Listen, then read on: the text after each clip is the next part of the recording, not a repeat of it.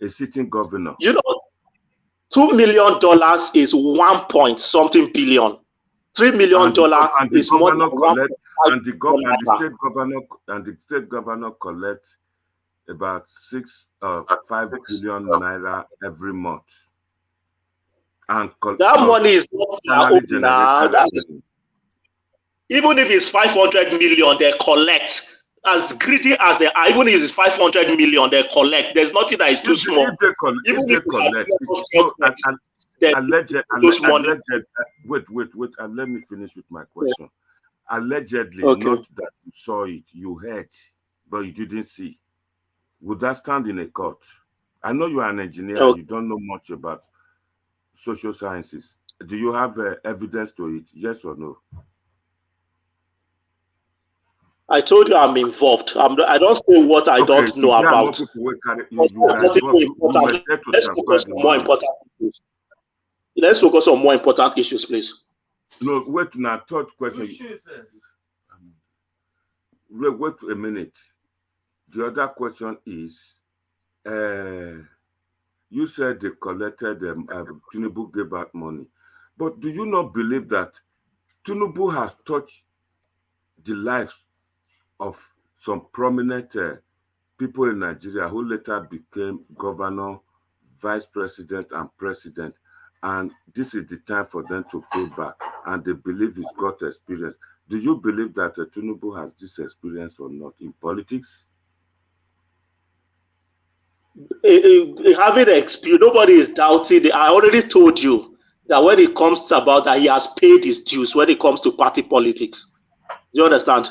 Whether you like Tinubu, you don't like him, he has played, I'm going to talk about party politics in APC, he has paid his dues. But the truth is that at the moment we are right now, in 2023 election, the Southwest is not supposed to produce the president of this country. That's one.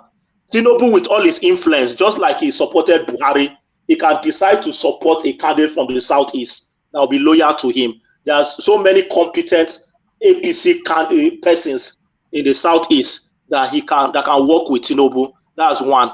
Then two, Tinubu as a party person, he controls structure, but governance, you need to be healthy. You know the exigencies of, as in what it takes to be the president of this country. A lot of times. One second. Let's take it one after the other as the issue arises before I talk to other panelists. Okay. Do you think the over 500 people who were present at APC primary do not know that Tinubu and they do like this? Do not know about his health situation? It's a question. All those stuff don't matter when you see in Nigerian politics. Those delegates they don't represent the generality of Nigerians. They represented their stomach. Just even if you put a dead person there, they are ready to vote for that person and collect their money and go. So that's the mentality. So if you like, go and bring an angel that ran against Tinubu that election, Tinubu will still win, so long as the angel is not ready to pay the money. When I heard, allegedly, I'm not saying it's a fact, when Vice President Osibajo came out from the car, wanted to go and speak to Southwest Delegate, they booed him. They call him Ole, traitors. Don't you think the people there, APC people, APC members who were there at the primary, don't they have the same right to say, especially when Tinubu was reading his first speech, don't they have right to say, no way, no two ways, child will not go agree, especially we had a young man there from Kogi, we had the pastor, the Bakari, got 0 votes. Then Amechi people were there. Don't they have the right to say, this one is dead, Mona Pusha come out there? Especially they said, don't come with anybody to the podium, just come alone. Tinubu was struggling to climb the stairs and his hand was like this. What do you think may have caused that when he merged 5 times 5 times, won, got 5 times vote than the sitting vice president with Buhari. Was sitting with Buhari that day, the vice president. Then 5 times the vote Tinubu got, 5 times what sitting vice president got. Do you think that these people are so stupid, or they don't know what they are doing, or do you think that there is a game plan that Tinubu will go, then he will die? What happened with Goodluck and Yaradua will repeat itself? Is that Was what it? you are thinking? Sorry. Yes, there Are you wasn't any thinking game that, plan. The delegates that just is sold a game? their votes. That was what happened. If they tell you how much each of them collected, you won't be here saying this. It's not speculation. They just sold Okay. their votes. They represent. Let's move to another person. No. Okay, you can't answer a question. Can another person answer? Akpabio. No. Don't say Akpabio that. will not Don't say that. delegate. I have the right to answer Step down. question. Ask me a question. Ask me a question. I'm here. Don't shift it. This is a democracy. Wait, Shift it to me. now they come for you. When you talk, I go ask you for your question. Waiting you talk, or waiting me I talk. If you follow that up, not divert us. So the people who were there, they didn't know what they did. All of them are so, they were all giving money. They were so rich.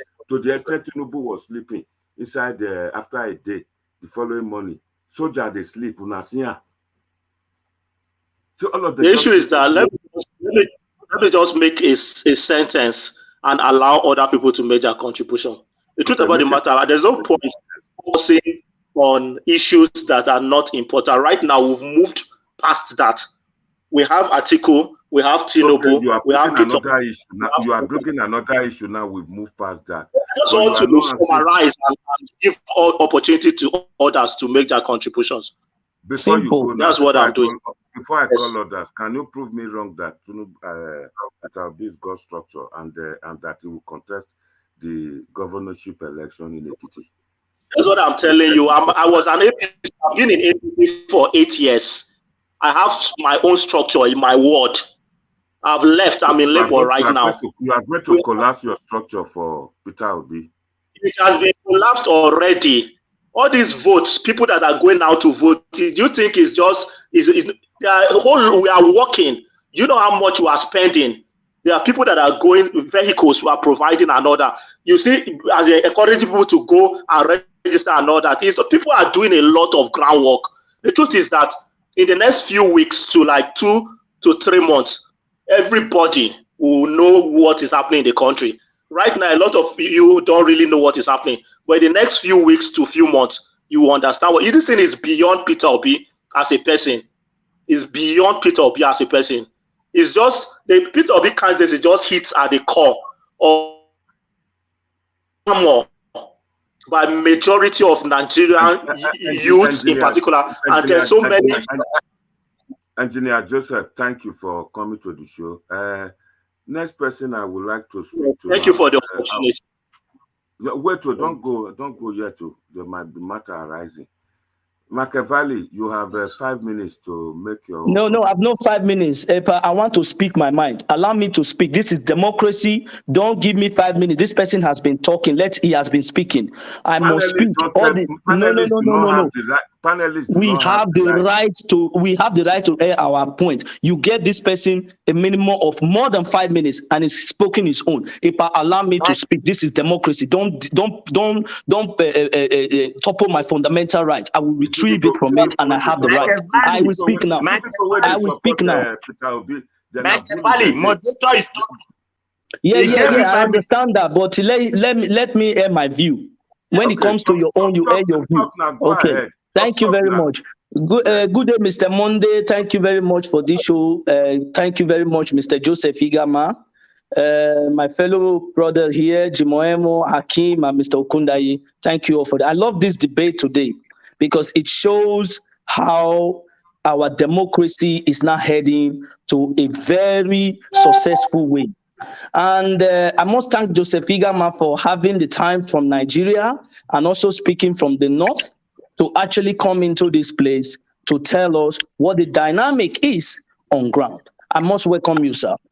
My point is this, like I always told you on this platform, and I stand by my word, when injustice becomes a law, resistance becomes a duty. And this is what is playing. Joseph Igama has given you what happened. He said he was part and parcel of the All Progressive Congress. And he left just because of certain things maybe he doesn't like. Maybe he wanted to change the status quo and he wasn't given that chance. And he saw that this is his time as a youth and also a progressive just like me. Machiavelli, one second, one after the other. Can I rebuff you on the first point you just said? Okay. Joseph Igama, you know, you always compare this. Sorry, Machiavelli, you always compare Nigeria with a developed country. A good loyalist of a party would just decamp, abandon his party that he has been for 8 years and go to another party. That means Joseph Igama, Engineer Joseph, is not a true loyalist to his party. Go ahead, Machiavelli. Okay, thank you very much. I will also answer that question to you. It doesn't mean when you don't agree to some certain... if you don't agree to some certain norms and traditions or what you call the will of certain things in a group where you belong to, you have every right to quit. He has a right to quit and as a Nigerian, and the Constitution gave him that right to do so, and he has done it well. I praise his effort. So one thing okay, sorry. Okay, one thing I must say to you. It's your turn.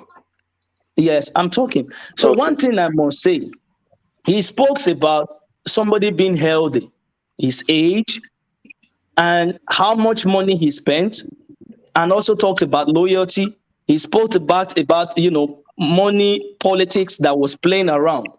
Everything what he has said is absolutely true.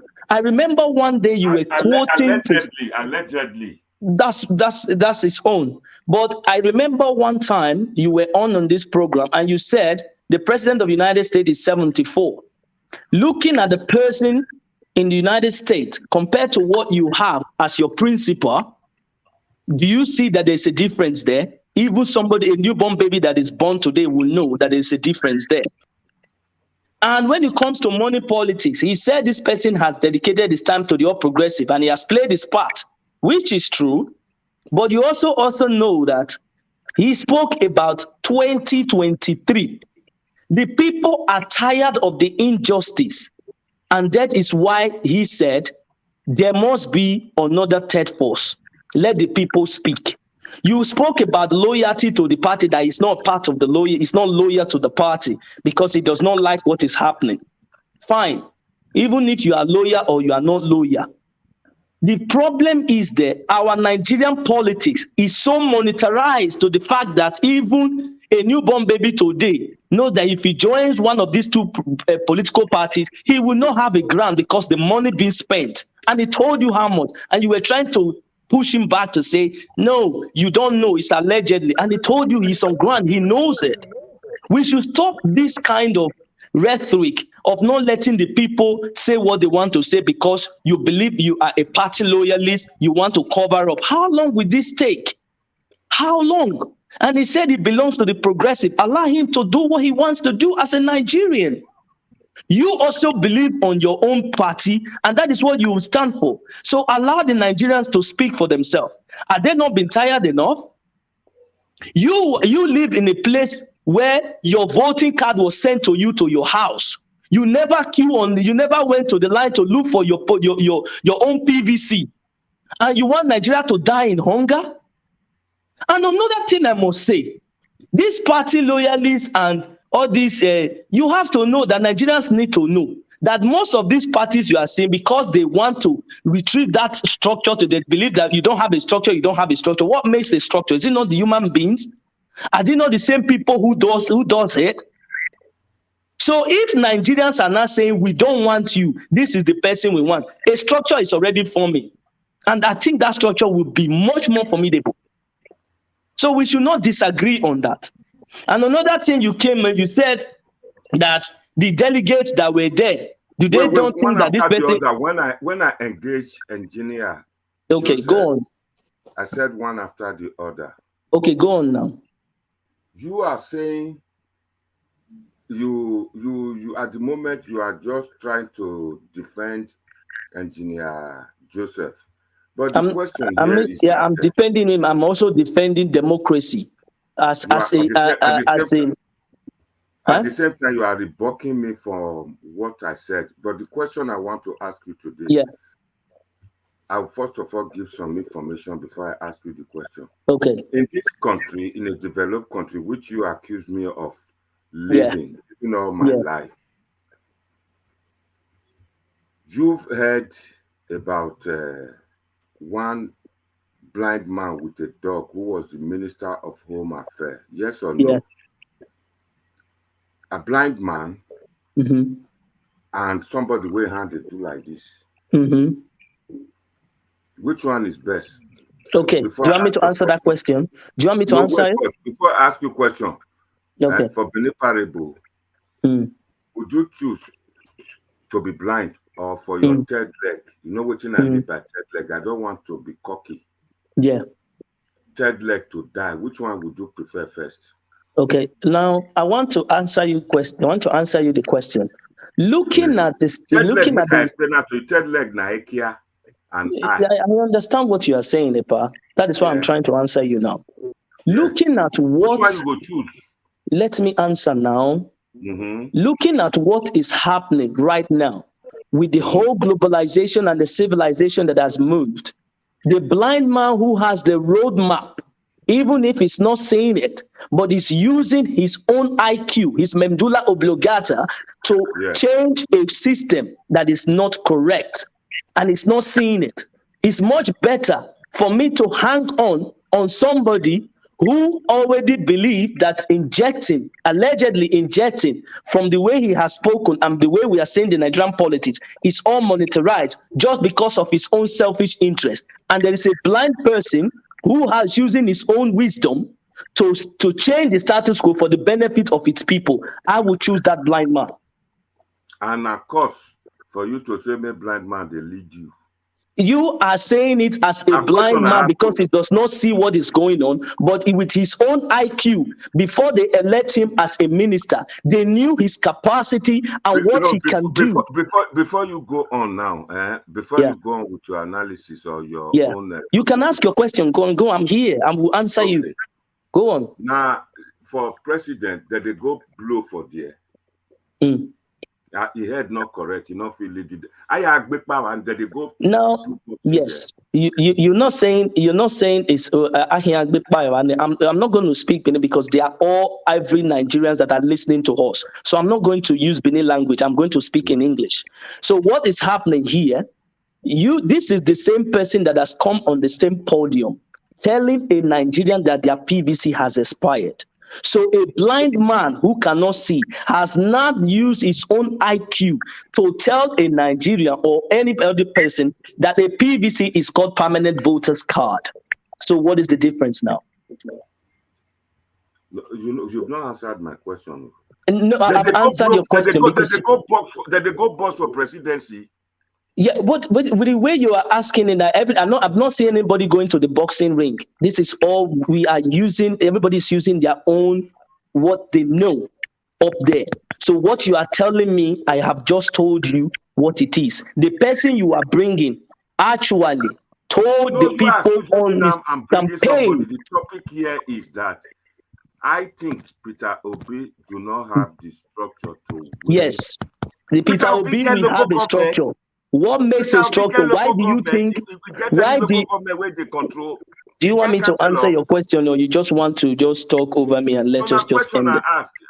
Question I ask. Okay, now you say it doesn't have a local government. Thank you very much. You were the same person. I'm going to use you for example. You were the same person who has lived in the United Kingdom most of all parts of your life. You have enjoyed the dividends of democracy. Listen, sir. You have enjoyed the dividends of democracy of a foreign land where you became a citizen regardless of where you came from, and they gave you your fundamental right. And you now told the people, you are not telling where you come from, that you are no more a citizen, you are an Edo. Thank God now Edo is still part of Nigeria, so it's still Nigerian. So, and now you want to go and seek for a local government council. In that same place where you tell you don't want to be a Nigerian, you don't want to be that. So Odereva, there's no place, I don't know why you want to go. If you don't believe on that country, I don't know why you are going there. I don't know why people will vote and queue on what you are going to give to them. So that is aside. But from what your question was, that it doesn't have a structure. What makes a structure? It is the people. And the people has told you now that the structure is being formed. And it's not being formed in one location. It is formed around the north, south, east, and west. So what kind of structure would be formidable than that, like what he's having? So whether he has it or not, he's already moving. It's a moving train. And they have to know, I believe, as a progressive, that a little party can have what is called, they can cause an earthquake. I believe on that. You cannot have these two parties dominating the affairs of government. I know what you are saying, Machiavelli. Just another question that arises from your analysis. Yeah. We've heard about Sowore. Yes. Mogalu. Yes. And we've heard what you've just said. Yes. That, I'm a supporter of Sowore, for your information as well. Okay. You know that. You are supporting too. So I support everyone. I know we've heard this, that Sowore has got a structure. Don't say that. That's what they've been saying before. One. Two, my question is, you refer to that, you refer to me that I have lived in this country and enjoy the dividend of democracy. Agreed. And you live in this country too. I don't know how long you have stayed. I live in every country. Okay, you live in every country. Same way you are supporting Sowore and Peter Obi and the other smaller parties who can cause a formidable force. Okay. I want to ask you one question. Yeah. The last time, or just last 2 weeks here, this question goes to your accusation that Nigerian politics is being monetized. Yeah. In this country, you know that when they wanted to get rid of Boris Johnson, when he survived it, he said, okay, people can now, I'm going to let it open. People can now get broadband, and people living on benefit can buy their own home. Okay. What do you call that? Is that bribery or monetization? Okay, I want to put it. I want to answer you on that question. Boris Johnson won by 204 something to 140 something. No, we don't want the code. You asked me a question. I'm going to draw it to what your question was. That is to say, he is on the brink, and you live in the country. You know by the polls, it's already showing that whether the Conservatives are going to put anything on ground, it will not change the people. It will not change the mindset of the electorate, because that is what they are using as politicians. We know their techniques, because politics is about strategy. And that is the strategy he's using. And you know fully well that every countries you go in the United Kingdom, the polls is already showing that the Conservatives are going to lose woefully. So that is what is the trend, is what is happening on ground in Nigeria. The viewers have heard you. The question I want to ask here again, before I go to the next person, the next panelist. Yeah. You and I know that I have had experience in Nigerian politics. One. Yes. And that I've seen what is happening there. Though I lived all my life in United Kingdom, at one point in time, up to 2019, I go to Nigeria 5-6 times a year, and I participated in politics. The question is, what we mean by structure and the Nigerian system is quite different from what you are saying here. The question is, Do Nigerians, we know, the Nigerians I know, a lot of them collect PVC because as I told this when I was talking, I said, this is a Christmas of politics. Okay. A lot of them get some money when you have a PVC. That is when they come relevant. Some of these people I'm sorry for that language. Yeah, it's okay. They will collect money from about 5 aspirants. Yeah. Because it's an opportunity for PVC for them to make money. In spite of that, not all of them will even be there on the day of the polling, the polling date. Yeah. A lot of them here bragging in diaspora. I've heard some of them that they will spend about £4,000 or $4,000 buying flight tickets and looking after themselves to go and vote or to go and take PVC. They'll come back to their work and come back again to go and vote. Is that not boasting? And again, these people you are talking about now that they are saying, Peter Obi, we've heard this. So, Mogalu, we've heard at the end, how many votes did so get? Don't talk about Boris Johnson. You know, vote on me. How many votes you get? I want to let me just quickly answer this thing and let the next person go. Do you know one thing? Like we always debate on here, and we say you are trying to use questions to kind of use it to weaponize your own side and suppress the voters. You are blaming me. Go straight to the answer. No. I'm coming. This is what you do. I know you very well. You are a tactical politician. And also, you also know that the people you're also talking to, they are more. Marina, I'll come to you. Are more moderate people right now. Now, I am very happy. 5 years ago, people were not really interested in this whole political process or the system. Right from day one, when I came on this platform, my main goal was this foundation is wrong. That is what I've always been. Now, you said that these people will come in, hold on, there's no structure. These people will say their PVC will do this.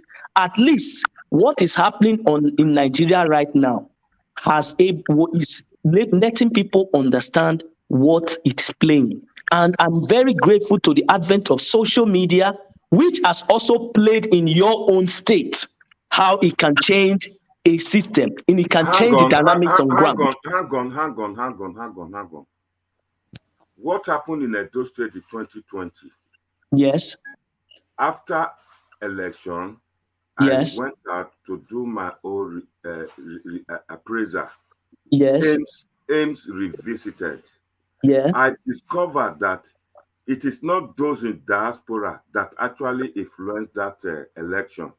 Yeah. It was as a result of aggrieved great party members in APC that contributed to the downfall of Ize Iyamu.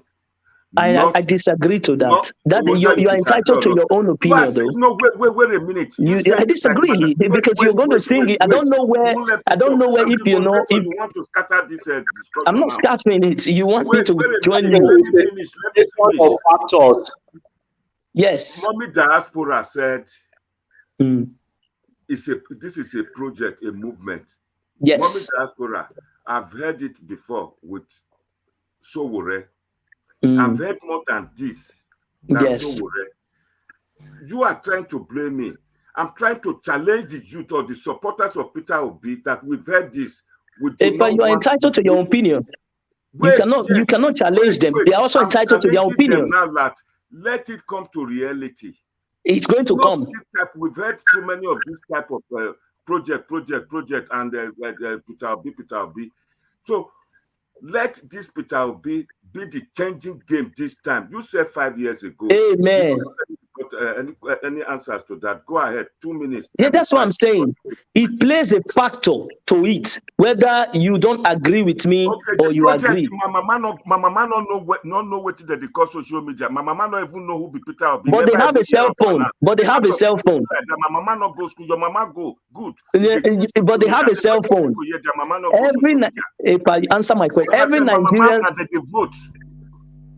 Nigerians have a cell phone, right or wrong? Mama don't know how to use the cell. Okay, where is Joseph Igama talking to us now? Where is he talking from, Mr. Engineer? Where is he talking from? He's talking from Nigeria, right? The name is Engineer. My mama no Engineer. Okay, fine. Oh, you didn't answer my question. Is he talking from? He's talking from anywhere around the world, and we are all talking here. I'm answering you. He plays a part. You are going to, whether you're going to argue it or not. Engineer, I guess, man. I am going to wrap it, engineer. I'm going to wrap it up. Then you can put him there. Whether my people. I'm going to say this to you because EPA is trying to use ways to cajole you. Don't be cajoled. These people should know that the movement has started and the movement will go. Even if it doesn't make it there. But I will still be a supporter of a smaller party to change the status quo. I will not change my ground. My people, you must defend your right. When you vote, follow it to the promised land. Israel, thank you very much. All I want to tell you today that my mama don't know social media. So that social media argument or the project mama never know. There are a lot. But you call your mother every day with a cell phone. You told us here. You call your mother every day with a cell phone. You told us here.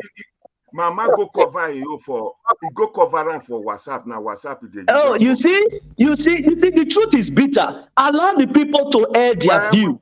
They have said they were ready for them. Let them be ready. Don't deceive them again. Okay, thank you very much for your contribution. See you. Thank you. In case somebody is here with me to assist me today, and that is the person of Lady Irene Finest. Before I go, I will be doing this. Anchor thing. Then our sister, Lady Finest, will take over from me.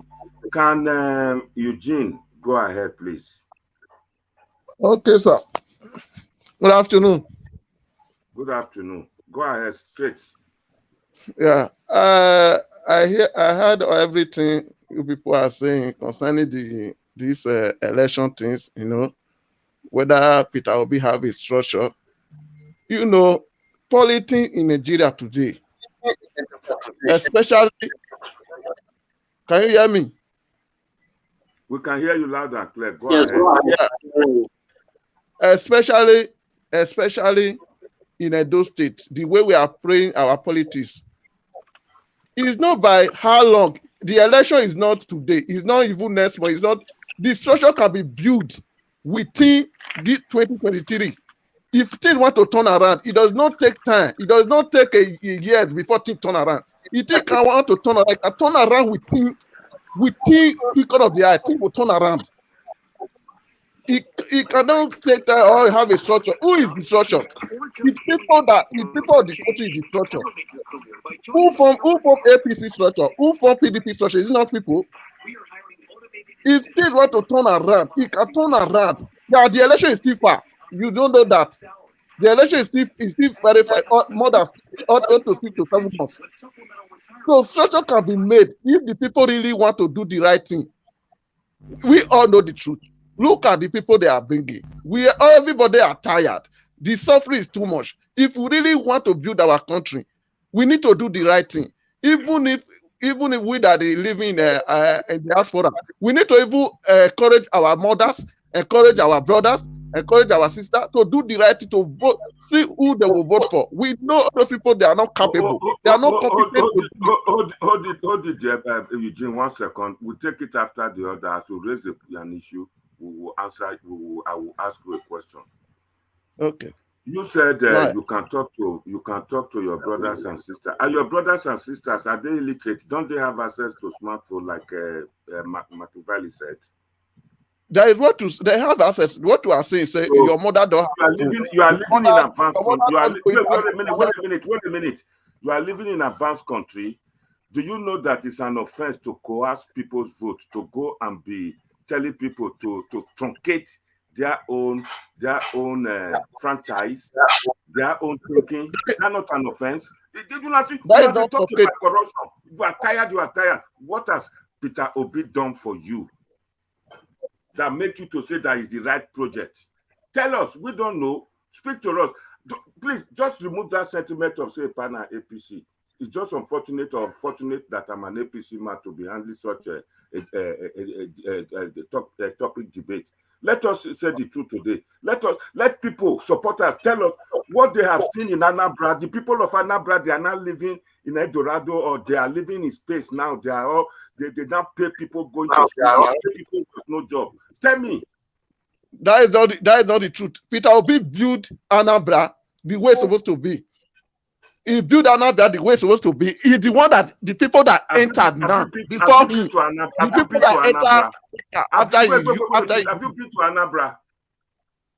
Yes, I've been to Anambra. Where did you go? Onitsha. Not that I spend more time there. I don't spend much time there. Okay, you don't spend much time, so you cannot judge on what you see there. Are the people of Anambra, do you see them, they are living okay, satisfied? Yes or no? It's a question. We are doing a research here. I have confirmed for people in Anambra when Obi was this. They already told me. Huh? Yeah, they told me the truth. They told you not to say you see. Go on with your analysis. They told you not to say you see. Go ahead. Go account. So, yes, Epa, this as we see, we know the truth. Let's don't know, just bend for the truth. I don't know truth. Why they ask if I know the truth? Yeah, all those ones for the APC, and Tinubu cannot even hold a flag, cannot even open another page. Talk your own. I want to ask you another question. If Peter Obi drop dead today, no other person in Nigeria that will take Nigeria to where they are going. Let's just take this debate step by step. If he drop dead to Donawa, is there any other person in Nigeria? No. Is that what you people are saying? Not that there will not be another person. But the one we are seeing now, that is what we are saying. What are you seeing? What are you seeing now? When you live in what are you seeing? The one that we know that is competent. We know that. How do you know that he's competent now? You cannot say. Tell me, how is he competent? I want to know. Let me say how he's competent. I am here. What is based on what he has done for the past? Every day is there. Can't you enter internet? Every record that everybody performs. Now, internet the security person do for Anambra. Mr. Jimo, go ahead. What is bibliography? I don't want to see internet. What is bibliography about person? Who they write on? Huh? Biography about person. Why did they see him? Anybody can go and write. He said you want to see internet. Don't worry.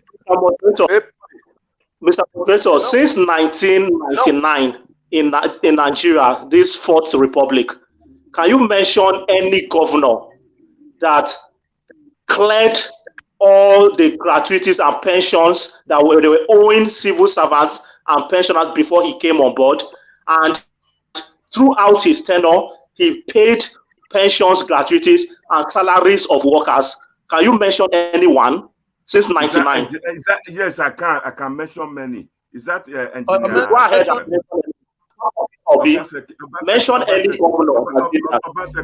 Edo State, where I come from, number one. Who be Edo State? Edo State is not owing pensions or gratuities. No, it's not owing. No. Huh? You are borrowed money. No, it's not true. Engineer. He is. Engineer Mention. Just mention that alone. Then you know the quality of person named Peter Obi. Okunda, Obaseki is not owing. No. Yes, it's not owing, but he borrowed money. Peter never borrowed money. He still keep money in the account of the state. So there is different there. A person is not owing, it's not a problem. But this one is not let me answer, and he still kept money. Engineer Joseph, let me give your judges. I know you are calling from Nigeria. Make I talk to Okunda. Okunda, It's not owing. It's left money in their account. For biblical proverb, yes, God give 5 dinner. When Jesus was talking, he made one parable. He give 5 dinner to one person. He give 5 dinner to another person. One go dig you for ground. Then one using you well. Which one God can praise? Peter has used his own. If that he did not use his own, is different. He used it and was still able to have reserve. That is the one he gave 10 talents. Because this one you use it and you now have multiple. So he give 10 talents to that. You want to quote Bible for me, sir? Very good. Let us go through it. You never reach your turn. He was never reach your turn. He was you never reach your turn. Okundaye, after Eugene don't run. Akin, go ahead, talkie. Good afternoon. Good afternoon. God bless you. Greetings to everybody in the house. People are just disappearing. How many? Who is there? Is Israel still there? I can't say anybody's name. Israel, don't know. Anyway, follow me. Okay. Anyway. Good afternoon to everyone in the house, and good afternoon to the viewers out there. I've been listening to the debate, and there were a couple of good points that have been made. In honesty, I've always said this, right? You cannot look at Peter Obi, right, and say he's not a good man. You can't. No, even I'm not supporting him, but you cannot take that away from him. The man is a good man. I'm not the way he carries himself, and you cannot say the way he governs the state. It might not, because nobody is perfect in life. There are things he got right, and you cannot go there and say he did everything 100%. No. So there are some things that he would have probably addressed. In my own opinion, personally, him saving money and not saving money, for me, it's not a plus. In my own opinion, I think in a country where we have so much infrastructure deficit, I would have rather you use those money to address those infrastructure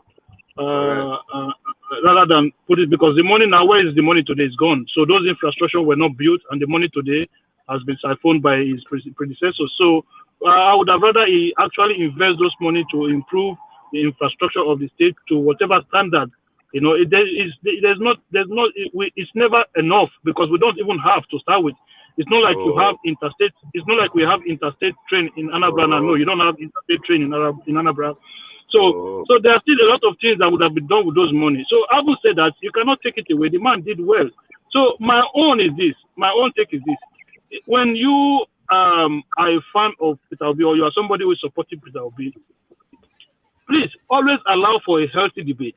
Not that if you see anybody that is against Peter Obi, you just say, shut up there, go and sleep. You are this, you are that. You just start holding. Did not subscribe to that at all. Peter Obi said, that is hold on. And the person that you are supporting, you've never seen him behave like that. So what does that say of you? It tells you that those people that you are criticizing, you are not different from them. In fact, you are worse than them, because you are telling us that people don't have right to free speech. That is what the Agbero does. That is what the Nigerian police does. Those people that you criticize, the politicians, those cabals, that is what they do. They want to, they don't want you to speak out, okay? They want to tame your freedom of speech. So if you are a supporter of any politician, please, look, do your research on your candidate, and then have a healthy debate with anybody who is not on your side. This is how you can bring about change. You cannot say you want to bring about change, and then you are even going about it in a way that even putting people off. So, okay, let's put it this way. When they go like that, so APC, PDP, they are evil, they are devilish party, they are evil party, they are dead party, they are this. But the same Peter Obi was a member of PDP a few weeks ago, and this is same followers were clamoring for him to be given the ticket. Yeah. They were clamoring for him to be given. They were clamoring for him to be given the ticket under the same PDP, the same devilish party. Okay, he left PDP. He left PDP to Abga. Okay, now Atiku is a thief. Atiku is not good. The same Obi was a vice presidential candidate to the same Atiku in last election. It wasn't so. It was okay for Obi to be running as a vice presidential candidate to the thief Atiku. So where is your standard? What are you using to measure this thing? if you want to support a man, always say the good things about your candidate. Tell people what is good about him. You trying to tear down another man will not help in your own cause. All you have to do is tell people what is good about the man. I know the man is a good man. I've never said it. Look, I don't have anything against him. I just feel like people are taking it too far out of desperation, because this same desperation is what led us to where we are today. People need to remember, Goodluck Jonathan was not good. Sai Baba is going to change everything, $1 to $1. Life is going to be rosy. Where are we today? Because we were so desperate for change, and then we go from a position where we were to even a worse position today. So at the end of the day, election is going to come. And my own is this: after the election, please, I don't want to hear Biafra, because now we're not hearing Biafra anymore. Everybody is Peter Obi. And when the election finish, if the result doesn't go your way, please be a Democrat as you've always been and support the cause of the nation. Thank you very much, Hakeem. You've made a valid point here. My next question now to the other panelists is that I want each one of them, anyone who's going to contribute, will tell the whole world, tell the viewers what they see in Peter Obi, what Peter Obi has done that make them to be the Messiah now. This is one of the questions I would like to ask. I would like to take that question from Jimo Elmo. He never talks since. Jimo Elmo, what do you say about Peter Obi? What do you don't do where you say now be the right person? Good afternoon, everybody. Can you hear me? We can hear you, Jimo Elmo. Okay, thank you very much. And this to my fellow panelists and viewers at home. Sorry, Opa, before I go to that question, because the topic that made me to come in was the structure that we're talking about. I will go back to that ask. Well, let me start like this. I think I'm on the same page with my brother Hakeem on this. Peter Obi is a very nice person. He has done his job. He did the little he could do when he was governor. He did the little he could do. I must give it to him. The problem is not if Peter Obi can manage the economy of this of our country, or if he can do the job. That is not actually the issue for me. You see, our future right now is under construction. Wait, one after the other. You said he has done well. What did you do in Anambra State? Better than Obaseki. Let me please, if I could have my time to just go through these things, I will come to that. Okay, go ahead, and I'll give you that. Thank you. You see, it is public knowledge that we are not where we ought to be as a people, and we strive to rebuild. So we need a trusted leader actually to help the reconstruction on a very sound, solid foundation. Because a house built on a solid foundation does not collapse on itself. That is that. Now, let us go to the issue of structure on how you can win election in Nigeria. It's not no. Question, don't dodge away from it. What has he done? No, let me look. I will get to that. That should be the last. You want to talk about structure first? Yes. Thank you. You see, there are important ingredients in winning election in Nigeria. That's what we all know. You must have 25% of 2/3 of the states in the country. That's number one. 25% of 2/3. Now, there is nobody that can win presidential election in Nigeria without having the governors, at least 10 on his side. Correct. Buhari tried it. He tried it 3 times. But he kept his 10 million voters. Correct. That is a man that is popular all over Nigeria. All over. Yes. All over Northern. If you go to the remote... Can you stop interrupting? Oh, sorry, madam. My assistant moderator is here now. I'm going to hand over to her. Maybe she will handle the matter better than me. But before then, I want to give questions to them. then she will take it up from there. Go ahead, Mr. Eronwo. Thank you. I'm saying this to the best of my knowledge. Nobody has a monopoly of knowledge. I'm not the best. I'm only saying according to my own knowledge. Okay. Now, nobody has been able to win presidential election in Nigeria without having at least 10 governors on his side.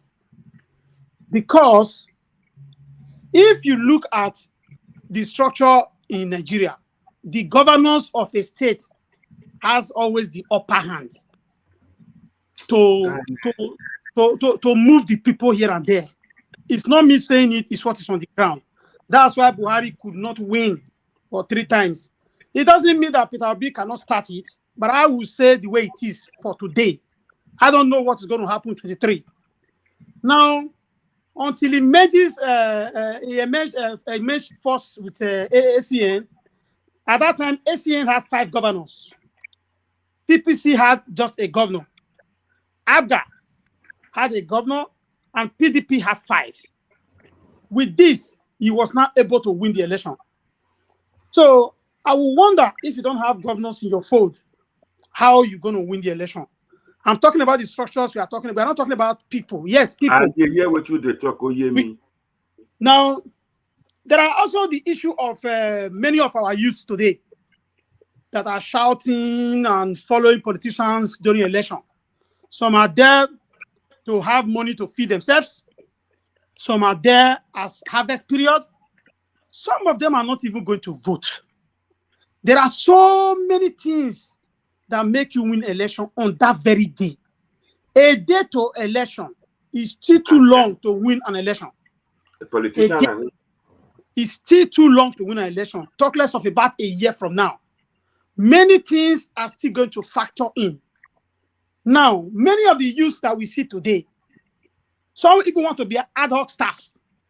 They want to follow politicians so that they can appoint them as ad hoc staff, so that they can collect the pay for that day. Those ones won't vote as well. They are there. So there is no, and another thing, politicians are the same. Whether Peter Obi is coming from the business side to the public side or whatever, politicians are politicians. No one, there is nothing like a lesser evil. There is not a lesser evil. Politicians are the same. So, if we put all these things into consideration, for those that are not going to vote, youths that are going to collect money, youths that want to be ad hoc staff, then on that day there are going to be so many factors. Even if it is not how it's supposed to be, what I'm saying now is not how it's supposed to be, but it is the way it is. Apart from Labour Party not having any governor at all, that weakens the party a lot, at least 50% for not having governors. 2, APC had security. You can even see how they were able to push INEC to extend the day. Normally, as of today, APC wouldn't have had a candidate. They were able to push the date. I don't think, it's my personal opinion, I don't think they would have done it for Labour or PDP. If they were the ones they were not able to conduct their primary, they will extend it. So there are so many facts. These ones is what we in Africa count as structures. Even if they are not right, or don't quote me wrong. Tomorrow you say, Jimo said it is good. No, but that is the way it is. Now, let us go to the issue of influence. You see, when Peter Obi was governor in Abga, Tinubu was governor in AD. If you look at where Tinubu is today and look at where Peter Obi is today, the difference is their parallel lines. It's clear. One worked politically, built human resources, while the other one left the arena or was not able to bring himself high above other politicians. These are structures. For example, I don't think I think most of the guys on this platform that are politicians will know that Tinubu wasn't the first choice of APC. He wasn't. The Kabas had their own. Tinubu group had their own. Buhari had his own. But they were, all of them put together, we are not able to deal with the structure of Tinubu. They knew that if they muzzle him out, that would almost be the end of the party. That is how great a man has been able to build the structure over the years. Like I said, Peter Obi is a nice man. Nice man alone doesn't win election. You must be able to have more things than being nice. Nobody can criticize him for not working. I will not stand here to say Peter Obi is not a good choice. He is. But my point is, based on all these things I've mentioned, I have a lot to mention if I'm given the opportunity. Why I think the structure is not solid enough. Look at the Southeast. In 2019 election, Southeast put together had 2,158,000. In Kanu had 2 million votes. Kanu alone. Everybody can verify. Now, let us assume that people are going now to get PVCs. Not everybody with PVC will vote. But let us admit that all of them vote. And they are able to get 8 million from the Southeast, for example. But you must also know that other states are also registering. Registration does not just mean Southeast. There are also other people registering, even in the North. Now, when you move above the registration, we talk about followers. There is one mistake that Peter Obi followers are making. I would have advised them to look at Peter Obi, the way he brings his messages. Very perfect. But the way the supporters are antagonizing people, we make them lose followers instead of adding more. Because Peter Obi must not be seen as an ethnic politician or a sectional politician. He must be seen as a politician for the country, for the entire country. So we must not use the word like, oh, all these Hausa people, they don't know anything. They cannot play politics. Oh, all these Fulani. When it is time for politics, you try to bring everybody together. That is another thing that might work against him. These are some of the things I can say for now. If I'm given time again, then I will speak on the issue. Thank you, guys. Please, Thank you very much. opinion. You are well spoken. You see, well spoken. Listen, a lot of commentators here, just check the screen. He said, God bless you, speaker. A lot of them said you have said it all. A lot of people are sending me texts here. You are saying the truth. That is the truth. Straightforward. So the question I would like to ask the next panelist, M, is, are you out there? If you are there, just indicate the person M. Before then, I would like to talk to one Gilbert. Gilbert said Peter Obi is a billionaire. He's got many mansions. He's got business. I know Peter Obi is an importer. So, but that does not help him at all. Otherwise, Donald Trump is a billionaire. He went to a bigger party. He did not go to a smaller party to go and contest election. So those are the intrigues. The purpose of this video is to try an X-ray.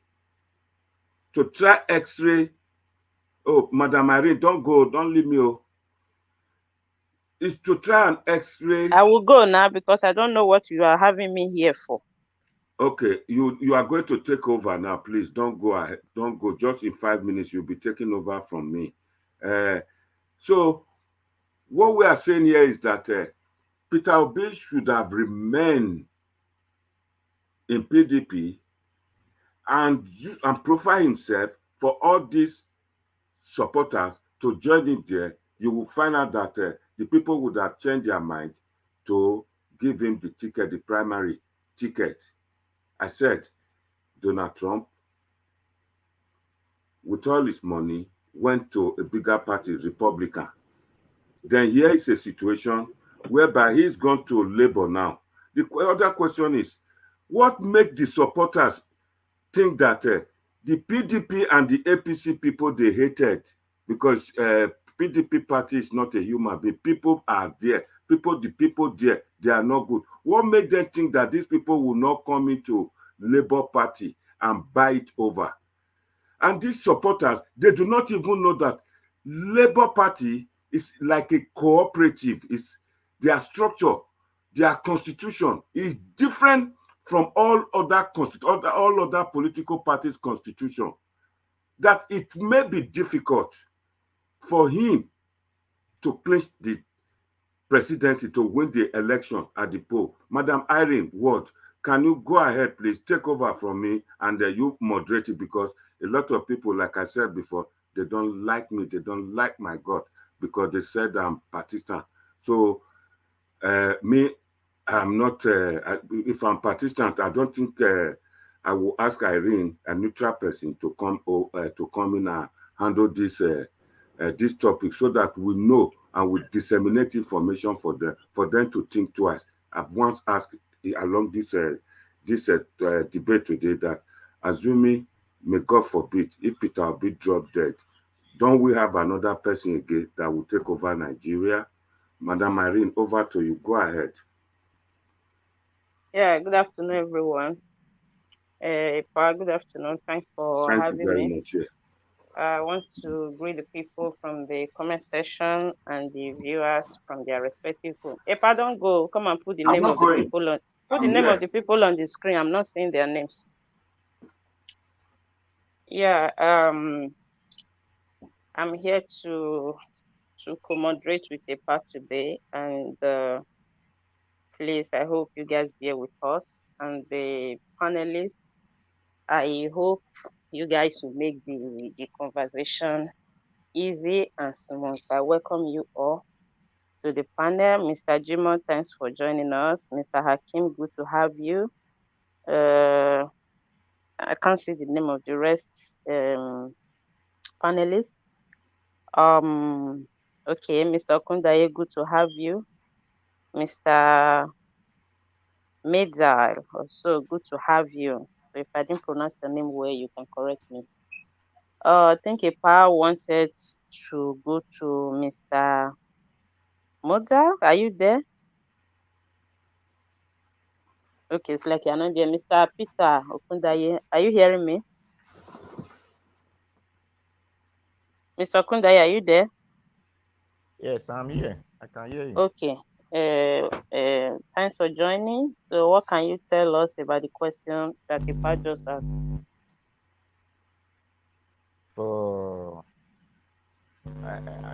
Please, can you ask the question again? Because the question is that the question I asked is that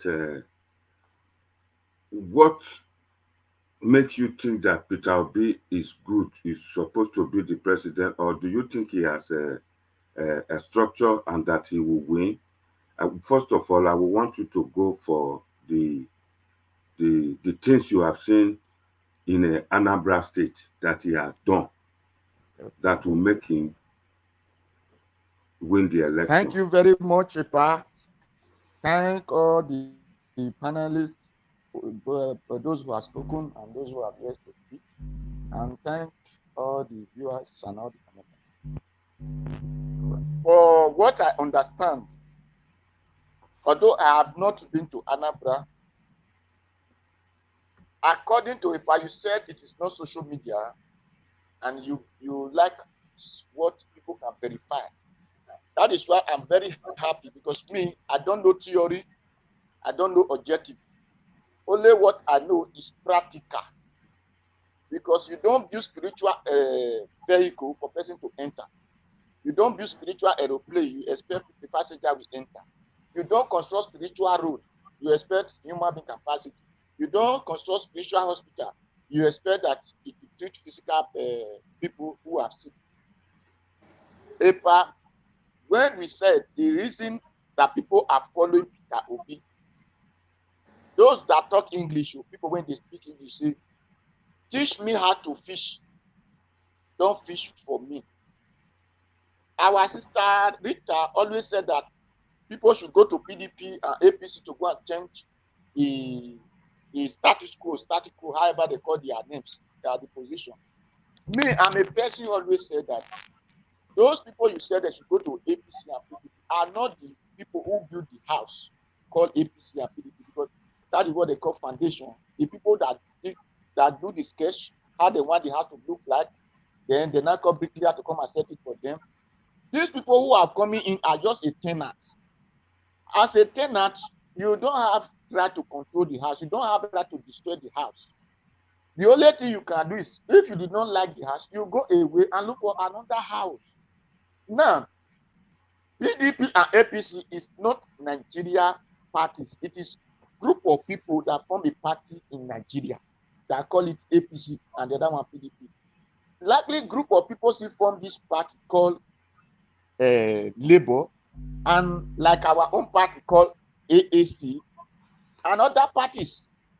So what matters to me that Peter Obi have done in Anambra, he said, all these things I am telling you, you now that said it is not true, you go to Anambra and verify if what I am saying is true or not. That shows a practical example, not theory or objective. This is practical example. You go there.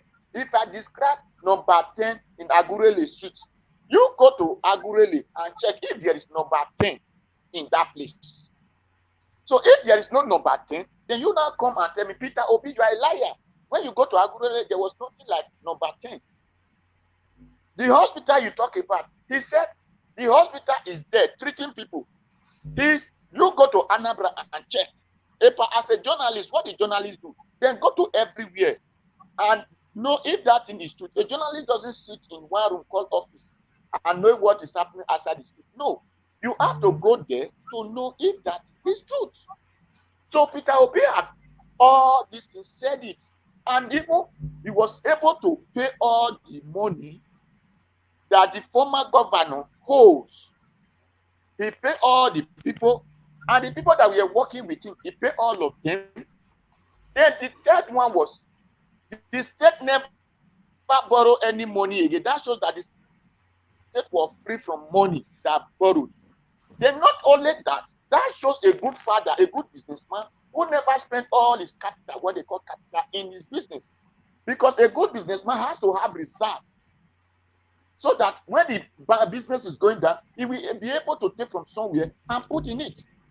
So people are saying Peter Obi, the money he kept, he will have used it to do there are things the Anambra need. Why did he not use it? So no. The one that was on his position to do that very time, he did it. Then he now remained the other person coming to start from somewhere. Instead of that one to come and say, let us go and borrow money to start doing something. That one is supposed to start from the legacy. That, okay, this my senior person or a person ahead of me have done all these things. So with this one, it's example for me to follow so that I can do greater. Thank God that that person was still able to build that airport with the money that Peter saved. So it's a plus to Anambra today. That airport now was the money that Peter saved. The man used it. So whether the man now, the money is still there or the money is not there, it is not the fault of Peter that the money is no longer there. It is the fault of those people who were condemning Peter that Peter was not good when he was doing good for them. People, let us use Abado market, not Abado, Oba market in Ring Road as an example. Oba market in Ring Road was commissioned by Oyegu, Chief Odigwe Oyegu, when he was the governor. But wasn't Oyegu that started the Oba market? No, it was Ogbemudia. We remember when Ogbemudia was a governor, maybe I was not even yet born, when he was a military governor. So he started Oba market, then it was now complete by Oyegu when me have now grown up, have a girlfriend. So we must understand that Peter Obi have put practical something down that we who want to say, no, it's not this, it's not that, should go and ask and verify if that thing was true. It's better than, let me give you 5 naira today. tomorrow I take 15 naira from you. Peter Obi never desperate because as someone said that it was no longer relevant in parties. We should understand that Rawlings only came to free Ghana from pain they were passing through that very time. Today, Rawlings is not longer there. Ghana is passing through other pains because the people that are supposed to build in the practical work of Rawlings call Rawlings bad names. So Rawlings have to give way for them. They destroy their country again. So we all understand that if we need a better place, we need people like Peter. You just said that if, like, may God not let Peter die today, won't there be another person? Yes, we have some already that we are seeing as the next person who can do the same thing as Peter Obi. So there are people like one senator from Benue who we are talking of Ajakuta something me. Complex. That kind of person can also do this. That kind of person can also do the same thing. So we have people who are capable. But the problem of them not able to work is this what they call APC and PDP that have blocked their ways. Who people think that without these two group of company, because APC is a company, PDP is a company, and other parties are company. Without these two companies, there is nothing people can do in the country again. No, you said that engineer, why they didn't let APC is not a good party's a loyalist. No, you don't need to be loyal to party. You need to be loyal to Nigeria. And America said, put America first. He said, think of what you will do for America, not what America will do for you. Because of party loyalists, that is why the country is not going to the right direction. Because now I can construct a vehicle because I'm coming, madam. Let me just explain something. Because I can construct a vehicle because I'm not APC and not PDP. You cannot give me that chance to construct a vehicle. So we are not looking for people who give APC or PDP chance. We are looking for people who want Nigerians to do something that will benefit everybody. That is why Peter said, this one is not for Peter's own. Peter is not hungry. Peter is not begging for food. You don't want to beg for food, you join me, let us make this country good for us, for our children to come. Like some people said, politicians are all the same. There are difference between a politician and a concerned person. Peter did not say, I am a politician. He said, I am concerned. Whoever that want to rule Nigeria is not my problem. But what matters to me is who will make Nigerians people to be living a good life. That is what matters to me. So that difference between a politician and a concerned person. Then, with all this one, are all practical something. This is not spiritual or theory or objective. That is why when I find people that talk English, I laugh. We are talking of practical.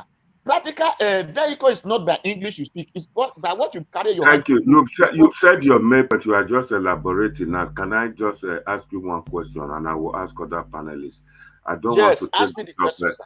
I need to take permission from Lady Irene Ward. Yeah, but you can ask your question. And when you ask the question, Mr. Peter, try as much as you can to round up in 1 minute.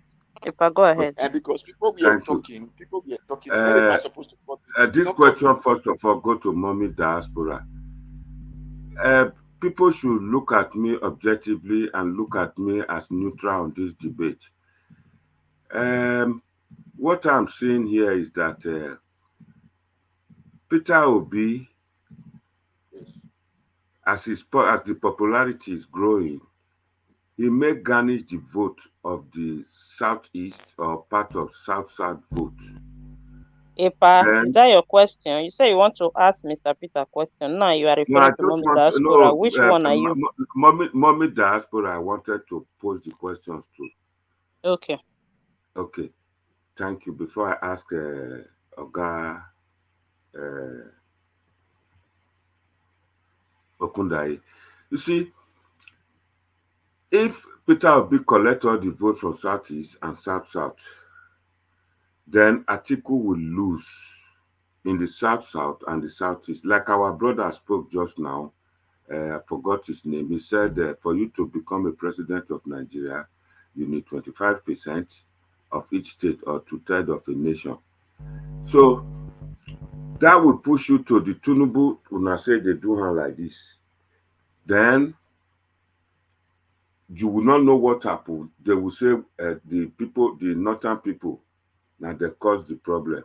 Madam, I just want to reassure you, Peter Obi cannot fix Nigeria for 4 years for me to go back to one. And secondly, Peter Obi is at the moment, and the supporters, they are now a catalyst that will disrupt Atiku's vote, because PDP owns, I mean, if the Igbos, the Southeast people, own the PDP.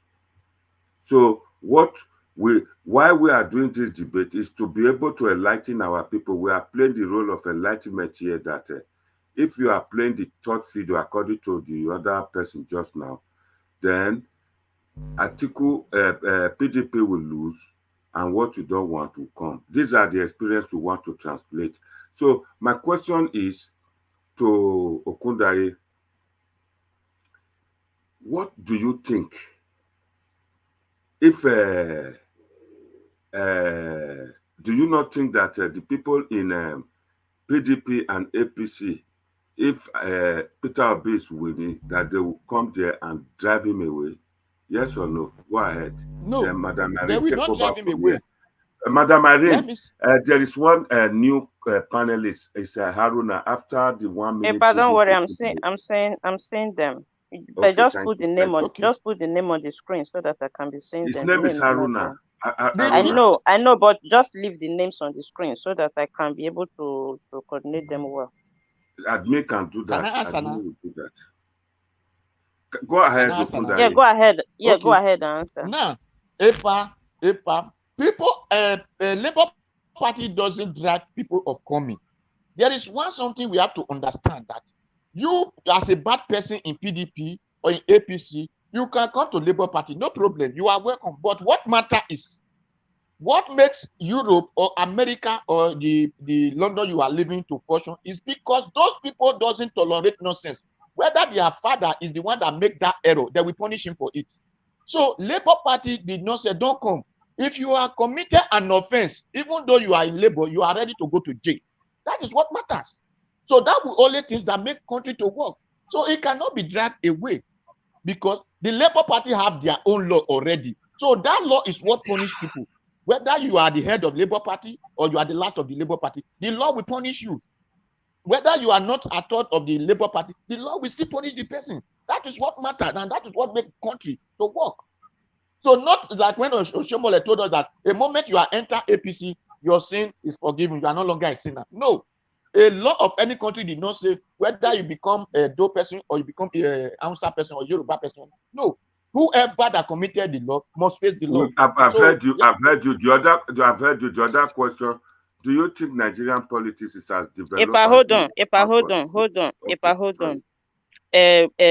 Put your question down, because if we go like that, one person will speak for so long, it might make the conversation boring. Mr. Peter, are you done with this last question Epa asked you? Okay, the question, as I've just answered, is that the Labour Party has their law already that will punish anybody that do evil. All right, thank you very much. I don't know this person, Epa. If he's not here, I think you will have to remove him. Okay, let me go to Mr. Let's see. It should be there. Let me, because I was calling him before Mr. Peter. He was not responding. Let me go to Mr. Haruna. Jacob is here as well. Yeah, I can see him. Mr. Haruna, can you hear me? Unmute yourself if you can hear me, Mr. Haruna. Mr. Haruna, are you there?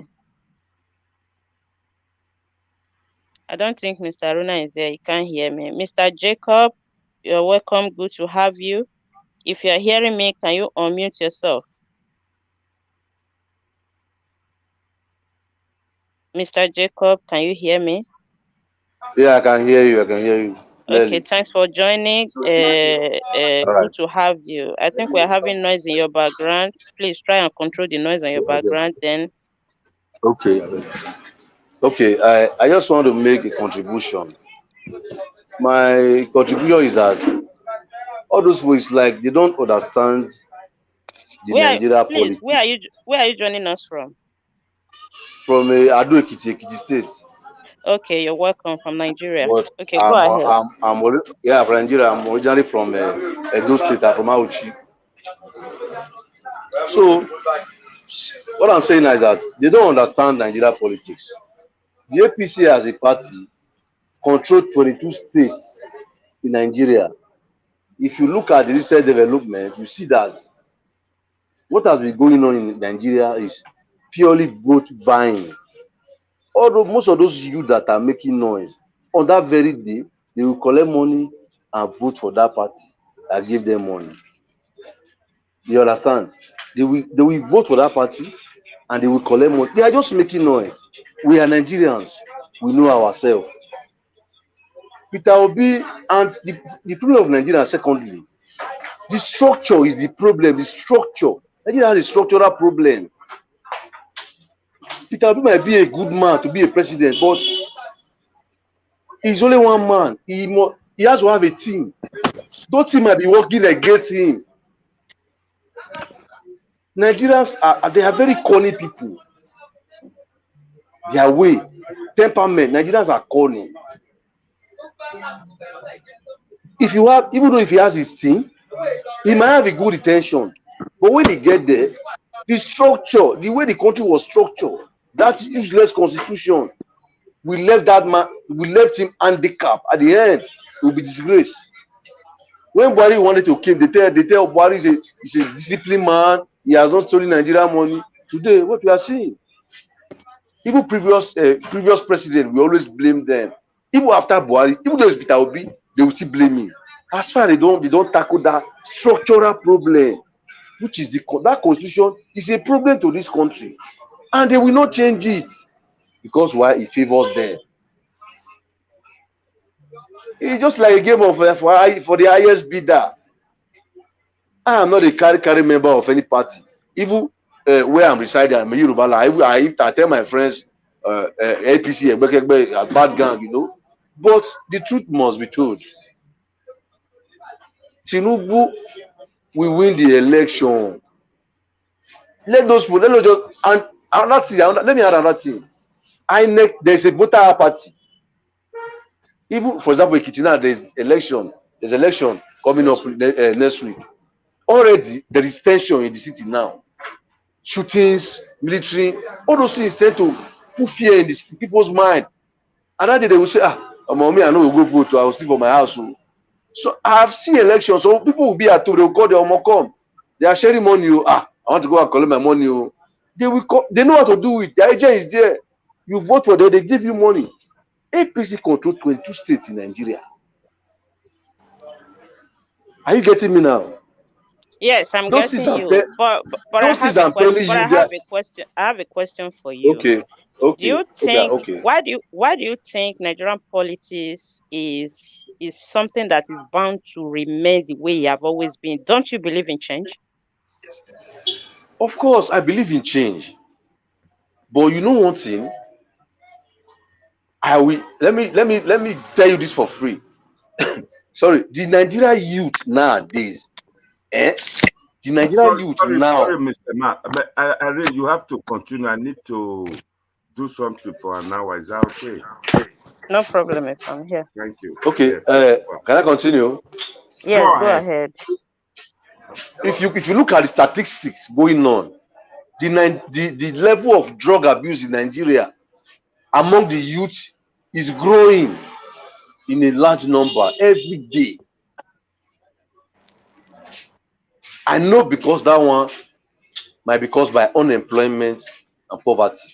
Those politicians, they've rendered the people jobless, so that if you want to fight your enemy, you first of all make him hungry. They will not run begging for food.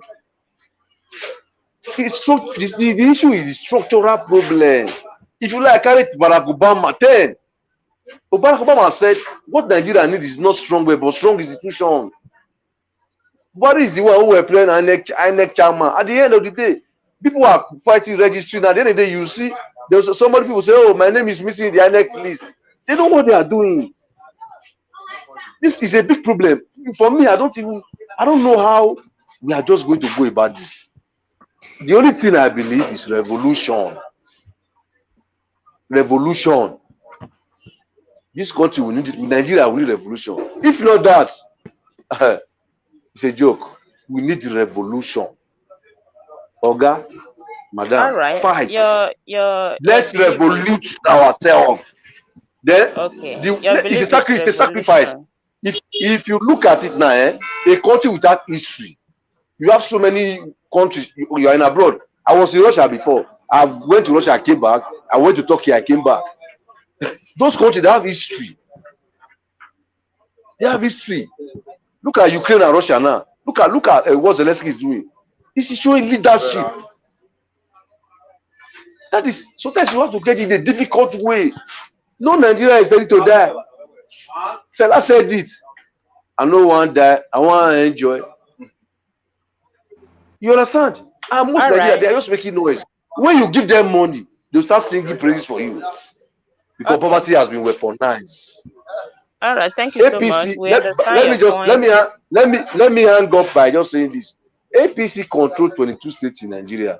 Their governors, they have the money, they will buy the people, they will buy votes, and they will win election. They own the INEC. Peter Obi is just, if I want to advise Peter Obi, let it just, because we South, we need this presidency now. Peter Obi, for me, I'm seeing it that you want to split the vote of the South. So even Atiku, we shouldn't be talking about Atiku. We know Atiku has antecedents. Him and Obasanjo. We know his antecedents. I'm not a fan of Tinubu, but you can't compare what Tinubu done in Lagos State and what Peter Obi done in Anambra State. Lagos is a country on its own. Lagos can stand on its own as a country. And if you look at this Buhari government, it is the brain behind people who are working for Tinubu that he got to himself that they are now working, most of the ministers. I know one thing about Tinubu, he knows how to get the best brain to do the job for him. I'm not campaigning for him. I'm not his fan. My friend said it. I call him Chief Nubu. Those people, they are all criminals.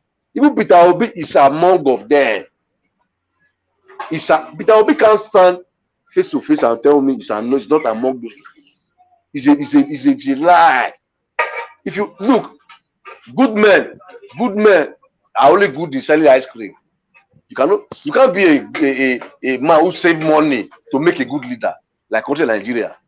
And Peter Obi doesn't spend money. The man, I know, like he knows how to manage money. Thank you. Nigeria now. There was time where Obama said, yeah, no, Obama said, you pump money in economy, pump any money in economy, pump any money in economy. Peter Obi, we carry calculator.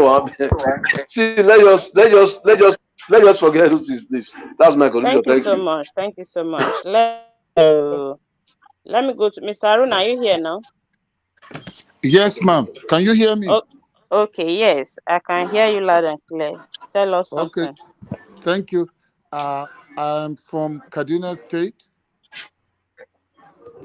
of Nigeria, and I've been following this program. I've enjoyed the vibe and what's going on. Please, excuse me, hold on. Mr. The speaker that just finished, can you mute yourself, please? The noise is coming from your background. Every panelist, anybody that is not talking should mute himself, please. Okay, I've controlled the noise. There's no. No, not control. Mute yourself. If I call you to speak, you mute yourself. Okay. Yeah. Okay. Okay, thank you. Okay, Mr. Aruna, you can continue. Yeah, I'm from Kaduna State. I'm from Kaduna State. I did my NYSC in Lagos, and I married a lady from Abeokuta, actually originally from Ilaro. So I have an understanding of the North and the Southwest, and I have a lot of my friends that are from the Southeast. And I just feel I need to say something here on the way we think in the North, that it's important for anybody that's campaigning or conversing or trying to encourage people to vote for people like Peter Obi that are visionary people that can shift Nigeria forward, that you must understand, even when a northerner gives you power, he's just positioning himself to take it back. Because there is already enshrined in the belief. Most of my family were Muslims, so I come from a background where there's a belief that an infidel must not be allowed to rule those that are believers in Allah. So they are not governed by the Constitution. It's just that they don't have a way of running away from it. So whatever is done in the light of we are the rightful owners of the land. We are the rightful rulers and governors of the land. So whether they bring in people like Tinubu, it's just going to be for a short time. The only thing that helped Obasanjo was what happened with June 12th, that they had to make peace. But even then, the plan was to take it, if they had their way, if just because Obasanjo was a very tough military person with experience who handed over to civilians. So they felt that this is the person that brought Shagari in, and we need to allow him. That's why June 12 was what it was. And I can tell you, you can write it somewhere, something may happen and they will not, even if people want to vote for Tinubu, they will not let him. So I'm just saying that in passing, as a northerner, the problem of Nigeria has been the division between the southwest and the southeast. And they will keep that forever unless the southeast and the southwest keep their strive, whatever is the thing that is dividing them and making them fight themselves, that's what is dividing. In the north, children, even now people are saying, get your PVC, get your PVC. Northerners, they don't need to bother. They will just be signed in. People will be brought from Niger. They'll be brought from across the border and be given PVCs. And the youth are all running around, on social media saying, we're getting our PVC. The strategy must change. They must find people like Aisha in the north. The south is not a problem. There's already a divide because the south will vote the east. See the number of presidential aspirants that came from the east or from the south, the ones from the west. So they settled down for Tinubu, and it was the northern governors that settled down to give Tinubu because there is an agenda. So please, I was a strong supporter. I wanted the time that Jonathan was in, I was tired of corruption, and I was an advocate. Let Jonathan go. Let's get somebody like Buhari that is zero tolerance on corruption, not knowing we were bringing the worst trouble. No, I'm here now. Wait. Madam Irene, please, 1 second. Somebody want to make a call. Please appeal to the Mr. Aruna, hold on a minute. Let a party take one call, then we'll come back to you. A call from Germany. Okay. Tell us where your name and where you calling from, please. My name is Henry. I'm calling from Germany. What I try to say, I was not tired of this. I was not tired of this Zone Republic. I was not tired of being the poorest country in the world. So we're not supposed to be. I was not tired of suffering. I was not tired of traveling to other countries to live there. I was not tired of not having light. I was not tired of not having good roads. I was not tired of bad governance. Why some of us who are living in Western countries still have that God? So that selfishness, that wickedness, that Caller, 1 second. Caller, 1 second. Let me just finish. Don't cut me short. If I let him finish, then you can respond to him. Calling that name, calling Atiku. Are we not ashamed? We are living in a Western country. Is that how they do the democracy in your country where you're staying? We should be ashamed of ourselves. We are proud to be in Nigeria. Or for Nigeria supporting this whole system that's not working. Look at ASU strike. How many months now? People are not going to school. We are here talking about Tinubu article. This will not have structure. What do you understand by structure? Human beings is the structure. The youth are tired of all this recycling sick people. Tinubu, if he's sick, he go to UK. Have you ever seen the poorest country in Europe go to Africa to take treatment? Their governor or their president or their whatever. Have we ever seen something like that? We are here talking about no structure. What do you want about structure? Human beings is the structure. This is how you go complain about Obaseki. You're not going to win. Tinubu came to Benin. What did they do? They took their money and voted for the Obaseki. I'm not a politician. I don't believe in any party. I believe in better Nigeria. We should be ashamed for ourselves. Still sitting in our comfort zone, still complaining, Tinubu article, we don't have a structure. What do you mean by a structure? We have 24 hours light in Nigeria. I've never wanted to see black lights. I've traveled everywhere, almost everywhere in the world. I've traveled Asia, Europe, America. I've seen everything. We have 24 hours light security here. You don't be afraid of somebody come to your door. But we are seeing debating of Tinubu article. Are we not ashamed for ourselves? You are repeating words now. Go ahead. Thank you so much, Kola. Thank you very much, Kola. What do you have? Go ahead. Another caller in here, please. Hello, go ahead. Talk. Where is he calling from? What's his name? What's your name? Where are you calling from? Oh, we miss him. Another caller. Go ahead. Where are you calling from? Oh, good afternoon. I'm calling from Italy. Go ahead. Okay. What's your name? What's your name? Can you tell us your name, please? Your name, please. Your name. For the opportunity given to people to speak their mind, because we are all Nigerians. What's your name? Your name, please. Your name. This is how. Hello. Hello. Your name. My name is Elvix from Italy. Okay, go ahead. Okay. I don't listen to what people have been saying since. There is no, because the last election for president, we all was coming for Oshowore. At the end of the day, how many votes doesn't get? You know. So in this what we are today now, I'm fully in support of Pamode. He is saying the truth. There is no way Peter Obi. We know he is the man for the job, but there is no way. There is no need of beating around the bush. Tinubu already is going to be our next president. There's nothing we can do about it. Thank you. It's not by what we are Thank you. Another caller. Go ahead. If I ask them for their name and where they are calling from. Your name and where you're calling from.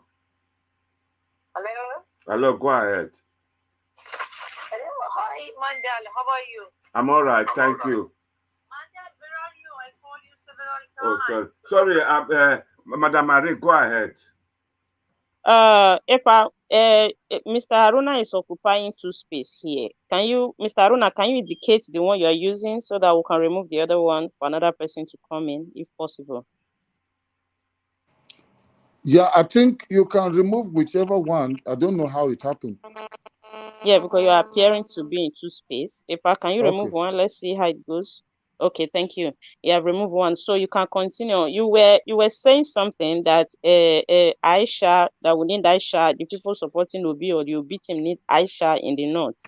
And basically what I'm saying is now there's already a momentum, there's excitement among the youth, but you will need people that move, crowds that move. When they speak, Northerners will hear. And I can tell you, we in the north, the way we operate, we are like sheep. When the shepherd says, moves us this way, we all go. We move in group. That's why you see Northerners, even when they're in the south, they move in group. Whatever the head person there does, everybody does. If our chiefs, our emirs, our leaders tell us anything, or our imams, that's what we do. So you need to take it further, a strategy of getting people, especially in the north, because that's where so many votes come from, because they invent votes in the north. In the south, while people are all trying to do things clean, they will bring in almajiris and bring in just anybody. So we need, apart from just the hype on social media, there must be clear strategy that is made now, because what happened with NSAS, there was a mobilization of the youth, and all that people like Tinubu and the rest needed to do was just to infiltrate it, and they sent hooligans, and the hooligans disrupted the thing. That's how NSAS that was about to change Nigeria came Mr. Haruna, I have a question for you. Now that you are on ground, you are calling from Kaduna, right? No, I'm abroad right now. Okay. But you're based in Nigeria. No, I've left Nigeria for some time, but I still am in touch, and I'm just telling you how we think and how we do things. Okay. For example, right now, I believe you're communicating home in as much as you're abroad. I want to ask, when you call home, what is the atmosphere in this 2023 election? What is actually happening in the north right now? What's the atmosphere, and how are they taking it there right now? Okay. Right now, I've been in touch with my brother. He's in the House of Assembly, and I've got others that are in different houses of assembly in Nigeria. The average northerner is not bothered about what is going on. All they are waiting to hear is what is the emir saying, what is their chief saying. Those people that have authority over them, because they are not in the north, it's not like the south where people have that freedom of making their own choice. Their choice is somebody's choice. Then now the other thing, because of hunger, people don't care what plans any presidential candidate or person coming has. As long as they will be given money, they are going to vote on the basis of how much they've been given. So that's why the young people, if they can be educated and have this thing all over the northern states, and find people that are also frustrated among the northerners, and get them as people like Aisha, and there will be so many like her, then their voice will now begin to speak. Let them speak in Hausa, let them speak in Arabic, let them speak in Fulani, and let the people hear it in their local language. Because we are speaking in English now, but many of them is Hausa they speak. And so that we can tell them, do abin da za a gaya musu, mu yi Hausa ne su ji. Ai in sun ji Hausa, sai su ce ai abin da Allah ce mu yi fa za mu yi. So that's why I'm saying, as a northerner, let the discourse, if you can even find more northerners to come in here to let people know how it goes, so that we don't get all the votes of the South split, and then at the end, with all the vibe, then we wonder what happened. Because somebody in APC, like Pastor Bakare, came and said that God told him he's going to be the 16th president, and he had 0 vote. We know. I was also saying people like Showore in the last election that this man has a vision, but they kept sending him behind bars. They kept sending him behind bars, and then finally, even when during that election, how many votes did he get? With all the youth rallying around him. So I'm saying we must be very strategic. I am also tired. I'm from the north. I know the condition of our people. They are suffering. And being abroad, we are called for this, we are called for that. Even in Katsina and Daura, people are tired of the sitting president. They are suffering even more than the southerners. So they just want an answer, but they will not be able to do it because they are following what their leaders tell them. They are not voting on the basis of who can change the economy, who can do this. They are not looking at those things we're talking about. They're just waiting for an instruction. And they need to be educated. Thank you so much for enlightening us on how our northern people goes during the election and how they think. So I think if Peter Obi supporters and Mr. What's your name from Nigeria? Can you please mute yourself? There's a lot of noise from your background. Mute yourself if you are not talking. Hello. Please. Any panelist that is not talking, mute yourself. There is a lot of noise coming. It's distracting the broadcast. All right. Thank you very much, Mother Irene. I'm here. Elvis is talking. Thank you. Good day, Mr. Elvis. Good afternoon to every one of you. I just wanted you to please address this comment right here. That's why I'm here. Please, there's a comment I put on the screen. Please, I want you to address that person right there. Thank you. Okay. A comment from Maxwell. This platform is APC agent. No, Mr. Maxwell, you're getting it wrong. This platform is not for APC, it's not for PDP. This is a platform where everybody, this is a democratic platform. Everybody have right to express their view, to air their opinion. We don't marginalize people here. That is what Nigeria is facing right now. So we are not doing the same here. So don't get the platform wrong. So you can air your view. If you see anybody supporting APC or writing about APC, that person has right to his or her opinion. It's not from the platform. With that being said, I hope I've cleared your doubt. Thank you so much. Let's flow as one Nigeria. We are here pursuing one particular aim, to make our country work and to make our country be comfortable for every citizen of Nigeria. Thank you so much. Thank you very much, Irene. Thank you. You're welcome, sir. Yeah, Madam Irene, sorry, 1 second, please. Okay, is that Mr. Hakim? Yes, please. Okay. Go ahead. Sorry. The guy that left the comment, is it Mr. Maxwell? If you think this is an APC channel and you feel like your voice is not being heard, I can come off. If it's full, then you can come in and then hear your voice. Look, the stream is there for everybody. It's not like we are not selecting people to come online. A lot of people that are here, this is their first time. Mr. Aruna, I've never seen him on this platform before. So if you want to hear your own voice and you want people to hear whoever you're supporting, if you can't get in or you can't call in, just leave a comment on the comment section and I will come out and you can come in. Thank you very much. Thank you, Mr. Hakim. Mr. Aruna, I have a question for you. Can you help us?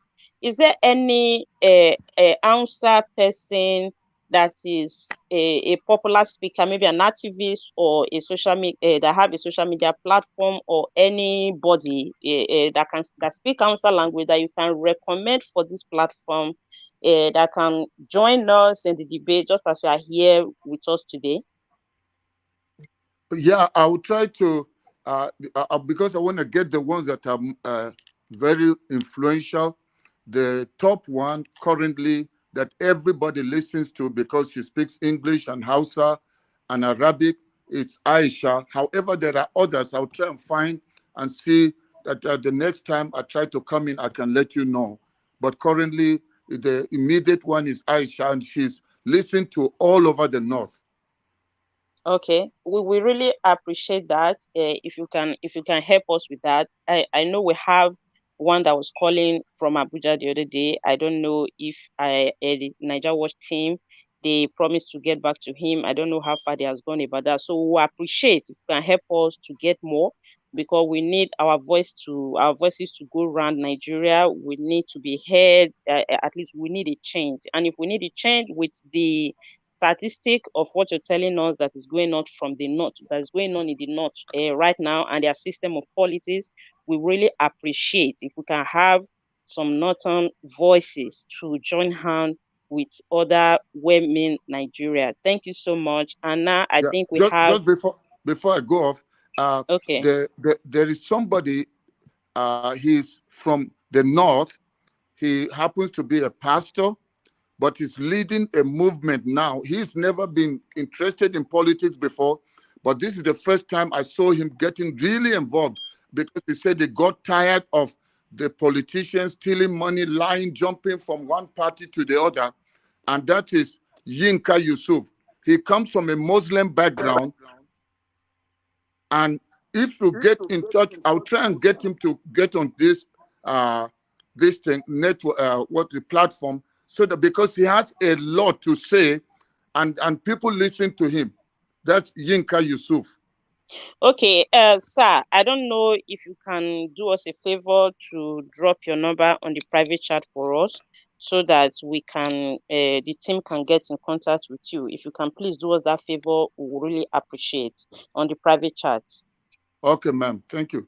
All right, thank you so much. Now we have some new panelists coming in. I think I was seeing somebody like, I'm no longer seeing the names.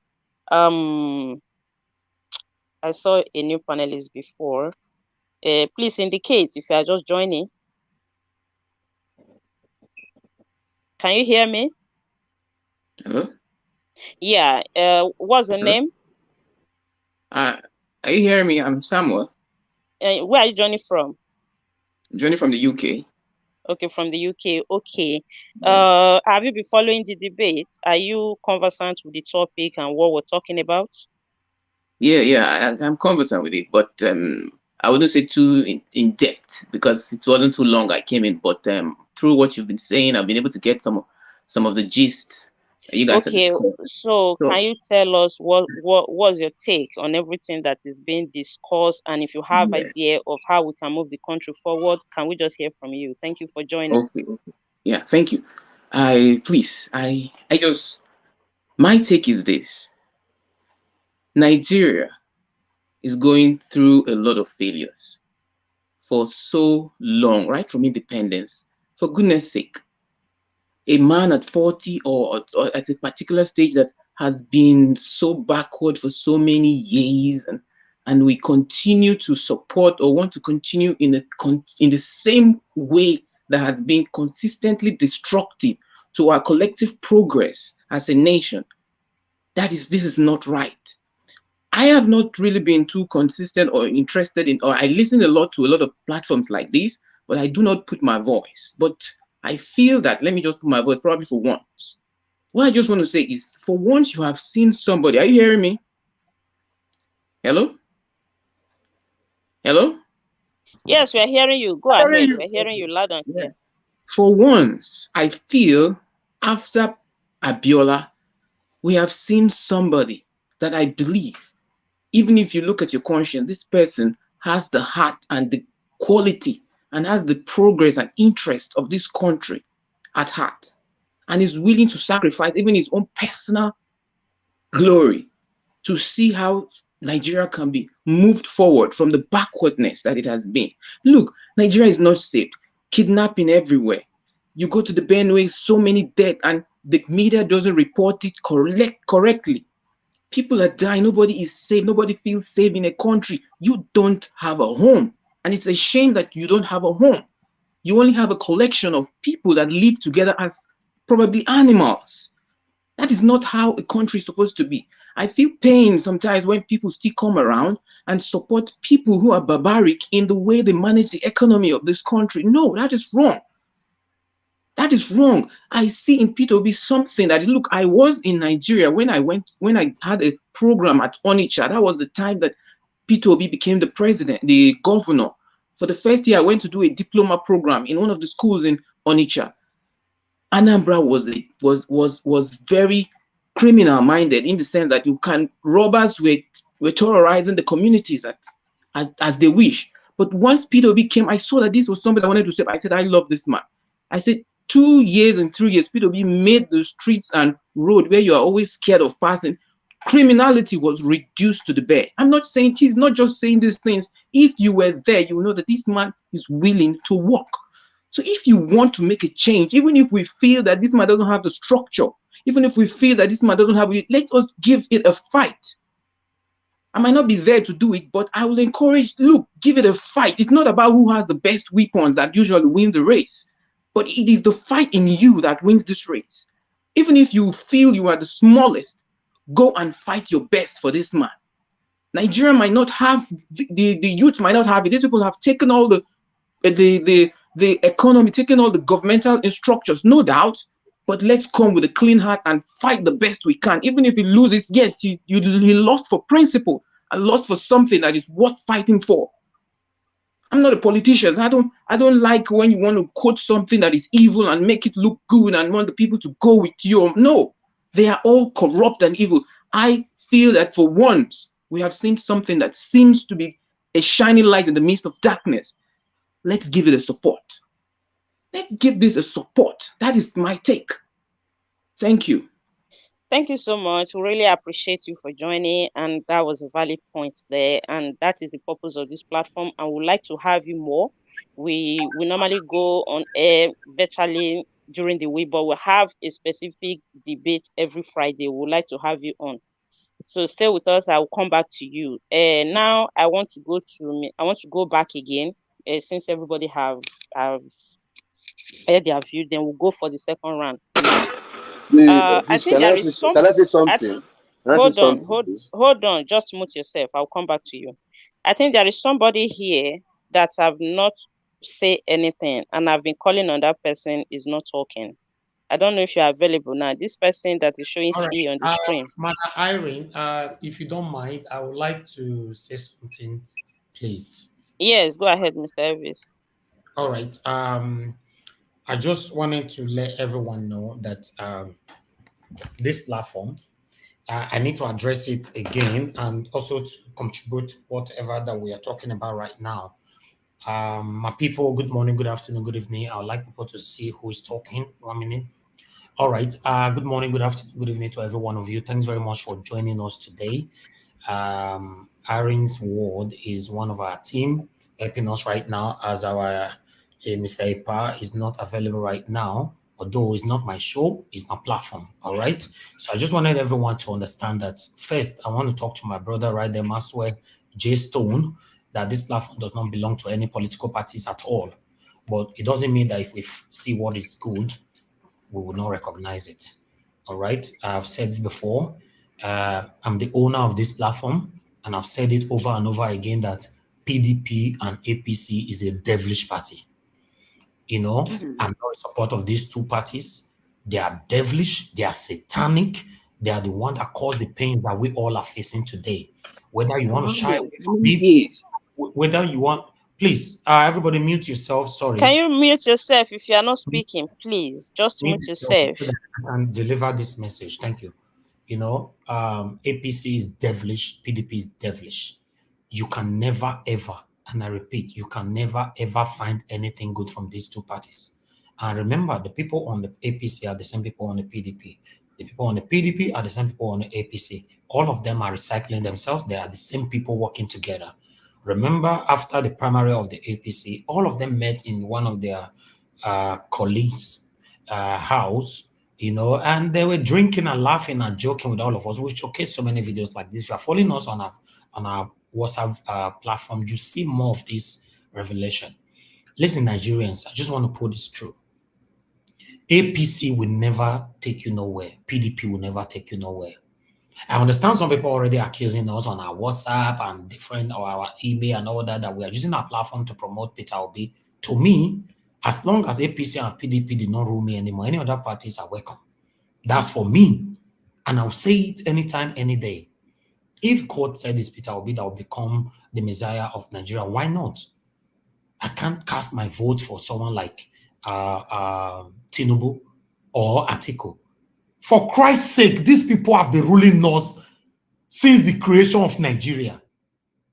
I posted a picture on our group a couple of days ago, seeing Tinubu with Abacha and all that. They have been ruling us, whether they are behind, they are in the closed door, anyhow, they are still the people ruling us. And another thing I would like to say here, don't be deceived. If, for example, Buhari is ruling us right now, as we know, is the current president of Nigeria, we have the people that is making decisions for Buhari that you and I don't know yet. These people are called cabals. All right? Whether you also like it or not, Tinubu have been part of this present devilish satanic government. And he wants to rule now. I was listening. Somebody said earlier on that somebody called into this show saying that Tinubu normally travel abroad to take medical treatment and all that. Are you telling me that Tinubu doesn't have money to give us a good hospital in Nigeria? Are you telling me that? No, you cannot. Okay, let's go to Atiku. Are you telling me someone like Atiku cannot give us a permanent light in Nigeria? See, I'm talking about one person can do this thing. What the whole government cannot do. All of them keep ruling. They cannot give us light. In case you don't know, one person can give Nigerians light. Only one person. And they have failed woefully to do this for us. Listen, Nigerians, we should stop deceiving ourselves. Let's say it, I raise. I don't care about these people. And if you check people who care about these people, many of them are hungry. Anybody that is clamoring for someone like Tinubu, Atiku, you are hungry, you are satanic, you are devilish. I don't need any political parties. I just need somebody that will bring happiness to Nigerians. I need somebody that will bring smiles to our face, to our faces. If not, in the next 8 years, you and I will be on this suffering. It doesn't matter if you have money. It doesn't matter if you are rich. It doesn't matter if you are poor. The suffering is affecting every one of us already. So to make this clear, although Epa is an APC man, you can't take that from him. He has freedom to his association. He has freedom of speech. He has freedom to his own opinion. The same way like you or me. So if he's advocating for his own principle, that's his right. You can't take that away from him. But this platform does not belong to any political parties. And if you ask me, who do you want to rule you for the next 8 years? Certainly, PDP and APC, these two devilish parties can never be part of it. Thank you very much, my people. This is what I wanted to say. I appreciate every one of you. Express yourself. If you love PDP, that's fine. We will not send you away from this platform. If you are one of the panelists right here, you prefer PDP, you prefer APC, it's up to you. But remember, we always have people that will counter you. If you also want Peter Obi, you will still see a PDP man or APC man that will counter you. But at the moment, the crowd in Nigeria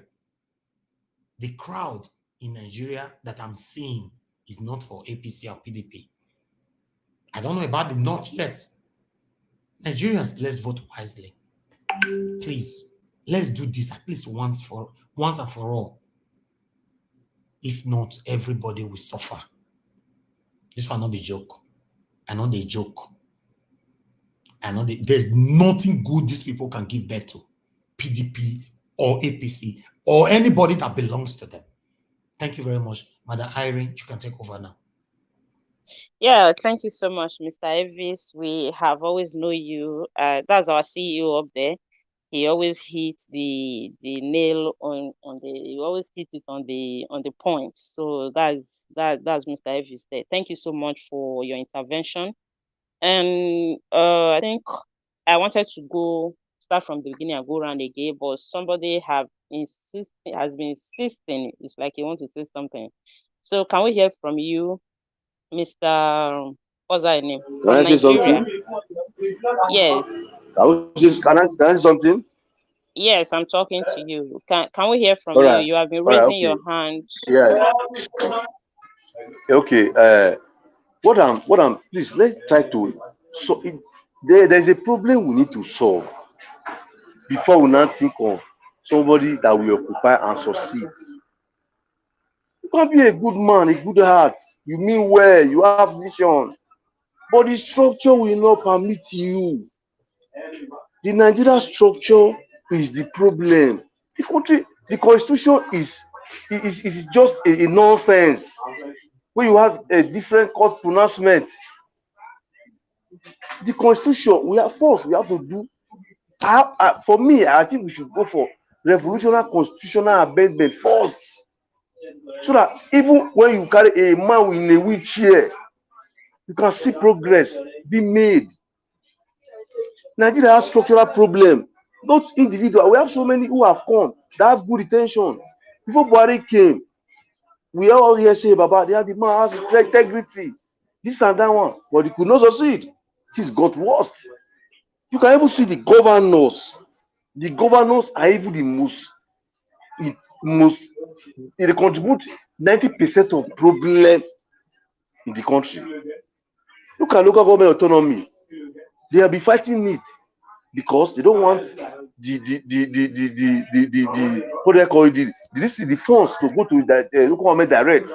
They still want the money to pass through them. They be fighting. The governors, the president might mean well, but the governors, the senators, they are all greedy, structural. Look at what China is doing. If you see a them in China, you'll be hanged to death.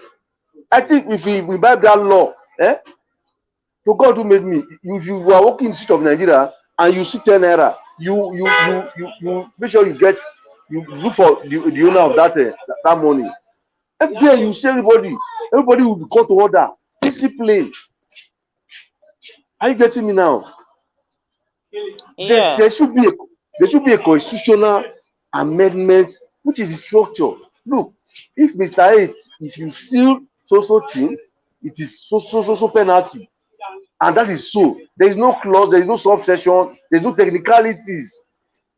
The lawyers and the judges are also contributing to the problem in the country.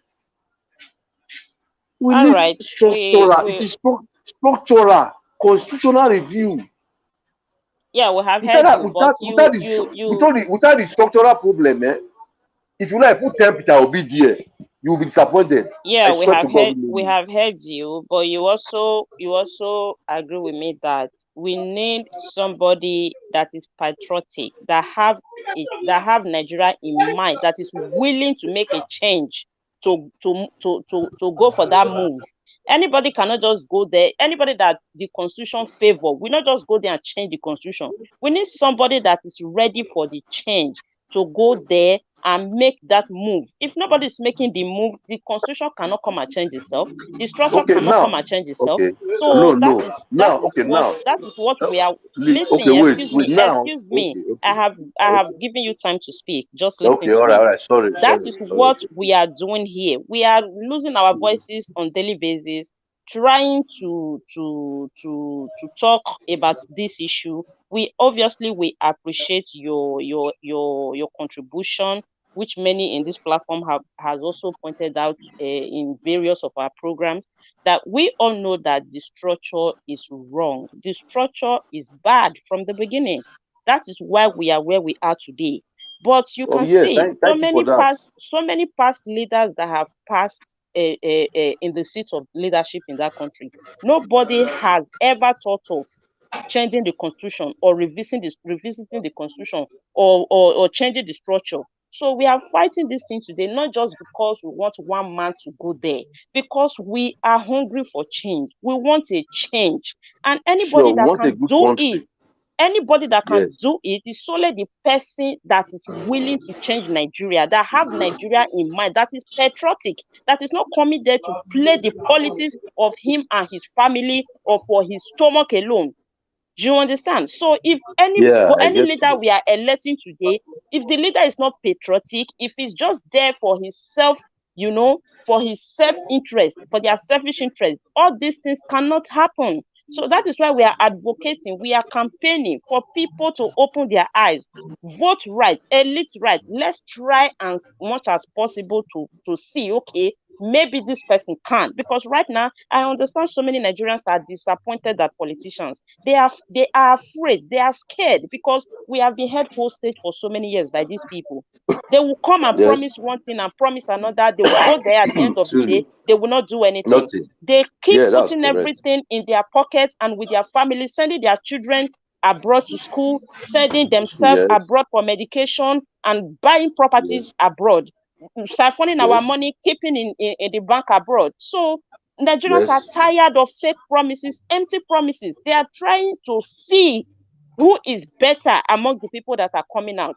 Not that 100% trust is in the candidate that we're having right now, but Nigeria are trying to see who we can manage, because our electoral system has always made fool of Nigerians. They have always thrown their choice in us, because we are not there to vote for the primaries. They do the primaries, they end up giving us whatever they choose to give us. We don't have that choice. Then at the end of the day, Nigeria will be forced. At the end of the day, Nigeria will be forced to settle for the less that they gave to them. It is the same constitution that gives them the power. Brother, please, can you not talk over her? Let her just finish and then. Just hold on. Let me finish. Right now, why you see a kind of a bit of a political revolution is happening in the political space in Nigeria right now is because for so many years we never had a third force to challenge these two parties. And I think it's a good start. That is why you see many people will tell you, we are not even clamoring for the third force to win or not to win, but for the fact that there is something that is coming to let them know that somebody can challenge you. You people, at least let them know that Nigerians want change. So that is a kind of the revolution, that a political revolution that is happening in Nigeria right now. So we are pleading to people, open your eyes. Let's good. Try as much as possible to get it right, even if you cannot know it 100% to say, okay, this person is going to perform a miracle. But try as much as you can not to make the mistake of the past. That is why we are here. So we really appreciate your contribution. We know your pain. We understand that the structure is bad. The constitution is, the constitution needs to be amended. So we are trying to see who can go there that can help us to do this thing, because you and I cannot go and change it. We need to elect somebody that can do that for us. So that is why we are here. So right now, I would like us to go through to also hear from other people, please. Yes, Mr. Okay, let me just strip this in. Let me just hold on. 1 minute, 1 minute. Hold on, 1 somebody minute, is 1 coming minute. in. No, hold on. Just hold on. I have to mute you now, please. Just hold on. We have a caller right here. Please, if you want to call in now, I'm available to take 10 calls. Please, you can start calling in now. But we have the first caller right here. Good morning, good afternoon, good evening to you. Your name and where you're calling us from. Good afternoon, Nigeria Watch. Thank you, sir, for calling in. What's your name, sir? My name is Joseph. Okay, Mr. Joseph. I'm calling from Russia. Oh, wonderful. Go ahead, sir. You have 1 minute. Talk to us. My advice is just that as in this 21st century, is not the time we supposed to be letting these old cargoes that have put Nigeria in the state we are now. It's not the time at all.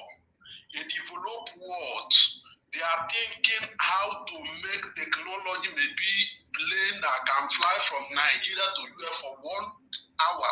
Nigeria is still under a basic need, hospital, light, and the road. No. Now we should be thinking 21st century leaders that we have seen their track record. Okay. What can be, not even a matter of parties, because if you're talking about parties is somebody that make up party. So it's individuals that have a track record. P2P have shown a track record. All right, sir. You have 30 seconds, sir. But we have other people that want to call in. Please. Both government and government, he has shown the track record. Okay. Why can't we support him to be the Nigeria that all of us will be part of? Thank you, sir. Thank you. We can't keep on being abroad now. Thank you. We definitely go back to our country. Exactly. God bless you, sir. Thank you so much. Thank you. Let's see if we can talk to someone else right here. God bless you, sir. Hello, good morning, good afternoon, good evening to you. Your name and where you're calling us from. Hello, Pastor. Good afternoon. Good afternoon, sir. Please be audible. Okay. My name is Austin. Mr. Austin, from where? From Dublin. Okay, go ahead, sir. You have 1 minute. Go straight to the point. Okay. I just want to tell some of us that watching this program that the North, I'm from the Middle Belt. As I'm talking to you right now, the whole of Kaduna State right now, they are painting the red and green color as a structure for all the world in Kaduna State right now. Yeah. Even me, I really supported my ward to be painted. I rented the office for them to organize office. Those are going to stand as a delegate. I even as a ward chairman in that ward as a Labour Party. To start mobilizing, to start campaigning door to door, paint a Labour label. He had, I think, a t-shirt. Okay, sir, you have 10 seconds. 10 seconds to round up, please. So right now, people should all support this movement. We should all support this movement. All right.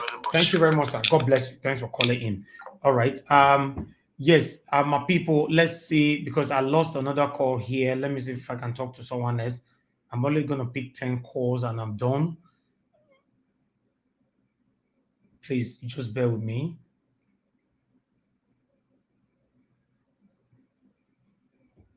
All right. We lost that call. Okay. If more calls comes in, then I'll short you guys. I'm going to hand over back again to Madam Irene. I have someone on the backstage. Madam Irene, you can take over. Thank you very much. Thank you so much, Mr. Evis. I think we just have, I wanted to go back to the panel again, but we're having a new panelist joining us. Can you tell us your name and where you're joining us from, sir? Hello, brothers and sisters. My name is Young. I'm a Nigerian also, and I'm speaking from South Africa. Okay, thanks for joining. Have you been following us in the program? Yeah, I've been following you, and it's a very exciting conversation so far. Malam Haruna Nagesheka, that is just to speak to my Hausa brother there. Yeah, all right, thank you. We are really. Okay.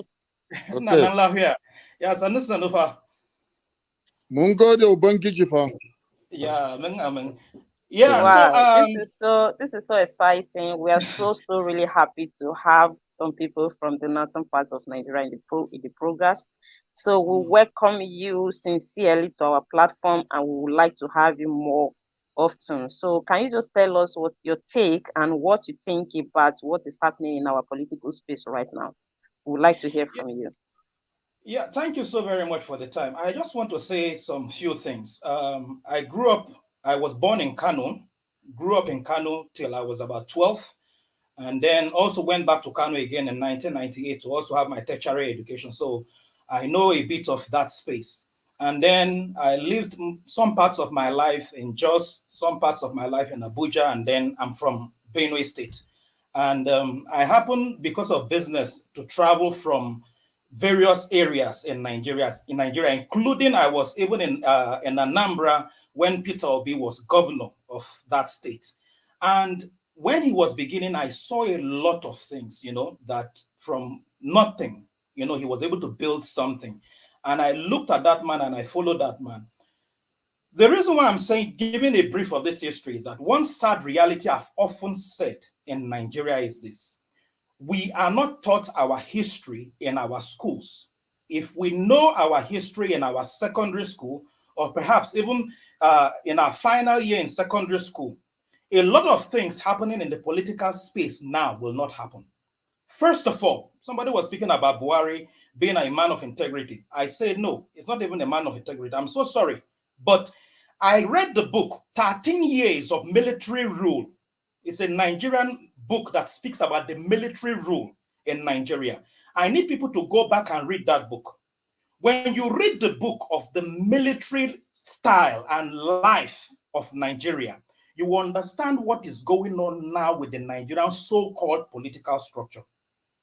Because there you will find the facts to whatever is going on. When Buhari was coming up in 2015, I was one of those persons that kicked against it. My wife was actually at the University of Obafemi Awolowo University, so I was in Ile-Ife at that time. So in Ile-Ife, a lot of lecturers I was conversing at that time, they said, no, he's the man for the job. I say, he is not the man for the job, based on history that I have read about this man. And then he came into power, and then I was living in Nigeria that I think a few days later, the dollar moves from about 150 or 180 or so to 336 naira to the US dollar. I can never forget those incidents. And why am I saying this? This is to give you a brief. There's so much knowledge that I can pass across when it comes to this conversation, but time will not permit me. And I want to say this: Peter Obi, with what I have seen him do in Anambra, of which then I was plying that route all the way to Port Harcourt and some other areas within the southeast, Imo State, and then also places also in Calabar and other regions, which allowed me to go through Anambra, go through Onitsha, as it were, and spend time also in Asaba. It gave me a picture of what that man can do.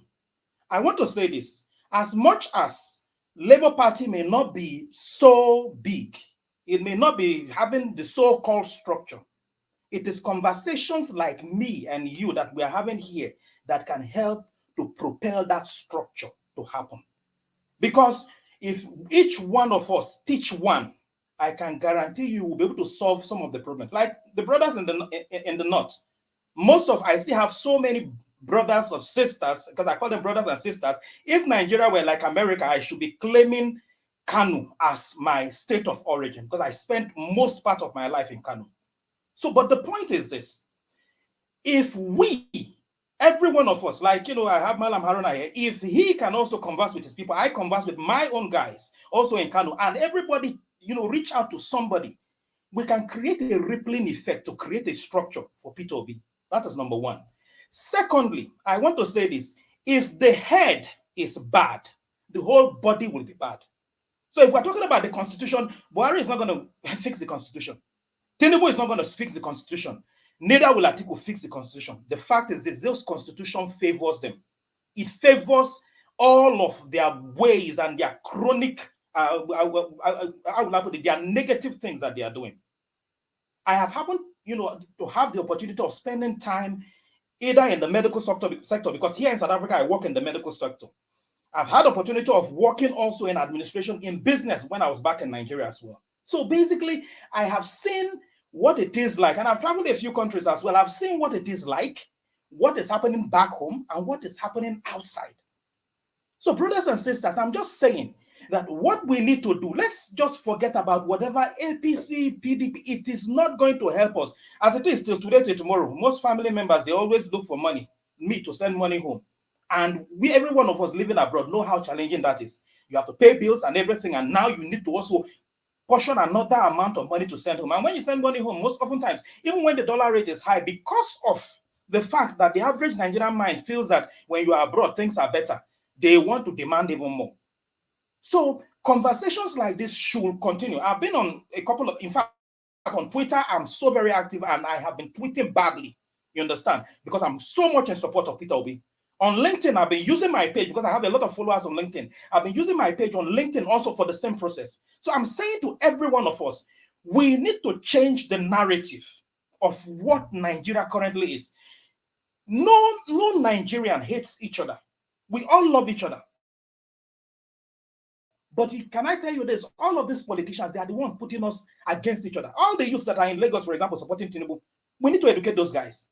You understand? So we can't just sit down here and fold our arms and just depend on the fact that the structure is not there, and so we will not do anything. I feel every one of us should just contribute our quota and make this thing work. 2023 is still a long way if we can work from now.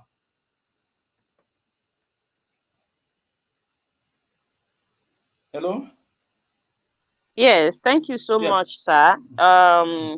The team want to ask you for a favor. We don't know if you can drop your number for us in the private chat, because we need to have more Northerners in this platform that can help us to take this awareness to the northern parts of Nigeria. Because as you can see, people are telling us that in the south, people are shouting P2B and P2B. So if the same movement is actually going on in the north, just like your northern brother just told us the system of how politics is in the north, the northerners are waiting for their imam and their chief to tell them what to do. So in this case, he told us before, he gave us reference to Aisha, the activist, if we can reach out to her, being Hausa speaking lady, she can help us with the awareness to speak Hausa to the Northerners, to help us in spreading this political revolution that is on right now in Nigeria, as far as we need a change. So we want somebody of your type in this platform to help us to join voice together for a better Nigeria. Just as you said, you have a lot of followers in some of your social media platforms that you're already using. We will also want you to join with us in this platform. So we will appreciate if you can drop your number in our private chat, just as we ask your northern brother right now, Mr. Aruna over there. So we really appreciate that, and we want you to join us more in this platform, because we all are clamoring for change. So we really appreciate your presence today, and we appreciate your contribution, sir. So I don't know if you can do that for us. Yes, I've dropped the number already. The number is on the private chat.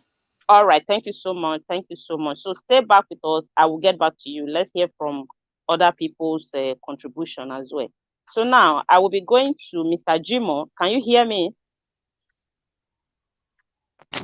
Oh, yes, I can. Okay, Mr. Jimo. So with all the conversation that has been going on, so what can you tell us and what do you think about them? Well, I think we have said a lot today, and we are all on the same page. With the last speaker and Mr. Aruna, we all know that we want a better country. And I think the approach is what is different. You see, one would ask, why is it that all these people that we are clamoring for, especially the young ones, why is it? What on earth is the problem? The reason why they can't come together? I'm supporting the last speaker now because of the problem we face in the South. We can't come together. And this is what politicians know. And they are very, very happy. And they are looking down on us. They know that, just imagine, Peter Obi, Sowore, Mogalu, Doroteye, all of them can come together. But they will not.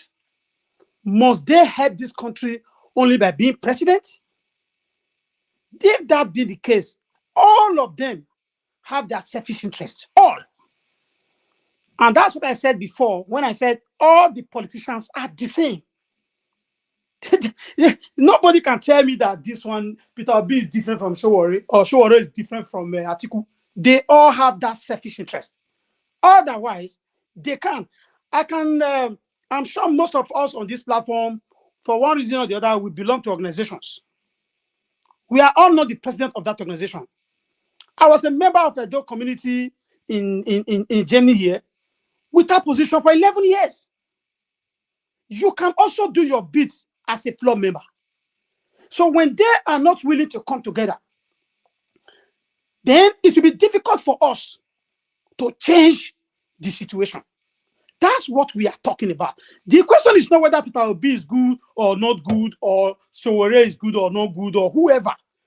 All these people, no one that doesn't know what we are feeling. They know how to solve it. The problem is, they said that those who can speak good in a conference does not have fine clothes to wear. That's exactly what we are feeling in this country. Now, let me say this. You see, if everyone in this country, including Peter Obi, including Sowore, they know that we need a structure. Otherwise, when Peter Obi left ABGA, he would have gone to PRP. He would have gone to any other party. But he chose to go to PDP. He never saw PDP as devilish. He went there because he was looking for structure. Now, when Atiku left PDP, he would have gone to PRP. But he also went to SC because it was the second largest. When everybody was looking for position, he went to SC. He is from the north. PRP is from Aminu Kanu. He would have gone there. Let us not deceive ourselves to say structure doesn't matter. Of course it does. Peter Obi himself knows. The reason why he went to Labour now, I can tell you, it is because the third force from Patutomi, Jega, and the rest, adopted Labour. That's why he went there. This conversation is so good because it's going to help us later. But for this 2023, I've said that before, for this very 2023, I could be the only man different, but I will tell you this. It's not going to work. Why? That's my opinion. I'm not saying I'm not God. Because, like I said before, Mr. Jimon, I want to ask you a question. I respect your opinion. You know, this platform is where everybody is very, very free to wear their opinion. You are a member of this platform, a hard member of it as that. But you have always said that you believe it's not going to work, as in this Labour Party that Peter Obi went to, and everybody is clamoring for a change. You said you are also clamoring for the same change. I want to ask you, what did you think? Because everybody's talking about structure, and Peter Obi just dropped a tweet today telling us that the 100 million people out there that are lacking certain things are the structure, the students that are out of schools will be the structure, and the old ones that their pension are not being paid, and the workers that their salary has not been paid are going to be the structure. So he's bringing out his idea. I believe the Labour Party is also working so hard to make sure they establish this structure we are talking about. You being a politician or ex-politician, let me put it that way, what did you think we can do? Because this program, the essence of this program is for us to put together our collective efforts to make sure our country move forward, to make sure that this change we are clamoring for will be established. So what advice did you have for us aside telling us the realities of Nigerian politics? What can you advise the Nigerians and the Labour Party and the Peter Obi team to do to make this thing work? What can you tell us? Thank you very much. For those that have been following this platform, I have spoken about the way forward, what I think, so many times, and I will do that same today again. Let everybody, including Peter Obi, myself, yourself, every other person that needs a change, let's move to one party and change the way we elect somebody in that party as an aspirant, as a candidate. By the time we stay out, Moralu just lost his primary. Why? Because there are no good people there to support him. You see, Labour Party adopted Peter Obi. It is because Labour Party is looking for somebody to boost up their party, not because they all agree. That was why somebody challenged him. One Mr. Ochena. That was why he challenged him. Let every one of us say, this year, let's move to this party. Forget about the name. Just leave the party alone. Leave the name. Because these people we are clamoring for, we are members of the party. They all left because they couldn't get what they wanted. So when we all move to one party, we will decide who the candidate will be. That is the way to do it. And that's exactly how Tinubu won. The forces that were against him, they couldn't, because he has built a lot of people in this party. That is what we need to do. And it's simple. So to build that, it is not just a question of 3 months, because every party already have their candidates. So we can move to one party and wait for 4 years. It's not the thing we rush into, because Nigerian politics is so dynamic. So that's the reason why we have not been able to move forward. We all want to move forward, but the approach.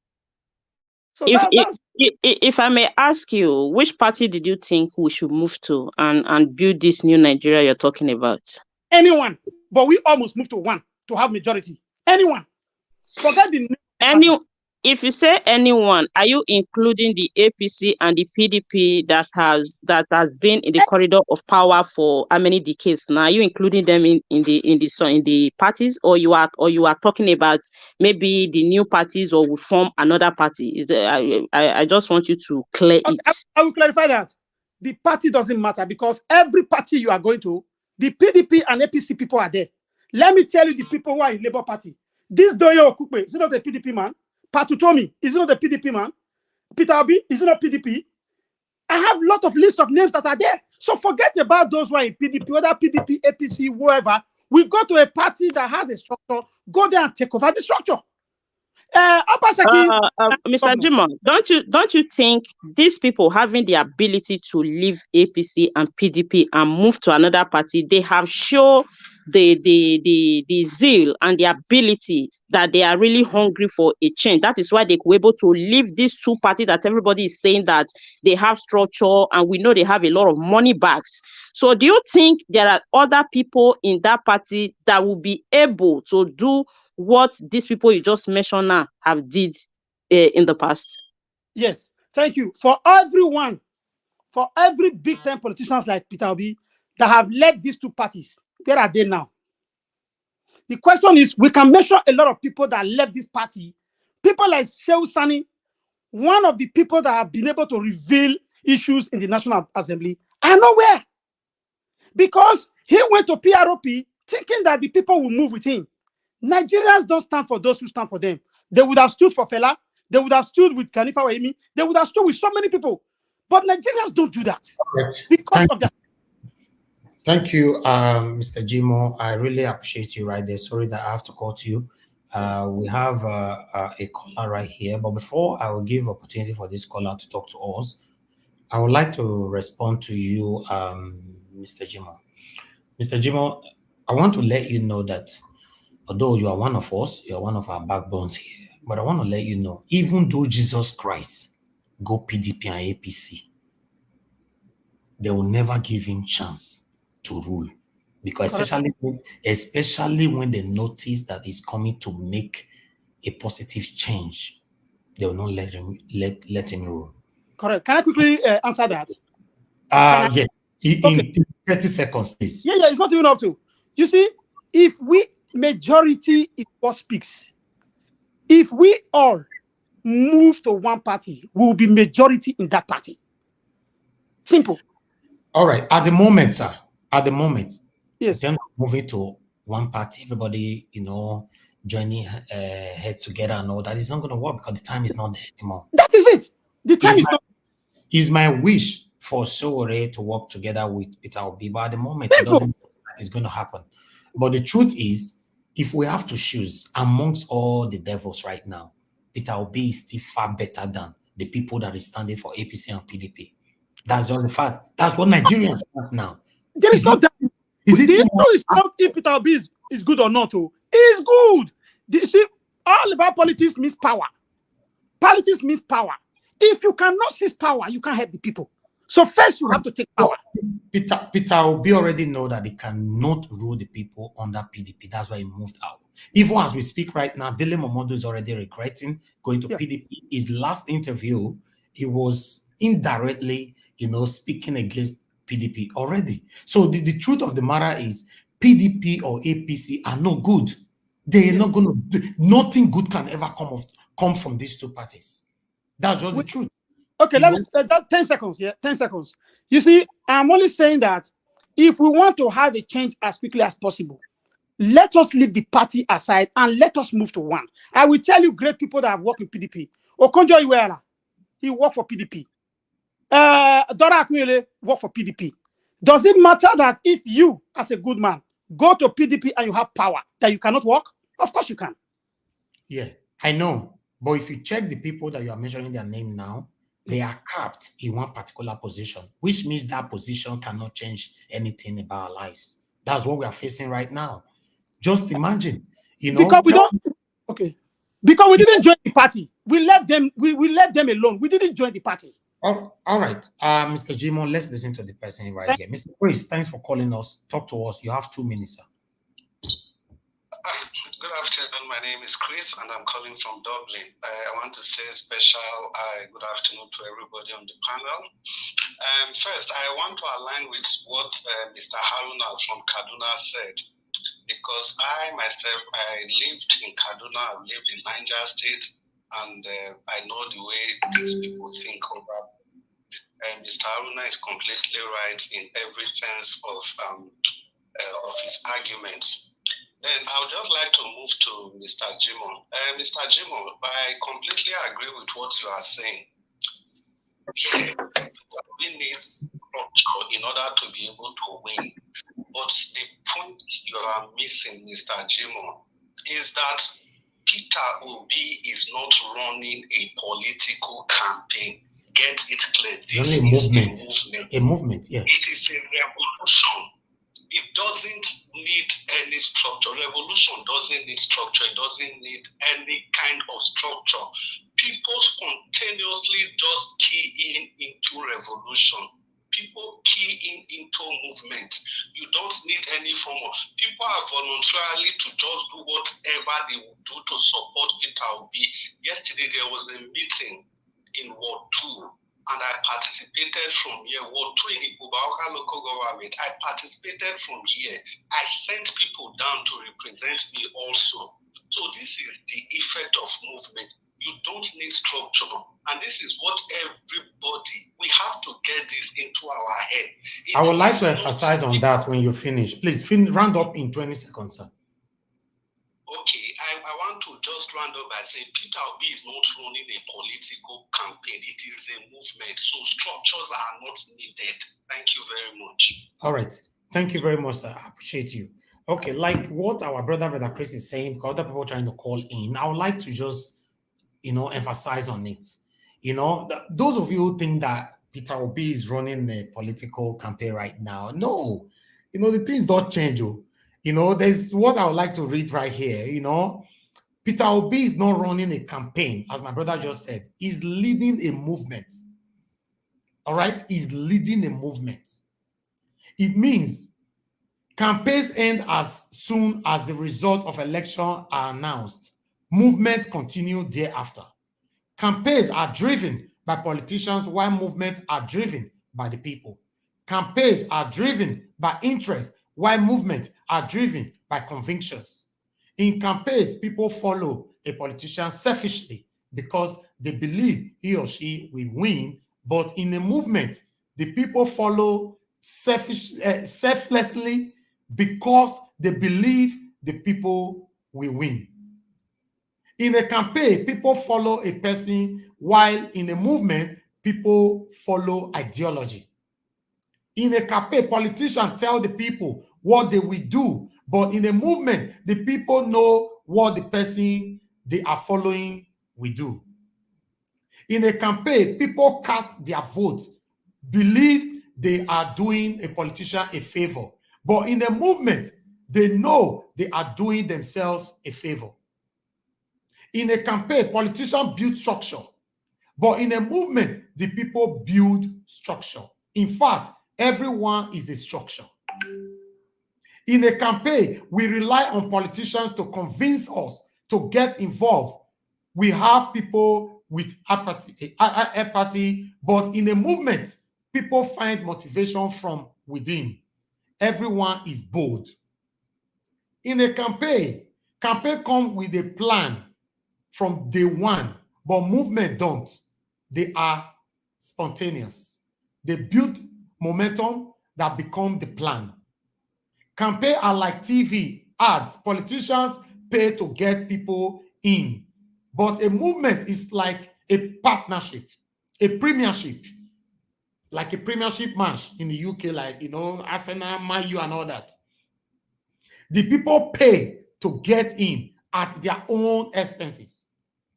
In the campaign, people who oppose you or make a caricature of your campaign are usually confident. But in a movement, people who oppose you or make a caricature of the movement are scared of it. What I'm trying to say here, and some people that is talking about, callers, just hold on, that is talking about structure. Let's listen to this video. Maybe we can get what this structure is all about by Peter Obi. 1 minute. Somebody's trying to call in. Okay, let me speak to this person that is calling in. Then I'll play this video. Hello, good morning, good afternoon, good evening to you. Your name and where you're calling us from. Hello. Thanks for. Thank you, madam. Go ahead. What's your name? Where are you calling from? I'm calling from Vienna. Okay, wonderful. I'm Raymond and I'm calling from Vienna. Thank you very much, madam. Please turn down your system over there, your gadget. I'm hearing myself back. Okay, I'll do that right away. I think I just did. Can you see yourself? No. Go ahead, talk to us.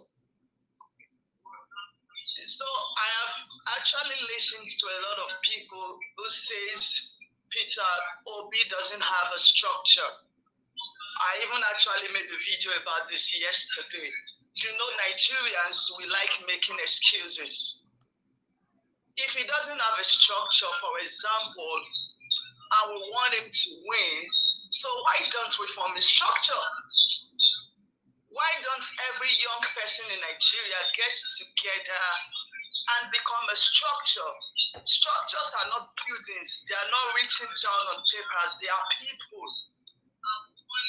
PDP is powerful. APC is powerful, but they are not more powerful than Nigerians.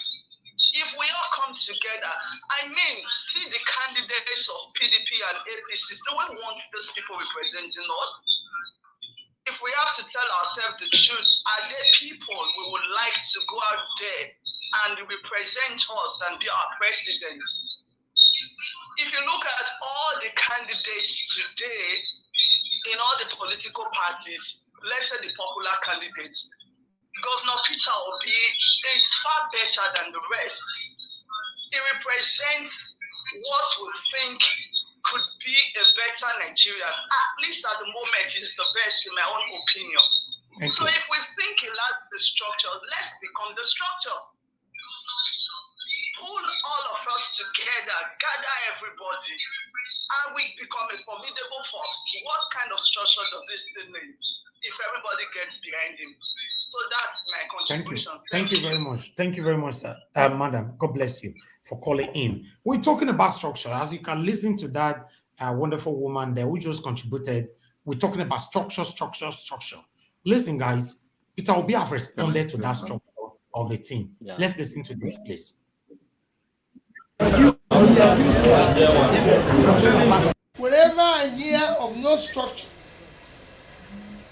my answer to it is simple. 100 million Nigerians that live under poverty will be the structure. 35 million Nigerians who don't have youth, who don't know where the next meal will come from, will be the structure. The elderly, the mothers, our fathers, the old ones that are dying, or BO, gratuity, pension will be the structure. The ASU, the lecturers who are being old, the students that are not in school will be the structure. We will create the structure, and they will see what the structure is all about. The structure is about human being. If that interests you, and go and check, it's on tape. I didn't make the tape. But a student union, former president, an alumni. All right, I will stop that right there. I just wanted to respond, to the structure that we all are talking about. I'll play full speech. In fact, I have more video I'm going to be playing tomorrow, 6 p.m. I'll be on air by myself. I'll be handling this broadcast by myself. This is not mine. It's one of our team that is doing this. Fortunately, he's a supporter of APC. You can't take that away from him, So, but I want you all to know that as long as APC and PDP is concerned, we are not going anywhere. We should stop deceiving ourselves. That's just the fact. We are not going anywhere. And Nigerians are clamoring right now for Peter Obi. We want Peter Obi, we want Peter Obi. If Peter Obi become a monster tomorrow, the same way people will start talking. Don't forget about our governor in Edo State. When he was coming, all Edo people voted for him, both home and away. Everybody cried. Everybody clamored. But when things beginning to get worse, everybody started talking. But now he's drifting back again to position. That's one thing about life. Don't support me because you love me. Support me because I'm doing the right thing. That's it. So please let me talk to this caller. Thank you for calling us. Good afternoon to you. Your name and where you're calling us from. Please turn down your system, please. Yes, I'm off now. Go ahead, sir. Talk to us. Good afternoon to you. Please, I just want. What's your name? Where are you calling from? I'm just calling. My name is Collins. I'm just calling from Italy. Go ahead, sir. You have 2 minutes. Yeah, I just want to say something very important there. Please, for both of us, those of people that is saying that you don't have a structure, you don't have where it's coming from, please let us not put this as a confusion to you now. It's not what we need. We don't need going to start another new party or a place that is going to go. Let us use this opportunity, this platform that we have now, to advertise this man and see what he can do. According to what you are saying, you say that we don't want him because of we like him. We want him because he is willing to do the work. I will just say Let all Nigerians just give him the opportunity. As we are seeing his speech, we see what he's presenting to the world, not only us. He's presenting his speech, and his speech is direct. What is what? He said education. Somebody that go to school is only the person that can give you what we want. We want people that is educated, people that have the knowledge, people that can look into futures, what they can offer, not people that even they want to make the country as their Thank you, own. sir. Your time is up now. Yes. Okay, please round up in 10 seconds, please. Your last speech, please. All right. Now, my last speech to the Nigerians now is that I want every Nigerian that is hearing my word this night to focus on what this man can offer to the Which man are you talking about? Which man? Okay. Is the future that we have for now. For now, as we are hearing what he's saying, from what he has done so far, please let us give this man the chance, forgetting where he's coming from. Thank you. Please. Thank you, sir. God bless you, sir. Thank you. All right, callers, you have to wait now because I have to pick everyone's call the way it's coming now. Yeah, I'm not sure at least we have the opportunity to talk at all. Please hold on, please. Anybody on the panel? I'm not the one handling the panel. I'm so sorry about that. The Irons ward, please take over. Thank you very much. God bless you all. Thank you so much, Mr. Elvis. Once again, that's our CEO. Thanks for your intervention. And when we need your attention, anytime you want to come in, you are very much free to come in. So now I want to go to, I think I was having one new panelist, but I can't see the person anymore. So let's go to... I think I have to raise my hand or to indicate I want to speak. I think you are the panelist I'm actually looking for. What's the name and where are you joining us from? Yeah, my name is Andrew. I'm calling from the UK. Okay, Mr. Andrew, good to have you today. And excuse me, just hold on. I want to confirm something. This person by the name Modile, are you with us? Yeah, I've been here waiting for my turn. I has been calling you and you are not responding. So good to have you. I just want to confirm if you're back now. So just hold on. After Mr. Andrew, I will get back to you. Okay. Okay. Mr. Andrew, talk to us. What do you have to say? And I hope you have been following us in the broadcast. Yeah, I thought, I came in between. And I want to put Mr. Jima on the spot, if I'm allowed to.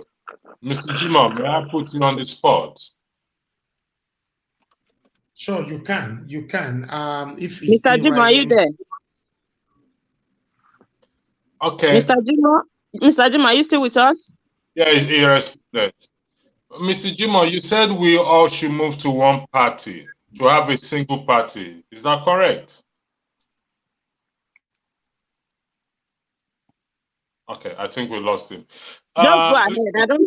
I don't think he's here right now, but probably he's hearing us. Just go ahead and talk to us. I believe we should have an educated discussion for the purpose of enlightening people who are listening so that they can make an informed decision.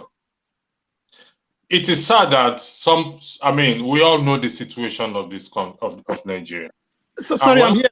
Show it's like okay, Mr. Jima, Mr. Andrew is going to direct some questions to you, so just listen attentively to him. Thank you. Thank you. Okay, Mr. Jima, you said we all should move to one party. I'm listening. Yeah. So that means we're getting rid of, let's say we have 5 political parties. We get rid of 4 parties and we only have 1 party. Is that correct? That's not what I said. That's why I'm asking for clarification. Could you clarify your position, please? I've just said that if we are all clamoring for one person, those politicians that refuse to join, to come together, what if we come together and move to one party? We can join Labour, we can join PRP, the rest party will still be there. We must not close all other parties. Okay, so at this present time now, you will admit, or you did admit that, Peter B is not a bad candidate on its own because given to his record that we've seen in Anambra State. Don't forget that Anambra State is also in Nigeria. It's not a different state outside Nigeria whereby we can say, oh, he went to do it in a different state. He cannot do it in Nigeria. He has record that we can verify, okay? Now, I have said here before that we need to have an educated discussion so that we can inform the people. Now, when you listen to Peter Obi's structure, the question I want to ask everyone on this platform is, the structure he highlighted, does it affect every one of us directly or indirectly? Yes. So the structure he announced, if I ask you now, Mr. Jimo, what is PDP? What is APC structure? Because you highlighted that there are some good people there, and those good people there have not been able to manage to turn things around for the country, or to be able to influence the other people that, listen, we are good, the people are crying, and you are not listening to the people. Now, there is no point saying I have good people in this place and there is no change. So at this very moment now, this present time now, we can touch something on Peter Obi, which means that he said some things that he did when he was a governor of Anambra State. That is, I don't know him until now. I have to be honest. I've never heard of him until, I don't know if he was a former journalist, that I don't know, but listening to him alone, and he said, let's go and verify what I did. And you say you say you are in Europe and you've been a Edo State chairperson for 11 years. Now, if anyone comes to meet you in that your community that you belong to and asks you to give us account of everything that we've done or you've done, would you be able to give that account, sir? Please, can I respond? Yes, it's a question I asked. Thank you. Yes, you can respond. Yeah, let me respond. You see, throughout my time as a member of this platform, I don't take on people, but if someone take on me, I'm very, very willing and able to defend myself. I don't want to speak too much grammar to respond to you. When we talk about the issue of structure that you don't want to admit, Peter Obi left PDP, right? Left AGA. Why did he go to PDP and not to ADC or PROP? Can you explain that? So what was he looking for? I don't know. I will ask you a question. I know where I am going. That's why I'm asking you a question. Okay. I just answered you. We don't need to shy away from, listen, my brother, we don't need to shy away from the fact that nobody is saying, I think every Nigerian knows that Peter Obi can do the job. What difference here that we have is that the approach, how do you get to power? If you don't get to power, you can't work. The only way you can get to power in any political space is structure. In Germany, where I live, only 2 parties are prominent. We have other parties. In America, we have 2 prominent political parties, but we have over 20. Why are these 2 prominent? Because they have the structure. And once you're a politician, you don't have power, you can't help. Peter Obi left APGA to PDP because he was looking for a bigger platform. I must tell you that if you don't know. So because he knows that only the bigger platform, that's where he can achieve his goal. So we shouldn't shy away from it and begin to tell each other, oh, we don't need structure. Even if it's a movement, No, sir, at least this is my time, okay? Okay, go on. See, I never said we don't need structure. We listened to the video that was played right now, okay? You said he left PDP to AFGA. He left PDP now, which is a big platform, to Labour, because probably he felt he doesn't stand a chance of being elected there in the delegate among the or being a flag bearer. Now, the reason why I asked you the question is you're probably in that position for 11 years because people trust you. People can verify that what you did, and they can say, oh, yes, this man, we can vouch for him. I never That said is the same case. it's wrong. I never said I was definitely. I said I was in a party, I was in an organization for 11 years without being a president, without fighting for it. I can also help the party as a floor member. Peter Obi could join hands with Showore and others. He mustn't be president. Showore mustn't be until they all come together. It will be difficult to take power from the ruling class. No, I disagree. I disagree with that. That it will be difficult. Even if it is difficult, it is achievable. Something that is difficult does not mean it is not achievable. Correct. At this very moment, it is achievable. That is the focus. That should be our focus. Okay, so, I agree with you. On the 24th of February 2023, we will come back and discuss this issue. Thank you. Sir, I think you get him. I think you get him entirely wrong here. Something that is difficult does not mean that we cannot achieve. Even if Peter Obi does not win, people want a change, and it is the people that will go about and bring the change. So at the very moment, people in Nigeria, everybody they've seen the light. We're all suffering there, and they felt this is the man because he has credibility. He's transparent because he can do it, and that is why everyone is pitching their tent on him. So if it doesn't work, doesn't mean if he doesn't become a president, does. Madam Mary, please, can I quickly so I can leave? Wait, hold on, Mr. Hakim. Thank you so much, Mr. Andrew and Mr. Jimo. As you can see, we have a lot of people in the panel. We have two people that have not spoken yet and that have not speak yet. Then Mr. Hakim wants to leave. Mr. Young Joseph wants to leave. And please, I want to plead with Mr. Modal. I know you are supposed to be the one to talk now, but yeah, I have to. Otherwise, I have to leave. I can leave the platform. Please, please, just hold on. I will come to you right away. I want to give Mr. Young just 2 minutes to talk to us because we have really been in need of our northern brothers in this platform. So I want to take advantage but of them. We cannot jump. That is the problem we have. We are not jumping because I've been calling you. I've been calling you. No, you were not available. You told me after this person. Okay. Just go. Okay, you go ahead. Go ahead. Take your 2 minutes or 3 minutes to speak with us, Mr. Joseph. I will come back to you. Just bear with me, please. Okay, tell us what you have to tell us. Okay, thank you so much. First of all, I thank you for making this platform available. Okay, so but we must really have to follow due process in anything we do. Okay, I'm a Nigerian and I'm a Yoruba. Okay, so and I travel all over the world.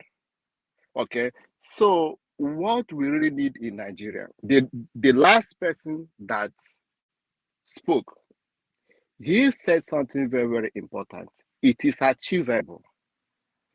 For somebody saying P2B or whatever does not have a structure, you can't just say that. It is achievable. Because the person still refer Nigeria to United States. In America today, Biden is the president. And how is America doing? That is the question. A gallon of gas in America is $6 today under Biden administration. Okay, so P2B right now, I'm not his fan, but because of the situation in our country, I think he is the only person among all these candidates that are telling us what we need. Okay, so there was a man in Yoruba, Adibanjo. When Adibanjo advised Tinubu, he advised him as a father. He's a 92 years old man. He told him, do not live in denial. We have to live the truth. And the truth is that Tinubu, Atiku do not need to rule Nigeria now.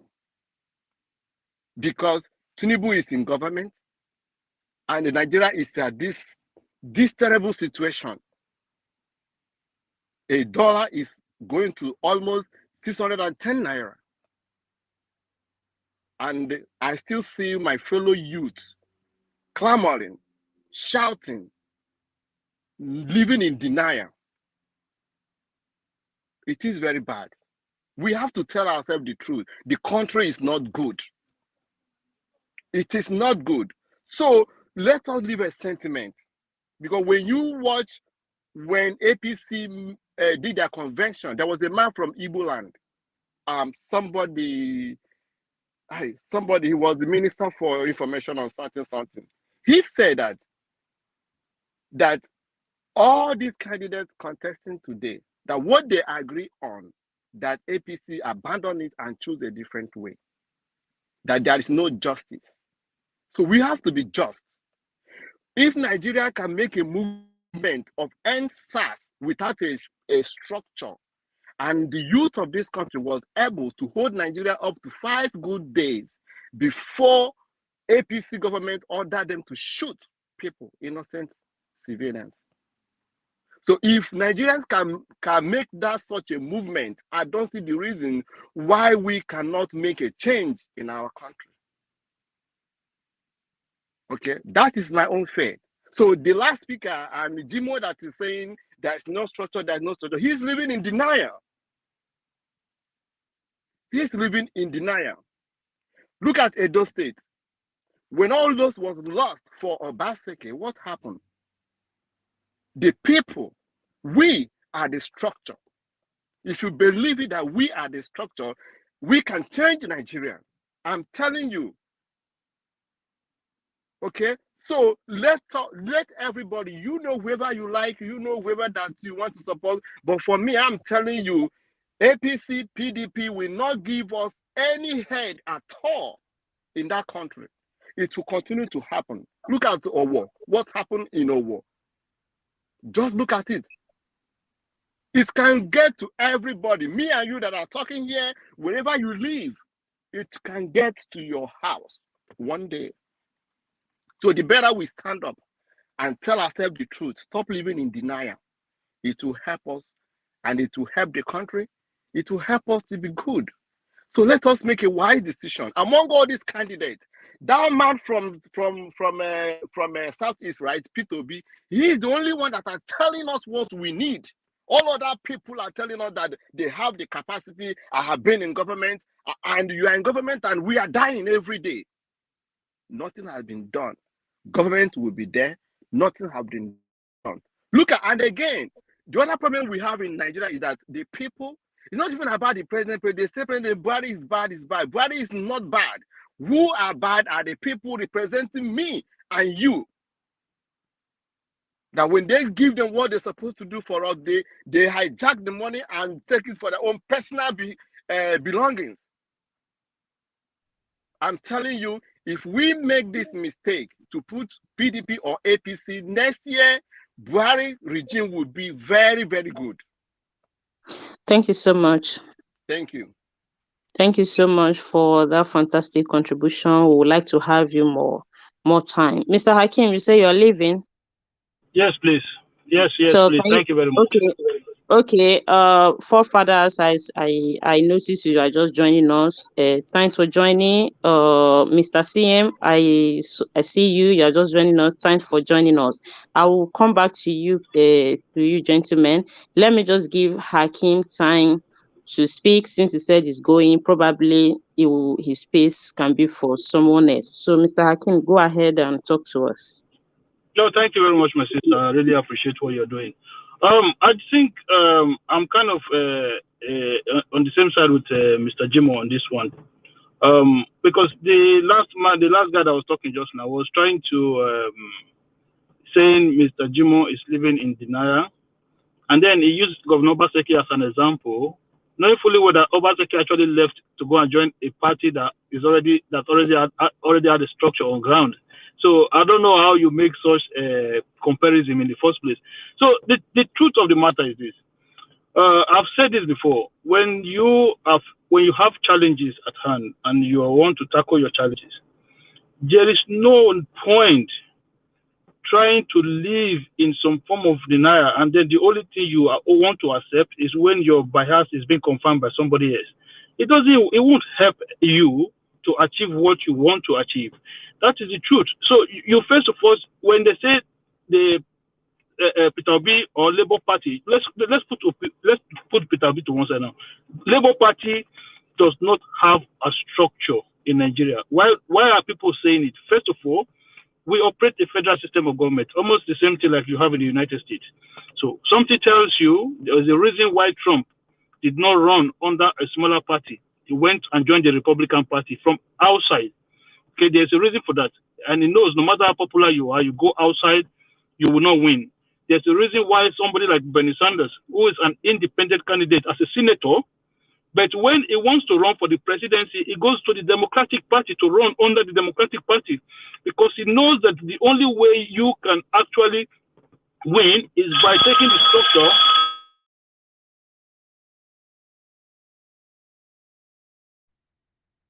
Mr. Hakim, are you there?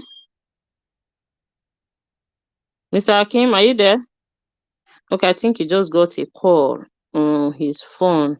Okay, let's go to someone. Sorry, Okay, I'm just going to quickly round up. Again, I just got a call. I need to go now. That's why I told you before. I need to go. I thought as much. So, okay, go ahead. So as I was saying, there's no point trying to deny the fact that you need a structure. There are reasons why you have governors in state. There are reasons why you have councillors, chairman, House of Rep. All of these things matters. I don't doubt it. If on a statewide, right, you can manage to pull such thing off on a statewide. But when you look at Nigeria as a country, come on, people, let's be realistic. Whatever we are drinking, let us just put it down one side and sit down and lay back and just look at it. It is a huge tax for a Labour Party to win presidency in Nigeria. It doesn't matter if Jesus Christ is the flag bearer of that party. It is a gigantic task. So I'm not saying you should not support Peter Obi. I'm not saying the movement should not continue. But all I'm going to advise everybody is that if it doesn't happen next year, please stay participating. Don't run away or don't start calling for Biafra. Please let the movement continue. And if Peter Obi after next year decide to decamp to PDP again, please, you just carry on participating because this is what I've always called for, that whatever we are doing today, the majority of the problem we have is that when we want something, we think, okay, we're going to get it next year. No, a lot of people that fight for freedom, sometimes that freedom comes when they're no longer alive, but they believe that they are fighting a just cause. If you are fighting a just cause, it doesn't have to start and end with Peter Obi. You can start now, and if it doesn't happen next year, you keep it up. That is what I'm going to advise everybody. Thank you very much. I have to go. Thank you very much for having me, madam. Thank you so much, Mr. Hakim. That's a brilliant point you just made there. But Mr. Hakim, before I let you go, I just have one question for you. Can I ask you? I want to ask you. You said if he did not win, which I know that many P2B supporters have it very clear that he might not win this very time. Maybe they just want a change in Nigeria. That is what they want to demonstrate. I want to ask you, don't you think that this political revolution that is happening right now is as a result of the new candidacy that they are seeing, that is giving them hope, that is making them to be so enthusiastic, that is making this whole movement? Do you think if they don't have a fresh candidate that can give them that hope, do you think we'll have what we're having now? Do you think if they don't have a please, can you mute yourself? The lady that is just joining us, mute yourself, please. Every panelist, mute yourself if you are not talking. Please mute yourself or you will be removed to come back. Okay, thank you. Mr. Hakim, can you hear me now? Yeah, I can hear you. Thank you very much. So, okay. You were saying that, could you just quickly put the question out again? I said, don't you think it's because of a kind of different candidate? Okay, the fact that there's a different candidate. Okay, yes. You know, when I first make my submission there, I said there's no doubt that the man is a very good person, okay? The way he carries himself, and you cannot even say he did not govern well. He did, but no one is perfect in life. That is fact. So, and people are keen into it because they've seen a lot of fresh ideas from him. That is understandable. The fact that people are not saying it's a movement. This is what I'm saying. A movement does not start and end with one person. Okay, it's a continuous process.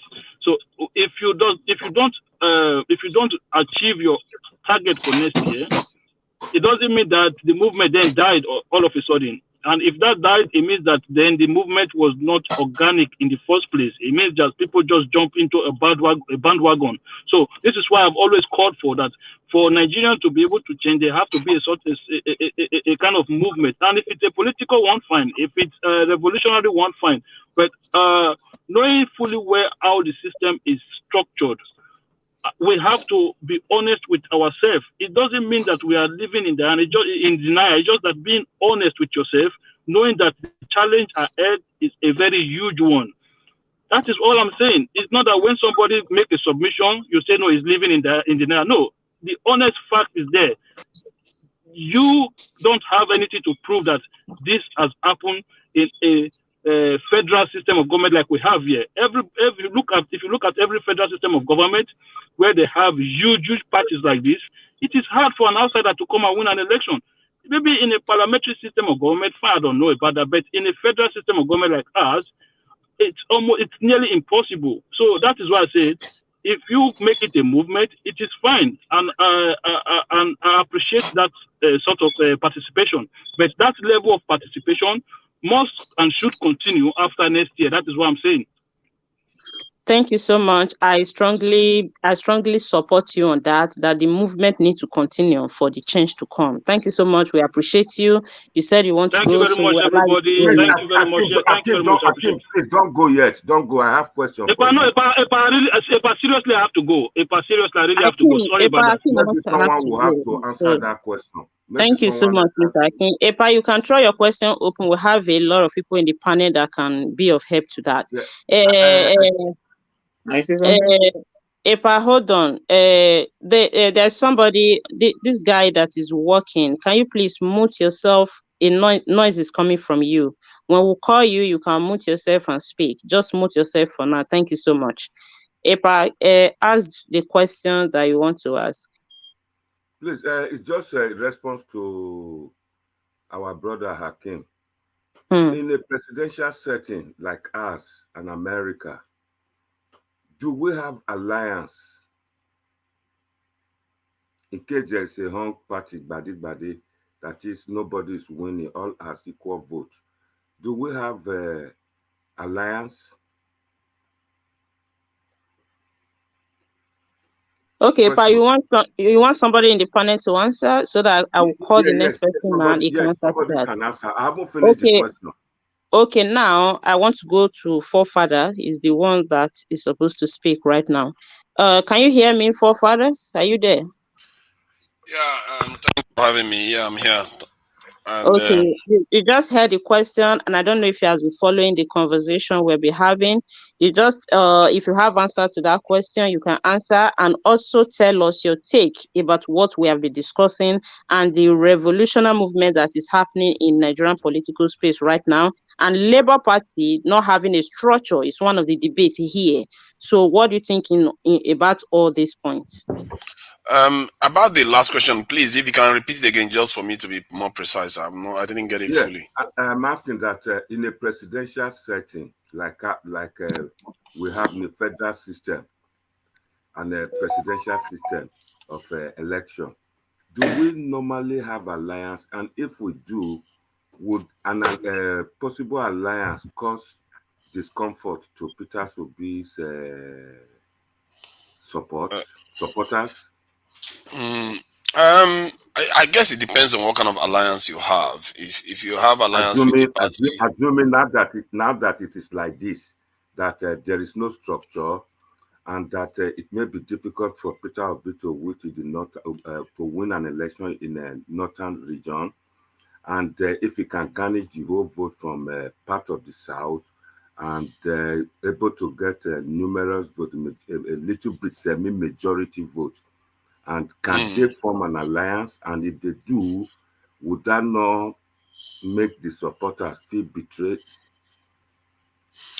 I think that alliances are about having a rich areas where you wouldn't normally have access to, isn't it? I think Peter Obi, if he's to live up to anything close to what the way people feel about him, the excitement people have towards him, he probably needs to make such an impact where, a third party candidate comes in and has an impact over the country, I'm not even sure whether it matters too much whether he wins any major region. I think the thing about there's argument on both sides where some people say, oh, you have to have a structure, you have to go to a major party to be able to win, like the way Trump did and Sanders had to do. There's that argument, but there is also Macron that didn't do that. Macron stood on his own and did what he did. And Nigel Farage that basically got the UK single-handedly out of the EU.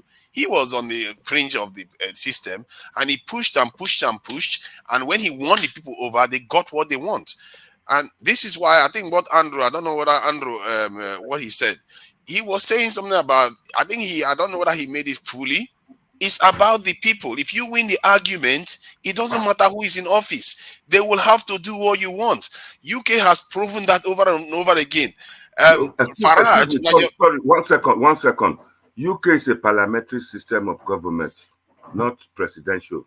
Yes, but the system that got the UK out of the EU has nothing to do with a parliamentary system. It has just to do with Nigel Farage was mainly on the campaign, but at the end of the day, it has to come to the parliament, and the referendum was held. Yeah, but you are missing the point. The point is that there were people ready to vote when the time came because somebody won the argument. That is the point. If you change people, it wouldn't matter who is in office. They will have to do what you want them to do because that's what happens. Because the people are the ones that demand the change. It's not the leader that just. I think this thing that we have with leader, savior kind of mentality is the wrong way to look at it. The people have to change. When you sensitize the people to change, you make your argument. Like Peter Obi now, one of the things he could do, if he believes in accountability, transparency, security, and all the rest of it, he makes a very strong case for it. And connect with people, empathize with them, drink with them, laugh with them. This is how you win people over. When you win people over to your side, the people in government will have to think twice, even if he doesn't win. Even right now, just because of the excitement towards him, Bola Tinubu will be thinking twice about what he wants to say. Before, maybe he was thinking that this is a coasting, easy job. Now he's going to be thinking twice. Atiku is going to be thinking twice. Everybody participating in the process has an effect. Because the reason why what's his name, Peter Obi is doing what he's doing right now is because people believe in what he is talking about. It's not necessarily because they like him, like his head cut is very low, and no, it's what he's talking about. That argument is what the leaders are going to be paying attention to now. That this guy is saying something that maybe we are not saying here, that they need to change, and that tells you that the people is the important bit. Just as the people are the problem, they are also the solution. If they understand the things that they need to demand for and the priorities that they have, and they put it before their leaders, the leaders will have to do it. It doesn't matter who is in office. Mr. Forefather, what do you think about the structure issue that is roaming around? Many people are lying, no structure, no structure. What can you say about that? I think the structural issue, it does have merits. If you want to reach people in terms of you want to have it on paper that you won an election or you want a certain number of voters. But see, structure matters when you want the number to actually get seats like, senators and all the rest. But in terms of the message, if you are focused on the message, the structure will come. And I think if you want to really do it professionally, you can study how all the other people did it. How did Macron pull it off? How did Farage pull what he pulled off? You study how they do it and copy some of them. It's not exactly very complicated. Most of these people, they just want people over. That's all it is. In the case of Macron, I think the people were just tired of the establishment and they wanted someone else. At least that's what they did with Macron. But in the case of Farage, it took a long time. But he changed the minds of the British people to the point whereby they didn't care all the benefits that they were getting from the EU, and they still wanted to leave the EU, and they did it. Excuse me. Thank you so much. Thank you so much for your contribution. I will get back to you. Epa, what do you say? I wanted to ask him a question, and there's a caller. May I state clearly? Nigel Farage didn't even win an election to become an MP in the UK, even a House of Congress or representative. He didn't even win it, but yet he spearheaded the UK leaving the EU. That should tell you something. He That the campaigned people, for it. if you change them, that's what matters. Thank you so much. Epa, do you say we'll have a caller? We have a caller who was on the line. I don't know. Someone can keep talking. He's going to call back again. I told the person that Okay. break. All right. So before we go to Mr. CM, let me just welcome the two new panelists we have here. We have Mr. Goodluck. Thanks for joining us. And we have Miss or Mrs. Ituan Raymond. Thanks for joining us. I will come back to you people. Let me go to Mr. CM right now to talk to us on how to tell us his view and what has been going on in the broadcast. Mr. CM, can you hear me? Please unmute yourself. Yes, I can hear you. Good afternoon to everybody. I think I've had people say something about structure. I don't know because I've just joined. I don't know what the previous issues were unless you update me. Okay, what brought about structure is that many people think that P2B cannot win the election because they don't have a structure. Some are talking about structure based on Labour Party doesn't have governors in the many states in Nigeria. Some are talking about structure based on P2B is not popular enough in the north. And with a good thing, we're having some of our northern brothers earlier that gave us some skills on how to go about it in the north and how politics function in the north. So we would like you to tell us, what do you think? Are you of the opinion that Mr. B cannot win 2023 tickets because he doesn't have a governors around the state, or because the structure is not solid, or the political revolution is just a social media issue, or what do you think about it? Okay. Let me start from the last thing you said, social media popularity or whatever. For instance, from the pictures we see on YouTube or maybe on different WhatsApp forum, what happened at Tafawa Balewa Square? Those people that pulled down the barricade trying to go and register, all of them are on social media. Most of them have WhatsApp, Android phone. They're on social media, yet they want to physically, you are seeing them. So when people say people are on social media, they are not on this. To me, that's just a is bunkum anyway. I don't reason with them. Then again, moderator, sorry, sir. Moderator, the caller is on now. Okay. It's back again, please. Caller, okay. Tell us your name and where you're calling from. Please go ahead.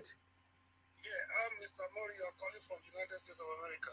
Thank you. Go ahead, Mr. Good day, Mr. Mori. Good to have you in the program today. I'm so excited to hear you contributing. There are people behind the scene that are doing a wonderful job that we cannot see every day. And they can see everybody across the globe. And this is a very wonderful topic for today. We've been on this issue for a very long time. But today specifically, I want to address Mr. Jimo and my beloved Pa Monday. Although he was talking for them the other day, I was kicked out of the show. I have an opportunity again to address you today. Yeah. For those that feel, as you talk about structure, that still belong to the old school, I don't blame them because we have been so cajoled, we have been so bamboozled. Our psyche has been so, adulterated by our politicians that we begin to feel we can't move on without them. You that is talking about structure, if they actually have structure as you want to make us believe, Atiku does not have structure. If he has structure, he will be spending $50,000 to $100,000 per delegate. That is monetary. You buy them for the purpose of getting the ticket. Then after you discard them, that is not structure. If Tinubu has a structure, a people-oriented structure, he will be spending $100,000 per delegate. That is not structure. Structure means those that will be fighting for you even while you are not there. What we are into right now is going to take a lot of people unaware because they are not prepared. Each time people talk of revolution, people look at the bloody revolution. No, that is not what revolution is all about. The first thing we need is revolution of the mind. And that is exactly what is sweeping across Nigeria at the moment. Those that are not prepared, or those that know.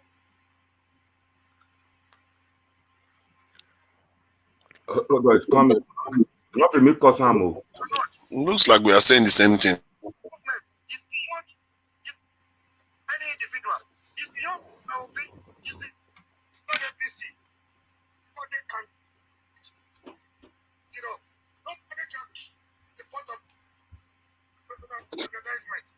Epa, can you put it so that it can be a bit clearer?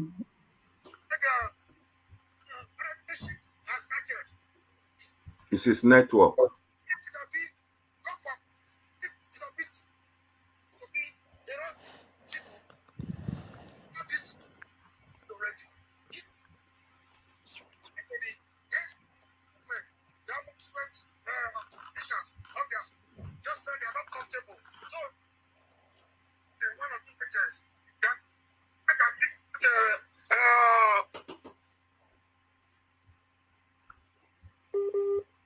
It's his network.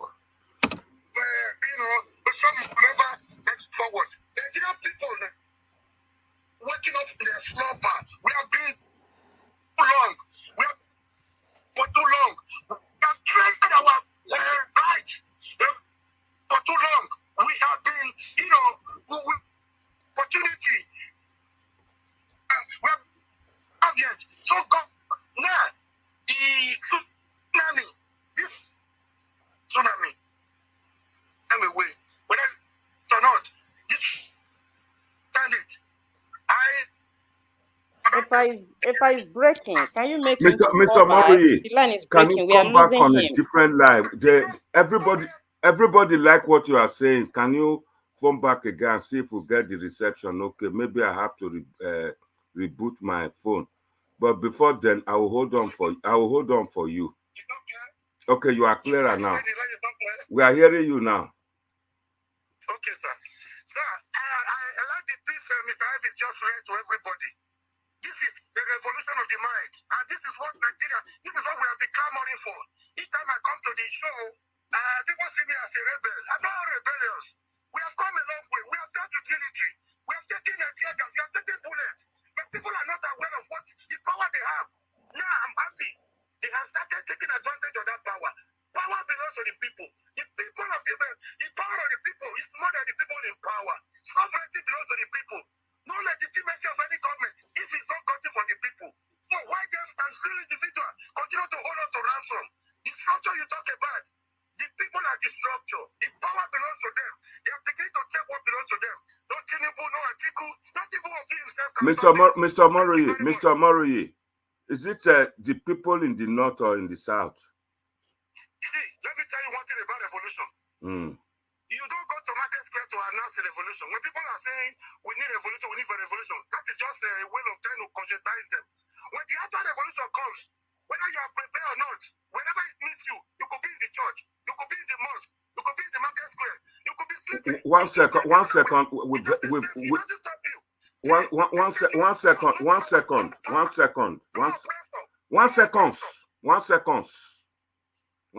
No power can stop an idea who said time has come. The time has come. We can be, you steal our money, you throw the money on our faces, you buy delegates, you post that no matter how many times you come for nomination, you have never lost it and you never lose it. You are using our money to oppress us. We are there looking, complaining. Another person was saying just Mr. Jimo, with due respect, coming here to tell us the time is too short. See, one day in politics is more than 10 years in the conventional time. Well said. One second, Mr. Moroye. Don't go away. That NSAS protest, was that a semi-revolution, yes or no? Semi? It was a litmus test. It was a litmus test. A litmus test. Okay, wait. You've answered it was a litmus test. It was testing the ground. But I just want to have a question for you. My own observation for that NSAS thing was that those on social media maybe started it. Yes or no? Then, wait. Then the Agberos, who are used to it, those who live in the street, they came to join and they told them off. Then later, the government went to them, the power to be, went to the Agberos, the urchins, according to Oshomole, to join in the end protest, to destroy things so that they can have a permission to come in. that is my own observation. I'm not saying that that's what happened, though. Allegedly.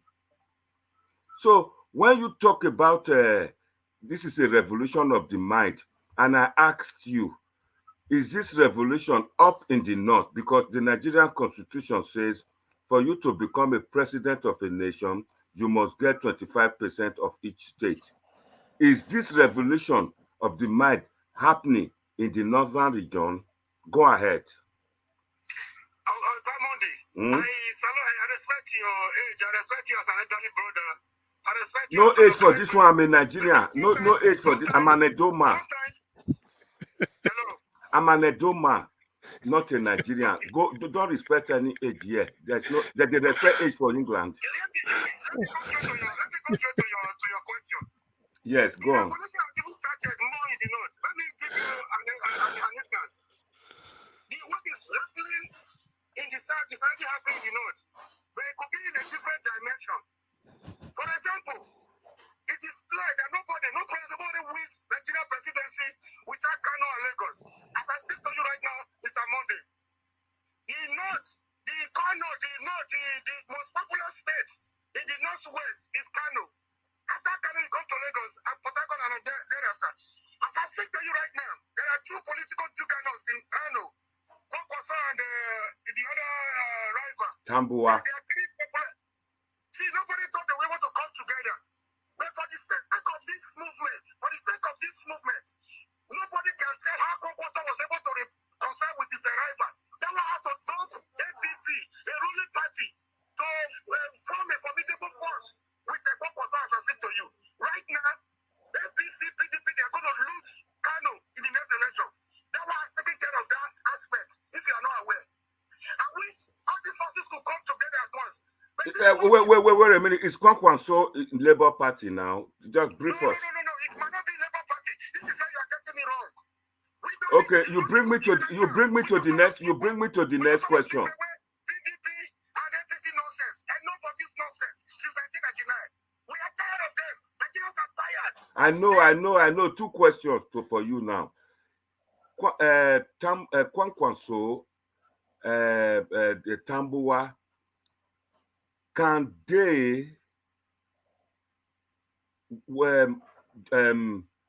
they work so hard so that they can form an alliance with PDP, with the new party Kwankwaso? Kwankwaso is in now. Can he? I don't know what you mean by forming alliance. He's asked PDP to form his own NNPP. You're talking of forming alliance with PDP. No, I'm asking, it's due to your analysis. I'm asking that in federal government, in Nigerian federal government system, do they have an alliance arrangement? Say if you win, then we can form alliance, or if you can't get enough votes, we can form alliance, a coalition. No. The only way you form alliance, as it were, in 1964, then we have regional parties, the NNPC, Northern People's Congress, the Action Group for the Southwest Yorubas, for the NCNC, for the Igbos and others. So at the end of the election, no particular If I make Mr. Murray to round up in 2 minutes so that we can go back to the panel. So they was in for coalition and alliance. That is not what I'm talking about. If any party, any group, or anyone, it could be Labour, but people are just tired of the message you people are not getting. People are just tired of APC and PDP nonsense. So the tsunami that will sweep them off is around, is with us already. Now, I'm aware Atiku is calling Obi. Obi has a very good relationship with Atiku. He's calling Obi already for negotiation. I bet you, I spoke with somebody yesterday, very close to Obi. I'm trying to reach Obi between now and tomorrow. This movement is beyond Obi himself. Wait a second. That leads me to another question. I'm interviewing you. If Obi now sell out to become vice president, would the supporters follow Obi? See, Obi is not the owner of supporters. See, he didn't listen to everything when he was reading something to you. In a movement, in a campaign, you wait for politicians to come and finance you. You wait for politicians to come and build the structure, to come and pay the rent where you were paid from. You want to vote for them to give you money, you're doing them favor. In a movement, you finance yourself. Even when you are Mr. Murray, please, can you round up in... Mr. Murray, thank you. Your time is off. You better be prepared. Move along. The train has gone from the station. Either you go along or it will leave you behind. Thank you very much. Thank you very much, Mr. Mori, for your Thank you contribution. so much, Mr. Murray.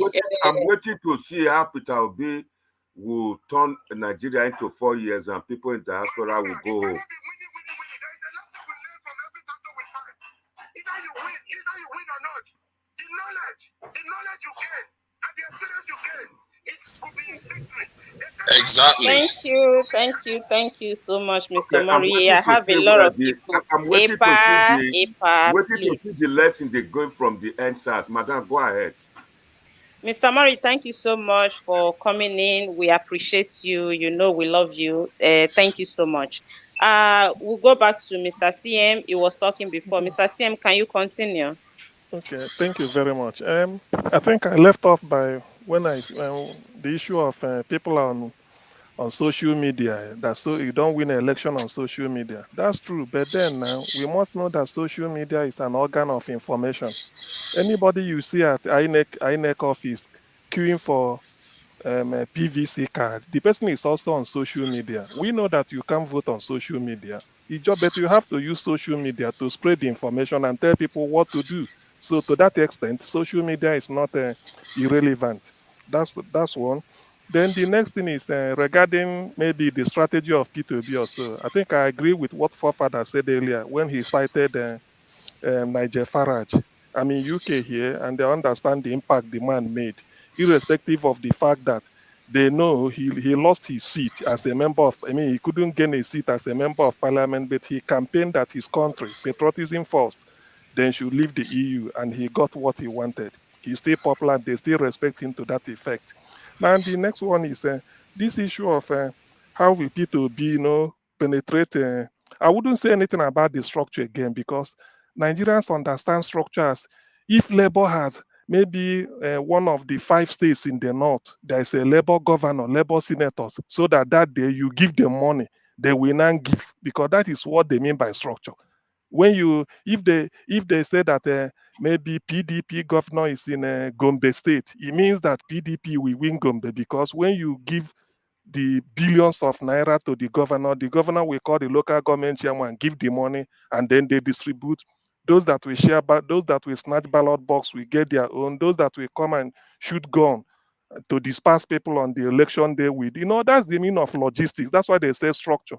But they've forgotten that the system now can never permit snatching of ballot box.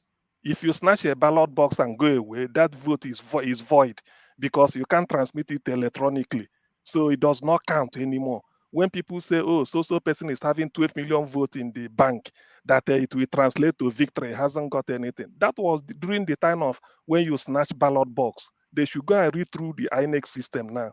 When you snatch ballot box, you write incident form, then you say you didn't do all these things. The BVAS now does not use the incident form. It's either for identification, if your face is not there, the card didn't read. It's either they allow you to vote or instantly they say your card is not working, then you get away. So there's no need for incidents form and all those fraud they were doing. So to that extent, this is a revolution. And I agree 1,000,000% with what the last caller, Mr. Mori, said. I think he understands the game and he's on the ground. So I can't say more than that. Thank you. Thank you so much, Mr. CM. And I want to go to Itoan. Are you there? Yeah, I'm here. Okay, thanks for joining us. Can you tell us your take on what you've been hearing about the discussion? Yeah, I've been listening to this discussion on structure. My take on it is, first of all, what's the structure? Governor Peter Obi himself is already a brand. And why is there even this discussion about him today? It's because he's on the ballot, or rather, he's going to be on the ballot. If he didn't get out of PDP, nobody will be talking about him today. Correct. Because he would have had no chance to be on the ballot. So that's how you start change. You can't stay with them and expect to make a change. It's not going to happen. They're not going to give you that chance. It took the first step. You build structures. It doesn't happen in one day. Even if he doesn't win this election, at least the people that will get into power, either by force or any other will get there, they will know that they got people watching them.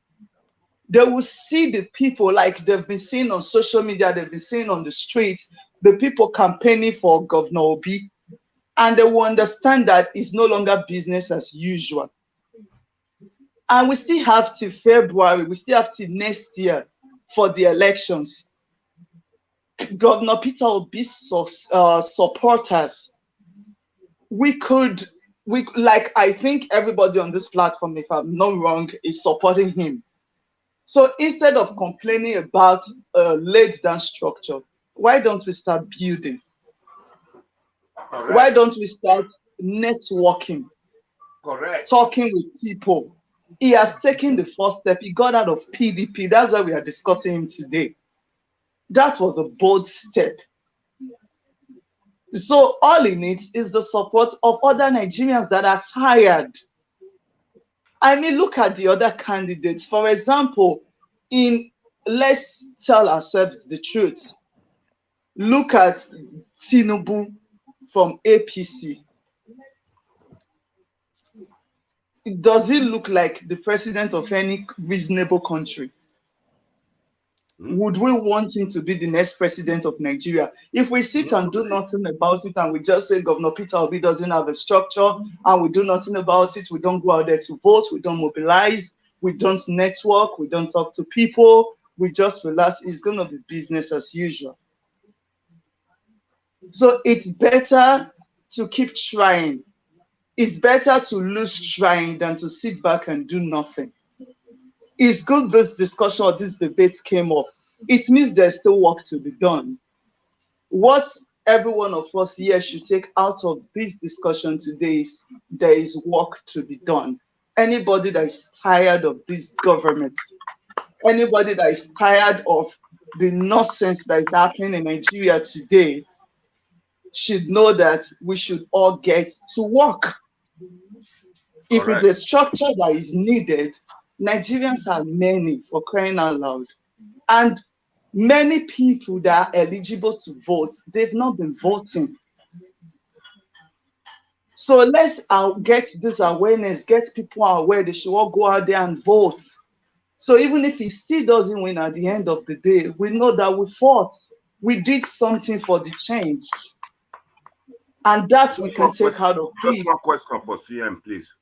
Thank you so much, madam. You're welcome. No, hold on. Hold on. I'm going to Samuel Olaka something. Are you there? Yes, I'm here. Okay. Can you talk to us? And every other panelist that is not talking, please mute yourself to avoid interruption. Mr. Samuel, can you talk to us? I noticed you have been in the panels like I jumped you before. Sorry, I didn't see you. Can you speak to us now and tell us your view? All right. I called initially, but my connection went off again. Okay. Before I go to what I want to say, today is what special day are we celebrating in Nigeria? Democracy Day. Democracy Day. Why was it that we are taking this day in this manner? That was because Nigeria lost a great opportunity to really practice democracy, right? We lost a soul that really we believed in. If I ask all of you, since that day, have you found anybody that you really believe in the caliber of Abiola? Of all the politicians that have been coming and going, you will say no. But in P2B today, in that day, in that same light of democracy, which we want, which we yearn, and we have seen that in this man, there is some tenets and deep conviction in him for democracy. And that is why we are rooting for him. If we look in this, our context of Nigeria, if I ask each and every one of you, how many of you enjoyed looking at Deborah Samuel brutally murdered in cold blood?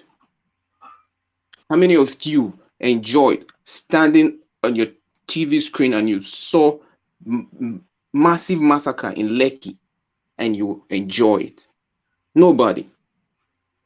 We all want a community, we all want a country where nobody is put under and subjected to such kind of an experience.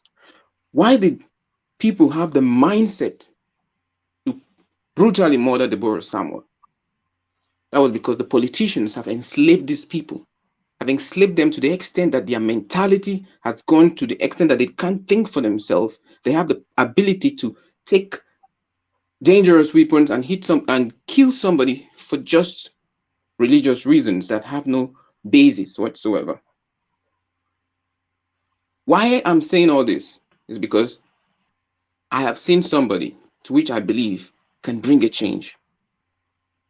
We all want a change in a country, want a country where we can go and say, this is my home. Now, you were saying something, one of the persons were saying something about us joining joining a particular party in order for us to bring about a change. I do not agree with that in totality and in a very large extent. Why I do not agree with that is this. You don't expect me to join a political party that does not align with the ideology and the hope that I want Nigeria to achieve. God bless you. If I am joining a political party or I'm joining a personality like Peter Obi because his ideology aligns with my vision, aligns with the hope I want for my country. When you go and align with people who are corrupt, who are already destructive, it stains you. It gives you their kind of look to the public. If I told Peter Obi should align with political parties, I feel he shouldn't align with APC and PDP. Because these are the two parties that have destroyed this country and they have that bad name. And they want him to come into so that they will weaken his influence. It is a ploy to weaken his influence. Peter Obi has a clean slate. Of all the politicians I've ever seen, Peter Obi is one politician that has a clean slate. And what they use to trap a lot of our southern politicians when they stain themselves, they will not have a lot of ability to stand for the people or stand for the right things or stand for the principles. But I will advise Peter Obi, no, don't join PDP and APC. Start from a new slate. What Nigeria wants is a new slate, a new clean slate. And Peter Obi to go with people that are clean. I went to study in Nigeria. When I was in Nigeria, not long I came over here. I had principles. I'd never believed in cheating. I went through Nigerian school with all the pressures to cheat. I made up my mind not to cheat. And that is what I see in Peter Obi. Why? That's my ideology. Somebody that aligns with my ideology, that's the kind of person I want to align with. And if we want to move this country forward, we have to align with somebody with a positive ideology. And the fact is that it's going to be difficult, no doubt. It's going to be extremely difficult. But we give it a trial. We give it a push. Because you don't just sit back and say he doesn't have a structure. So are we all going to sit down and sleep and say there's no structure, so let's sleep and leave it? Or allow him to go to join with the evil groups that are already destroying us? No. That is not how it should be done.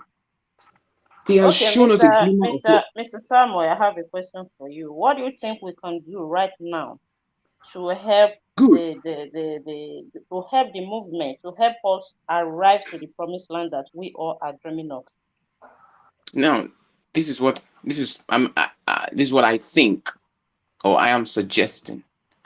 Like they say that he's a social media, all about P2P is social media. Then what I want to say, those people that say it's social media, then they lack basic understanding of modern trend.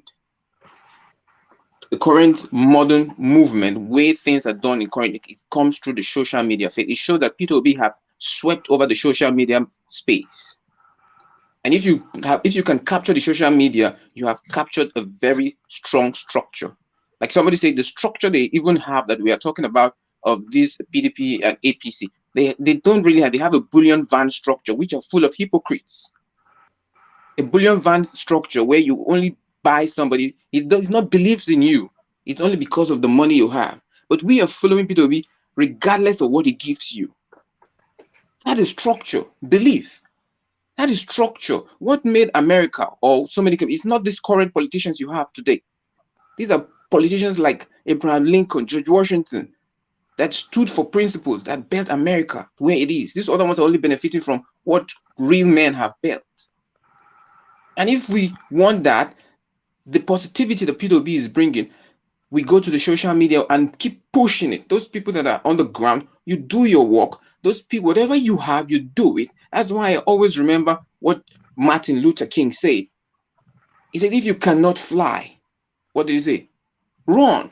If you cannot run, walk. If you cannot walk, crawl. If you cannot walk, by whatsoever means, keep moving until we get to that dreamland. So even if it is in social media we have occupied, let us get that very strongly. Then when we go to the grassroots, whatever you are, get that very strong. If it is the finance you can support, get that very strongly. Even if we don't achieve it next, which I believe he might achieve it next year, because with the way it is going, I just believe what these people are doing, they're trying to put us in a fear and feel that, oh, we don't have a structure. It's just a scarecrow to make you feel and give you a negative and scary view of your ambition, make you fear your ambition. No, we can't fear our ambition. We give our ambition the best we can. We keep moving. We keep moving because we cannot allow these people to keep on destroying us. Thank you so much, Mr. Samuel. Thank you. For I who, have a Ipa? question. I should go ahead, moderator. For who? For the whole panel or for somebody? No, for the last speaker and the CM. Okay, Mr. Samuel and Mr. CN. Okay, but before that, let me welcome Mr. Mori to the panel. Good to have you, Mr. Mori, on the panel. It's been a while. We are happy to have you today. We'll get back to you as we finish with Ipa and the question that they have. Then before we come to you, we'll go for Mr. Goodluck before you. So I just want to introduce you to the panel. Thanks for having me, my beloved sister Irene. Thank you so much. So Ipa, go ahead. The last caller and CM and Mr. Morui is your project or your revolution master, Peter Obi, is on his highest peak at the moment? Yes or no? If he is, then why don't he try himself? Try the Labour Party in Ekiti forthcoming election. Okay, let's start with Mr. Samuel. Since you are the last speaker, can you answer the question, please? 1 minute. Let him please come again. Let me get you. Mr. Peter be going to Ekiti for what? I don't understand. Because to go and test Labour, test the power of Labour. And meanwhile, this present current time is very popular in its highest peak of popularity. Okay. Can it test the water in Ekiti? Governorship election coming up very soon. And let's see if the people who are clamoring for Peter Obi, whether they are in Ekiti or not, let Labour Party put him for the election and let's see the test. Are you saying that Labour Party should put Peter Obi as the governorship aspirant or some other person? No. Labour Party. That's where Peter Obi the platform is using to contest the next election. Now that there is a governorship election just coming up soon, why can't Labour Party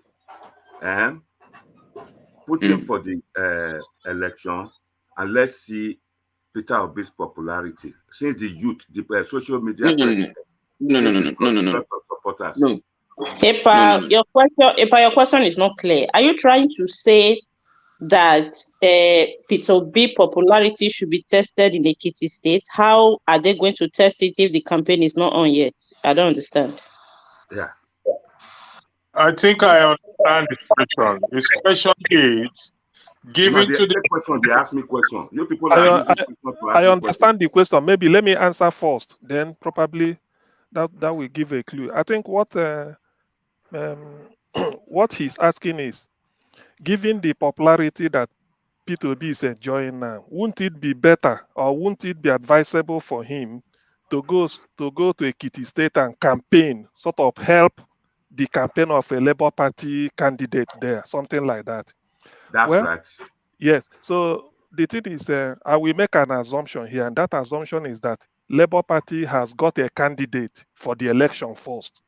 So I'm assuming there's a candidate. Then, that being the case, it's a golden opportunity for P2B to sweep into Ondo, Ekiti, whatever thing, Ondo State, and then campaign for the person. That way, the people of Ekiti, Ondo State, will also see him and then said, if this is the man that is going for the presidency and is coming to support our local candidate, probably he may get him 1 or 2 votes. But let's see. I think it's an opportunity. He should seize it. He should do it.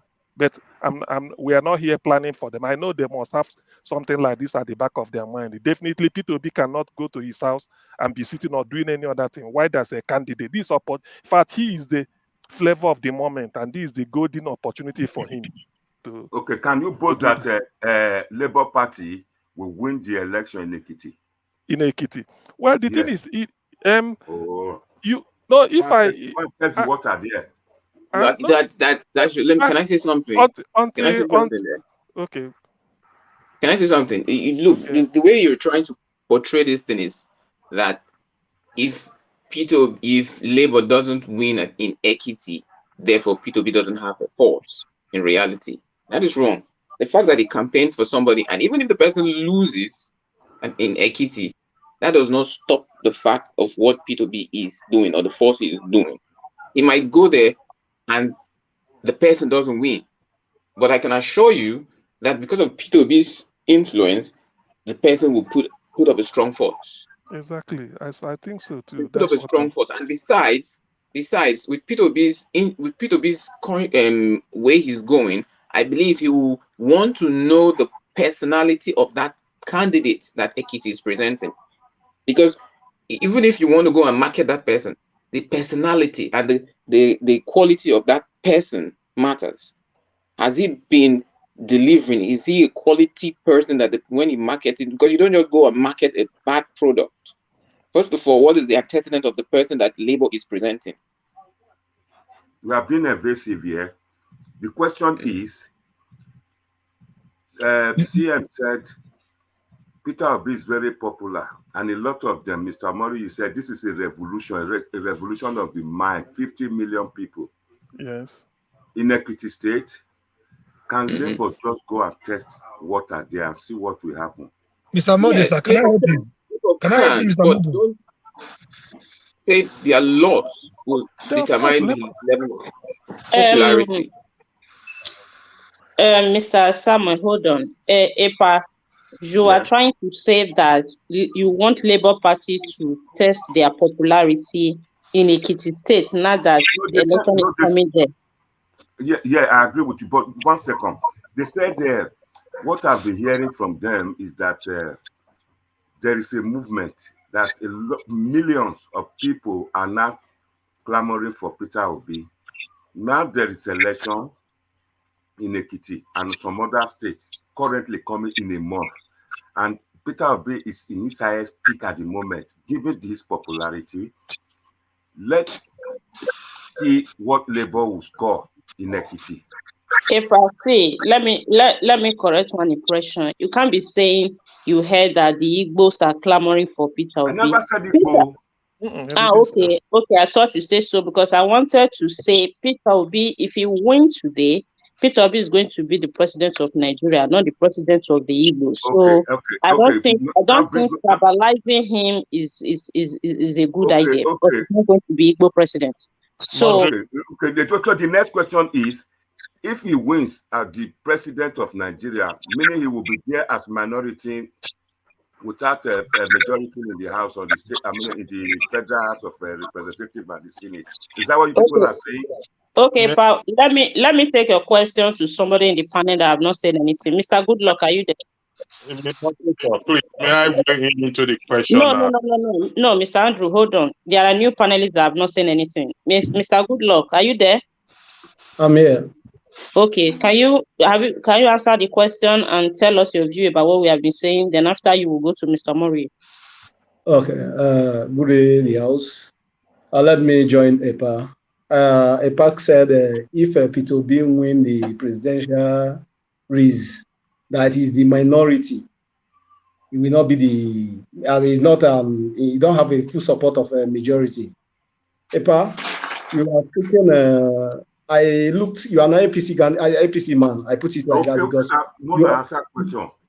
You always campaign for APC. It will have the more answer question. Yeah, it will have it by the special grace of God. Don't interrupt. Let them answer and let them explain. Peter B is if he's the president of Nigeria, he sent a memo to the House of Assembly or Senate or whatever. This is what you do. They have to cooperate with him to work for a better Nigeria. Peter B is not working for his family or Igbo brother or whatever. He's working for entire Nigeria to change the system we have been passing through since 90-something. All these old cargoes, which they have been promising us, and they do nothing. They come out with, tomorrow they will come out with different story, be telling us story. Nigerians are campaigning for Mr. Peter B for us to get the rights Nigerians, the benefit you are in benefit, what you are benefiting in abroad, where you are today. If you tell me that APC government or PDP government have put much structure, just like how they restructure UK or US and other countries, is a lie. Don't come here to support APC and PDP. I'm a PDP fans, but I decided to support P2B because of his. Test themselves in Ekiti. Ekiti is not a problem. P2B is not in the ballot of Ekiti. P2B is not in the ballot of Ekiti. If APT have picked a wrong candidate, how do you expect P2B to sell for them? The candidate in Ekiti should be a right candidate that they have picked that can make P2B to campaign, and they will got the vote. They will get increase of the vote. It's not matter that the Labour Party failed in Ekiti. That does not going to make P2B to lose it. We are praying. Nigerians are crying. Go to social media. Like in my street, in my farm, everywhere, vote for P2B. We need a change of Nigeria. We need a better Nigeria. Social media is not in Ekiti. Social media is in Ekiti. Don't say that social media is not Ekiti. The reason why water there. Papa, you are an elderly man. Let's speak the truth. If you are supporting, if you are supporting Tinubu, what have you done?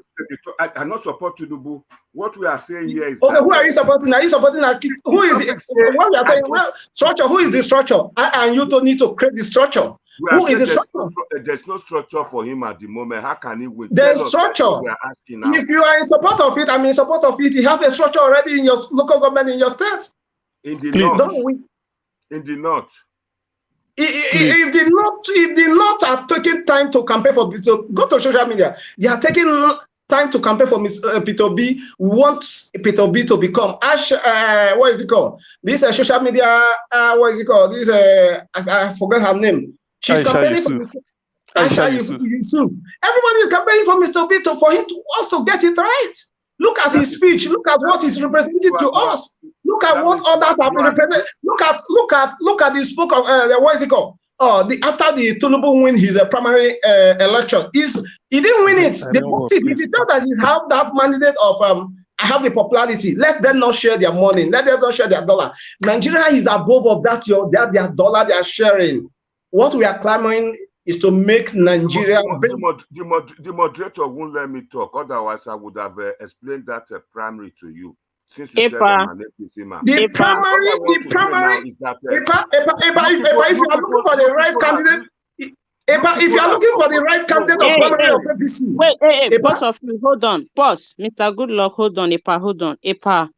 You know how this thing works. If we are talking on top of each other, we are not communicating. We are here to educate people. I understand your own view and where you stand. I understand it. But if a panelist have a turn to speak, you are free to ask a question. But if he's answering the question, don't interject continuously along the line because you both will be crashing. So people are not hearing. So we want to educate people. We want them to be hearing what we're saying. We understand your view. You can air it. Nobody is disputing that. Also allow them to land their points before going for a question. Thank you. Mr. Elvis is here. It's like he wants to say something. Yes, thank you very much, Madam Irene. I really appreciate your style of moderating. Thank you very much. And unfortunately, a part supposed to be the owner of this show. Una not let her talk. You know, it's not let her talk.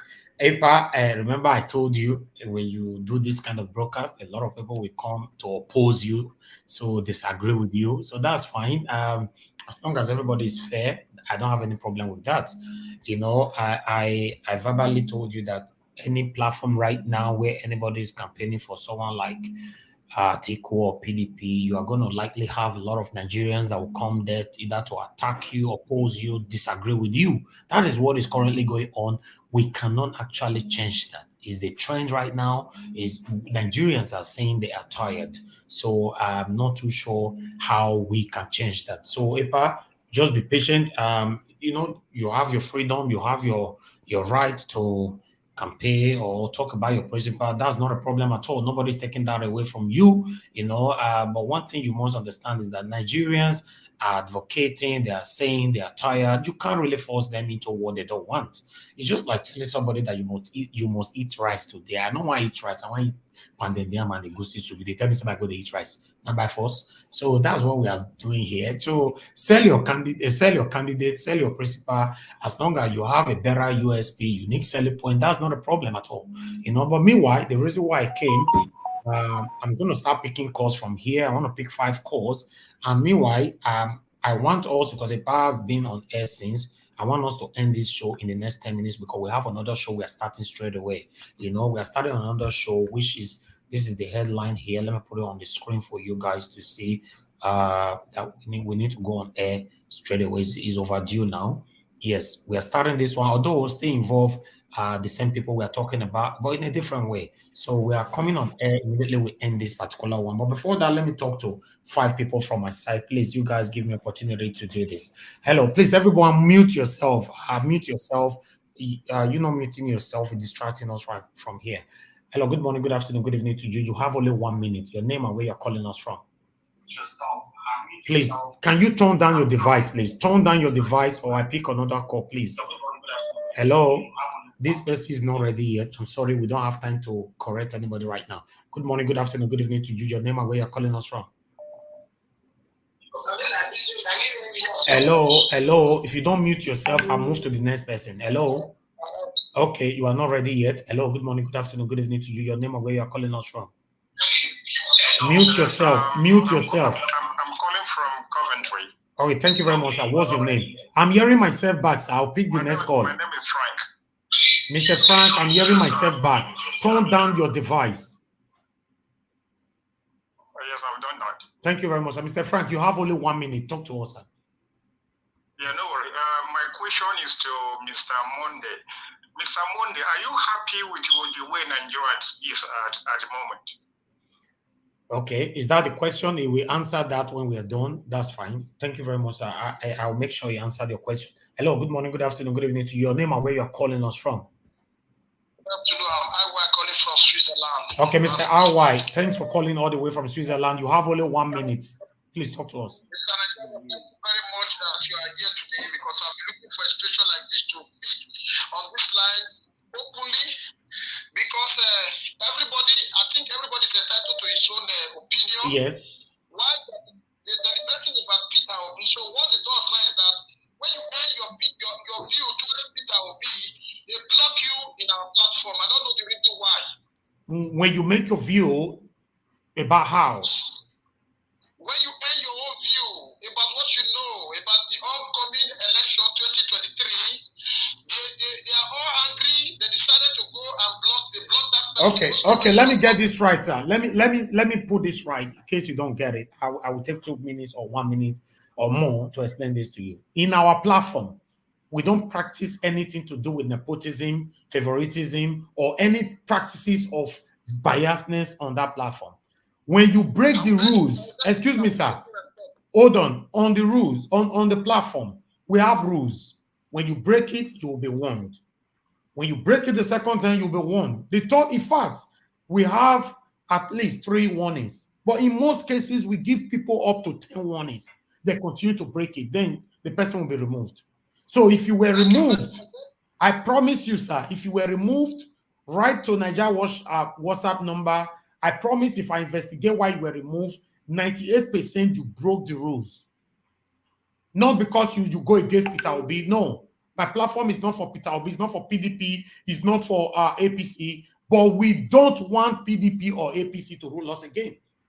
So if you are, for example, you are APC fan or you are a PDP fan, it's your right. I don't have any problem with that. Epa is a APC fan. He's been here since nobody have insulted him, because Epa is always constructive, even though he's fighting for his principle. But when you are not constructive, you're insulting other people's opinion, taking other people's rights away from them, you'll be removed from the platform. Thank you, sir. I was being taken out because somebody threw an insult to Epa, and I countered that motion. That was the reason why they all. What's your name, sir? What's your name on that platform? Without warning. Excuse me, sir. What is your name on the platform? What was the name you were using? Okay, I'm not aware, because I know someone else that were recently removed, and I've went through everything the person did. The person broke the rules continuously. So for you, I'm not sure about IY. Please message me on Nigeria's WhatsApp. I'll make sure I go through whatever that happened. I'll restore it back again. I'll reinstate you. Thank you very much. Let me quickly contribute my quota towards this. Now you have 30 seconds. 30 seconds, because you have already misused your opportunity. When someone is trying to say the truth, some people are very, very angry. They are not angry. They are only opposing you, sir. Nobody's angry. No, I am talking not to you, sir. Okay. In the panel, you understand? This panel right now, that's what I'm saying. Okay. Because if you tell them that Peter Obi does not have the structure to become the president of Nigeria, they will all be angry. I told somebody the other time, I said Oshomole was in labor. When we told Oshomole, you have the popularity. You are very, very popular, and you are good.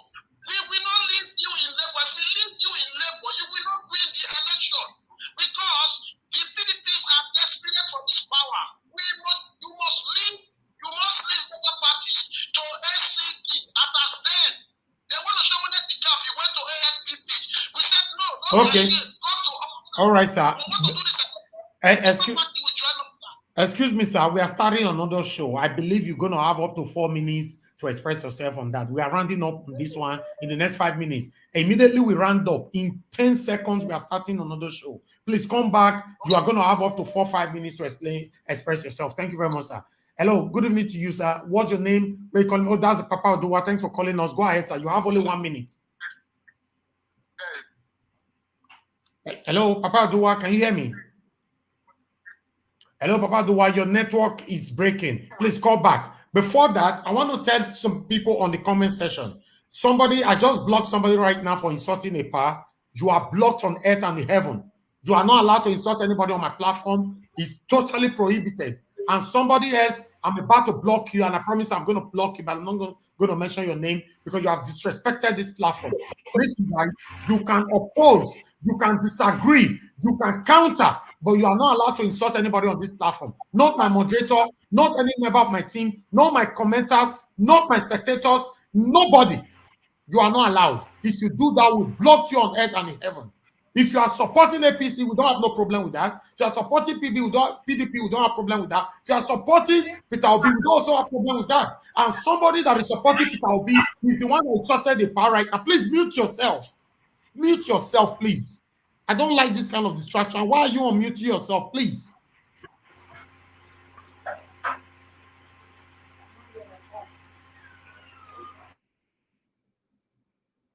If the person who insulted Mr. Mode is from Peter Obi's side, I will not take that here. Oppose, counter, disagree is enough. The people we are fighting because of them, they are enjoying themselves.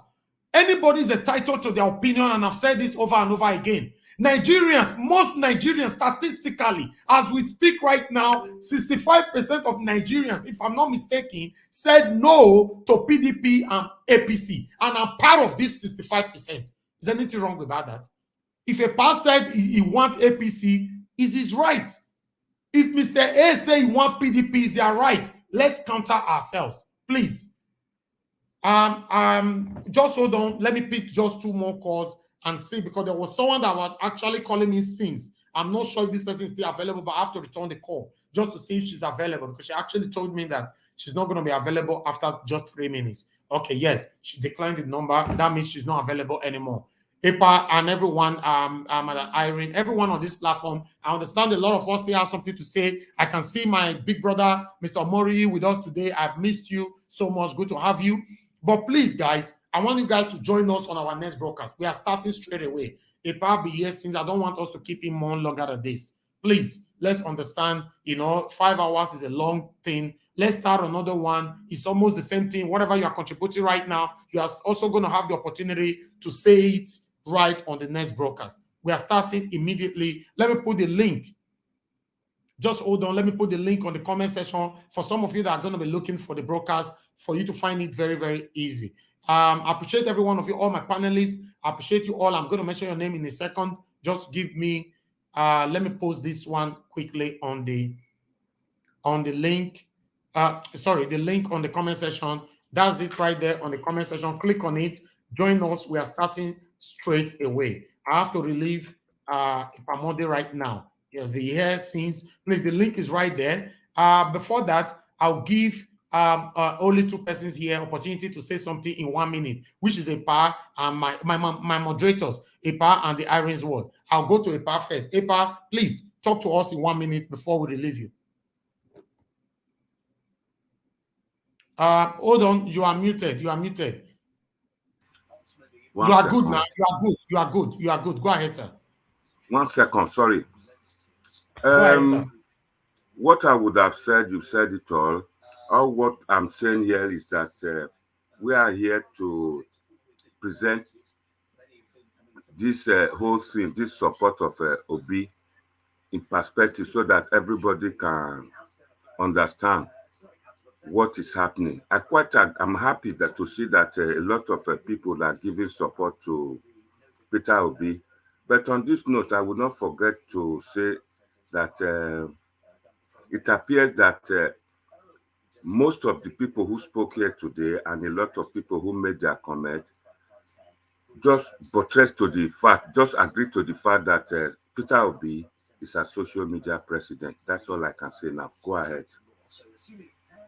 Epa, you are entitled to your opinion and nobody can take that away from you. So Thank I don't you very want much. to force anybody to support their own persons. That's not a problem at all. Let's go to Madam Irene. I really appreciate your moderating today. Go ahead, talk to us.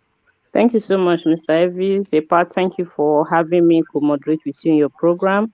I want to appreciate every panelist that came around today, that has been in the broadcast with us, Mr. CM, Mr. Samuel, Mr. Forefather, and Mr. Andrew, Mr. Goodlaw, Mr. Jimo, Iromo, and the rest that have gone. I appreciate you all. And as we are going to the next broadcast, I want to plead with all of you, let's go over to that place and we must take our country back. Whether the devil like it or not, we will get it right in this 2023. Thank you so much, everyone. See you in the next broadcast. Thank you very much. I appreciate every one of you. I can see more people trying to join us right now. Please, you are going to have the opportunity to express yourself in the next broadcast. I'm starting that broadcast by myself straight away as I end this one right now. I appreciate every one of you. Please, for those of you still watching us right now, help us to share this particular broadcast and join us in the next one. For those of you that could not call in, that could not have the opportunity to contribute to this particular broadcast, you will have that opportunity to contribute to the next one. Please join us now. God bless you all.